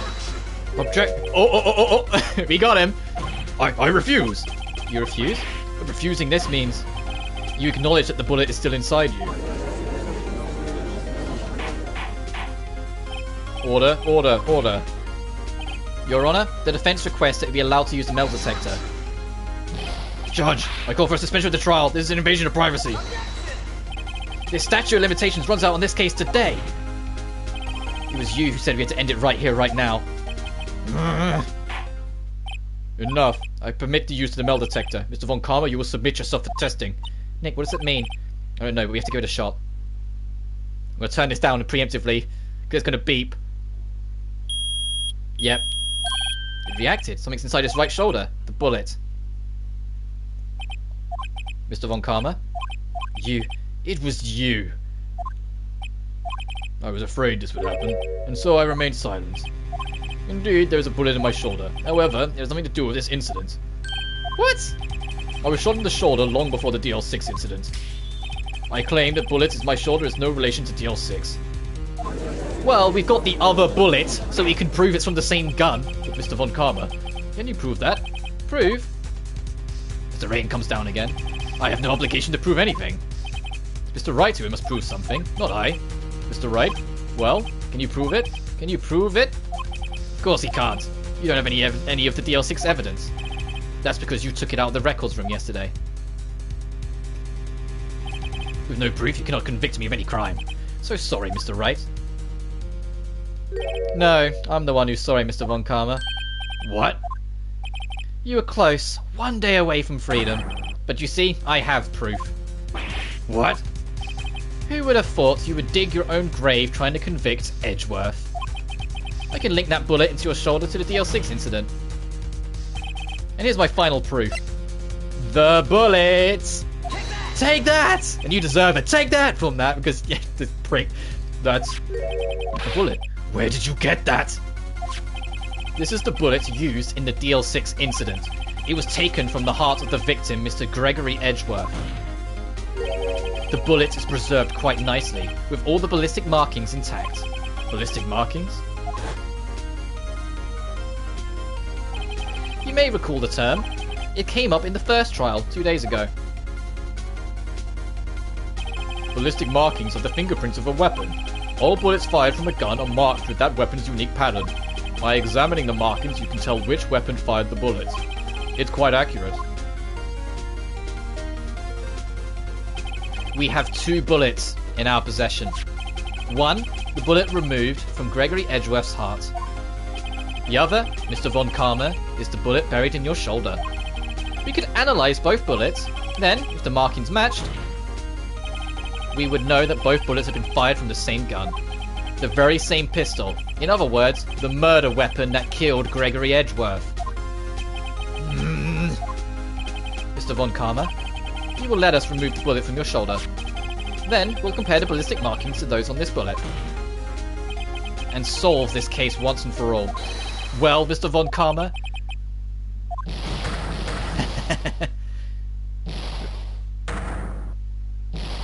Yeah, he has the ultimate tantrum of them all. We finally got him. We destroyed your 40... That scream. I've heard that scream before. Wait, I know. When he heard the gunshot, the scream he heard was the bullet hitting Karma. I can't breathe. Quiet, I said quiet. Stop breathing my air. I'll stop you. Stop breathing my air. Get away. Get away from my father.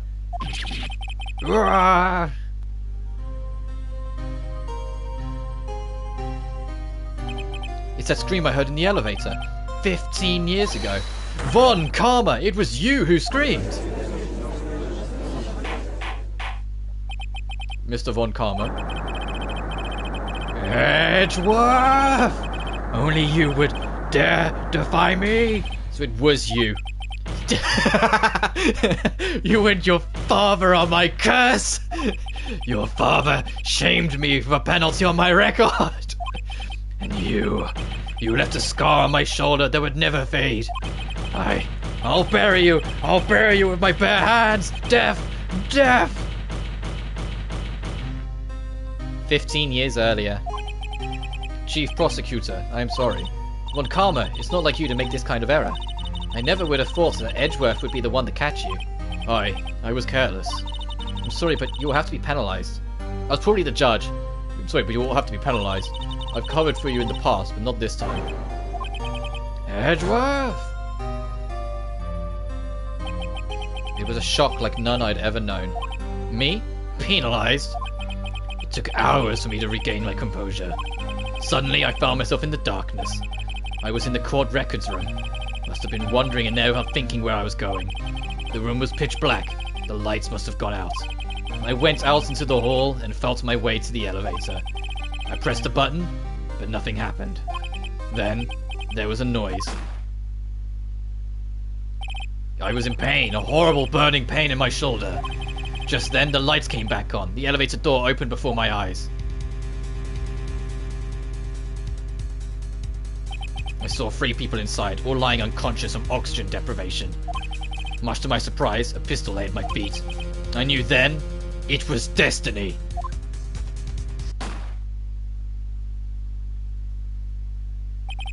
In his last moments, Gregory Edgeworth was still unconscious. He died, never knowing who had shot him. Later, he spoke for a medium, blaming Mr. Yogi. He was fooled. It was the perfect crime.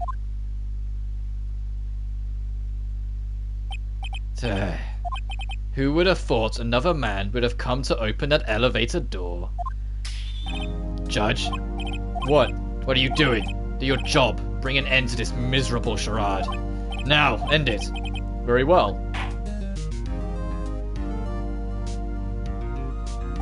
It appears that we have come through a very long way to the end of this maze. Boy, howdy. A very long way indeed. The next one's the super long one, and I'm dreading it. 15 years later. Mr. Miles Edgeworth? Yes, Your Honor. You were innocent. You are innocent. As you said, it was all a nightmare. Yes, Your Honor. The court finds the defendant, Mr. Miles Edgeworth, not guilty.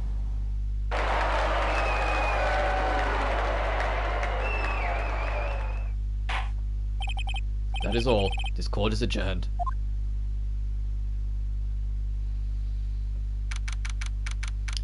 "5:38 p.m. Oh, it's a long time in that trial then. Ricky might be there like, what, 10 a.m.? They were there all day. Nick, we did it! Did you see his face? Von Karma looked even paler than usual. He's pretending to be all cool, but inside you crushed him, Nick. Crushed. Gotta say, I'm impressed. It was pretty close though. I was sure we had it. I know, I was on the verge of tears the whole time myself. But now it's all just a good memory. So it's finally over, Edgeworth. Right? Yeah? I'm not sure how to say this. I know. Try thank you. The cheeky guy. Don't be cheeky about it, Maya. This dude's moody enough. I see. Thank you, right. You're welcome? I think you could have done it better than that. Sorry, I'm not that good at this sort of thing. Got a lot to learn, Edgeworth. She's got you there. Whoop! Amazing, pal. You pulled through just like I thought you would. I'll never forget this. I owe you one, pal. And tonight, let's party. Dinner's on me. Yeah, my salary went down a bit this month. But who cares? See, Mr. Edgeworth, you should take a lesson from Detective Gumshoe. That's how you say thank you. I see. Whoop! I feel foolish. Don't worry. Take it a little at a time. You'll get used to it. It's been 15 years since I've seen Edgeworth this unguarded. Hey, y'all. Lotta. Y'all were great in there. Thank you. Yo, Edgeworth, congrats. Thank y'all very much. I knew you were innocent from the start, of course. Just look at you. You wouldn't stick your hand in the cookie jar if there's no one was there. You were the witness of the first day of the trial, weren't you?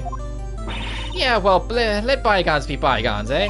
Speaking of which, what are you doing now, Lotta? Who, me? Oh, I went back to college. I gave up trying to be an investigative photographer pretty quick. Really? That's too bad. Huh? Isn't that the hot dog guy from the park? Huh? It's over, Nick. It's over, Nick. My life's over. Why the sad face, Larry? What happened now? Oh, Nick, I'm not long for this world. You don't look sick. But Kyan's, she's going to live in Paris. Paris, Nick. She's leaving me behind. Should have seen that coming. Yo, Edgy, there you are. Yes, here I am. Congrats, Edgy. Here, a little gift for me to celebrate. Celebration? That's unusual from you. Harry Butts, you've come a long way tonight, my treat, pal. Thanks, looking forward to this. Yo, Nick. That's the suit that questioned me. When he says treat, that doesn't mean... That's not police talk for prison food, right? Right? I think you'll be fine, Larry. Right. Yeah? What's up? That envelope that Larry gave me. It's got money in it. It's the $38, isn't it? Well, yeah, that's not that strange. You'll give money away to celebrate sometimes. It's $38, right? Huh? What a weird amount. I mean, it's not a little, but it's not a lot either. $38 exactly? Nick! Wasn't that exactly the amount of lunch money that was stolen from Mr. Edgeworth back when he was in school? $38? No. No! Larry, it was you! What are you so surprised about, Wright? Huh? Larry was absent that day from school, right? But that doesn't automatically rule him out as a suspect. What? Think back to that day 15 years ago. Larry took the day off, but he was bored, so he came to school anyway. Then he saw the money lying there, and the rest is history. I never was good at history. Edgeworth, you didn't know, did you? I suspected. I just couldn't picture Larry protecting you like he did that day. Everyone else was saying you did it. The whole class was against you, remember? Yeah, you too well. Right, you may not know this, but we used to have a saying back in school. When something smells, it's usually the butts. I know. Really, Wright, I'm surprised you didn't figure it out. Well, this sure is an unexpected turn of events, eh? Edgeworth. You should have told me. Now, Nick, it was 15 years ago. Don't think the statute of limitations has run out, Mr. Edgeworth? So I'd say so, yes. There you have it. So there you have it, kids. If you ever commit a petty theft, don't fess up to it until 15 years later. When the statute of limitations have run out. And you'll be like, no, it doesn't matter anymore. Bygones be bygones. Don't do that. Don't steal. Where does that leave me? I became a defense attorney because of what you two did. Well, you have always been something of an insufferable emotionalist. Yeah, and you get worked up too easily too. The death sentence for both of you. If only I'd known, I'd become a prosecutor. And same goes for me, but only the other way around. For the longest time, I thought I might have killed my own father. I thought I might be a criminal. I became a prosecutor in part to punish myself. Yeah, become a defense attorney. He doesn't, yet, but become a defense attorney. If I had known the truth, I might have become a defense attorney after all. Edgeworth, want to switch, right? Hey, y'all, line up, I'll take a photo. Hey, photo time, let's go. And after that, dinner on me. Detective Gumshoe took us out into town that night. We celebrated Edgeworth's newfound freedom, even though Edgeworth himself was still in detention. December the 29th, 5 AM. Ugh, went a little overboard yesterday. My head hurts. Oh, I had a bit too much to drink, eh, Phoenix? It's only 5, maybe I should go back to sleep. Where did he pass out, by the way? He clearly didn't go back to his house. He just passed out in the office sofa. What's this? A letter? Good morning, Nick. You were really impressive yesterday. Seeing you, it made me think about what I'm doing here. I'm a spirit medium, in training, of course. I wanted to help Mr. Edgeworth too. I wanted to help you. I couldn't. I was useless. So I've decided to go back to my training. I'll become a full-fledged spirit medium for starters. I couldn't say it to you your face, so I left this letter. Bye, Nick. Goodbye? What time is it? The first train in the mountains have already left to the station.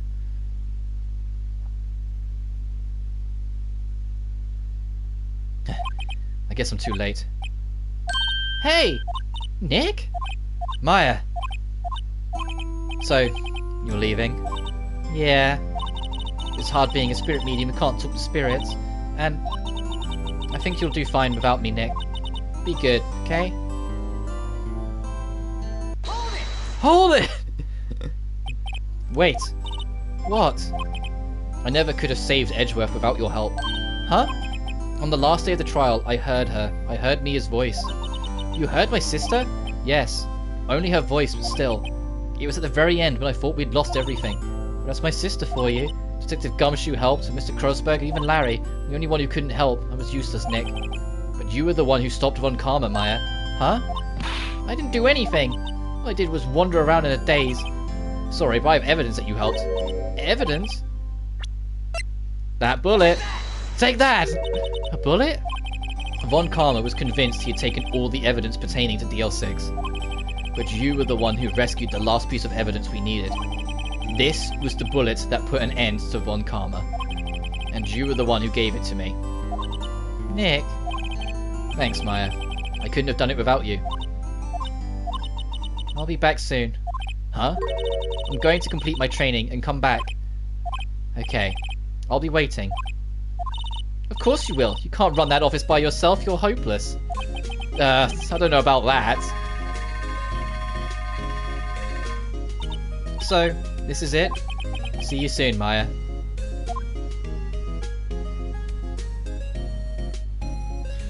I didn't need that. Aww. Thanks, Nick.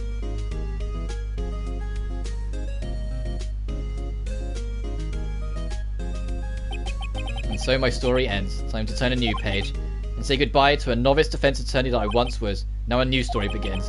With the same old crazy cast of characters.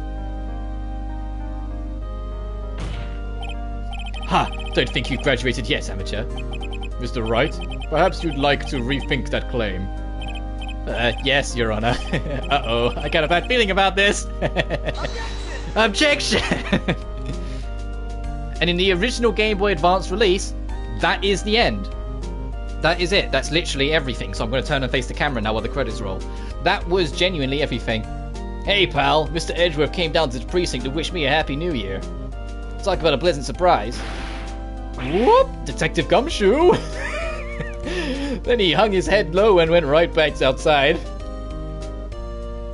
Kind of like he was embarrassed or something. Strange, huh? This game is extremely charming. It's very basic in how it handles it. You just click around talking to people, and then you click on things when it presents itself in a trial. But it's the story of each case is what pulled me in when I first played them. So it's why I really enjoyed this series. Who, me? I've been working at a cheese shop. That Missy's a nice lady, but she's not exactly what you'd call a cheap date. Huh? Oh, she's in Hawaii right now, yeah? Still hasn't learned anything, have you, Larry? But in the DS re-release, they added one extra case. So once these credits roll and we save, we go to Rise from the Ashes. Oh, right, Winston Payne. Who? Right, yeah, I remember him. I heard he's been busy lately. You know, not to ring my own bell, but I sort of told him everything he knows. Shut up. I'm sure he's grateful.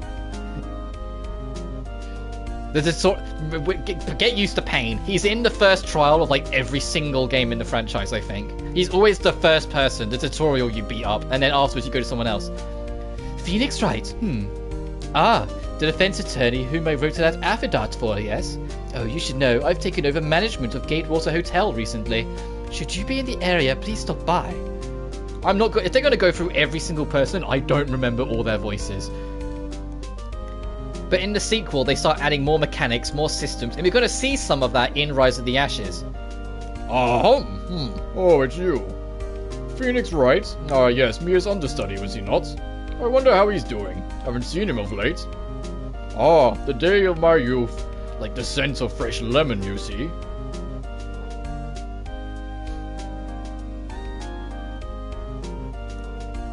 And the music's cozy too. Oh dear. Phoenix Wright? Is he an actor? Well, I'm not buying it. You can't be a star of a name like Phoenix. Did you know that they finally put the DVD, the sex point, the DVD, everything these days, how it's supposed to be kept straight away, huh? But I like it. Of the four main cases, I'll probably do it again when we do case 5. Case 4 is easily the best one because it's the one that wraps up the entire overarching narrative, cleans up a lot of things, gives you a good idea of what to everything's there, and it's a real good send-off for what the original game was. After that, I'd probably say case 2, because although it is a strong case and you get to fight against the system and kind of force your hand, it's a lot shorter of a case, and so it doesn't really get to breathe for some of the things. You piece a lot of things together, and you know who the killer is the moment you start. Oh, I got a letter from Maya the other day. It sounds like she caught a cold standing under the waterfall. I wanted to visit, but didn't have the time, so I sent her some pink princess trading cards. She says she can't buy them where she is. What kind of place is she living at anyway? I'm probably going to miss a couple... Yeah, I have. I can see in the chat I missed Will Powers. I wouldn't want to ruin my kid's dreams, you know? Where he kept on... He's carrying on acting to continue for people. Oh, right, this kid. Right? Who's that? You want to talk? Let's talk Pink Princess, alright? But, I snuck into the studio the other day. And I saw her, the one inside the Pink Princess suit. What a dog. It was kind of a shock for a boy at my tender age. I was going to get to that. After that, I think it's case 3. I think case 3 is kind of weird and all over the place. And then when you solve it, you're like, okay. But it's still enjoyable enough. And then case 1 sits at the bottom just because you have nothing. It ends so quickly. I'm trained to become a paranormal photographer. You know that picture I took of everyone? Well, just behind him, there's a ghost. For real? No, that's talent. I'm gonna be famous. Yeah, let's see that photo first. We'll make that judgment call for ourselves. Oh no, Mia's probably in the photo. Isn't she? From all the spiritualist stuff. Yeah. Aww. I think that's the biggest thing. And it applies to most of the Phoenix Wright series. It's why it continues on. It's extremely charming. And they let themselves get looser with it as the games go on. If that makes sense. Like, they get themselves kind of just do what they want, have a bit of fun, make things a little crazier. Sometimes not always for the best. There's one particular case in Game 2, I think it's Case 3 actually, which is fitting, it's always Case 3 with the problem. That is kind of infamous for how despised it is by most people. Yes, I will save. Yeah, Rise from the Ashes. And it's an extremely long case, so obviously we won't start it today. But yeah, when I was talking about, when we was playing Danganronpa, every time we got to Case 3, and I said, oh, it's the same problem Phoenix Wright had. Yeah, Phoenix Wright does genuinely have that problem for a lot of its games, where the middlemost case, where it can't be tied to like, the overarching story of everything, but it still has to be a full case, sometimes feels a bit lacking or a bit all over the place. It's actually why this first game originally had 4 cases. It was, if they felt it wasn't necessary, they just didn't do it. It was only, like I said, in the re-release they added this 5th one, but in the second game it's 5 cases, and the 3rd case is kind of, it's kind of whack, just to put it mildly.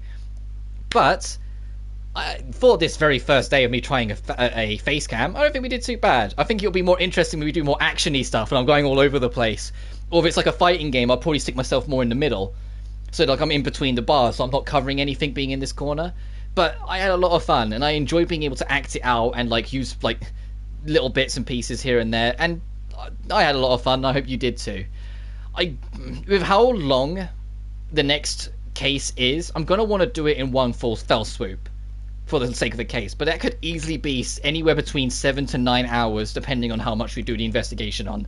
So for that reason alone, I am going to give my throat a break. I'm not going to stream tomorrow. I might stream either on Friday or Saturday, but it's not going to be this, because I'm working Friday and Saturday evening, so I simply won't have the time. So either on Sunday or the following Tuesday, because I'm also working on Monday, we will get back to this. But I need to take tomorrow off because my throat is starting to give up a little bit, voicing all these characters. So for the sake of still having a voice, I got to give my throat some time. So either on Friday or Saturday morning, we'll be streaming something else, but we will get back to this to do this final case. For now, however, as always, thank you so much for watching. I really always love doing this. And I will see you in the next one. But until then, peace. I got to turn off my camera first. That's something I've got to get into a habit of. I got to turn off my camera. That's a hard habit to get out of, because otherwise it will also be on when I start the next stream. And also I want to do setup first beforehand, so let me do that, then I will stop my podcast. Anyway, take care.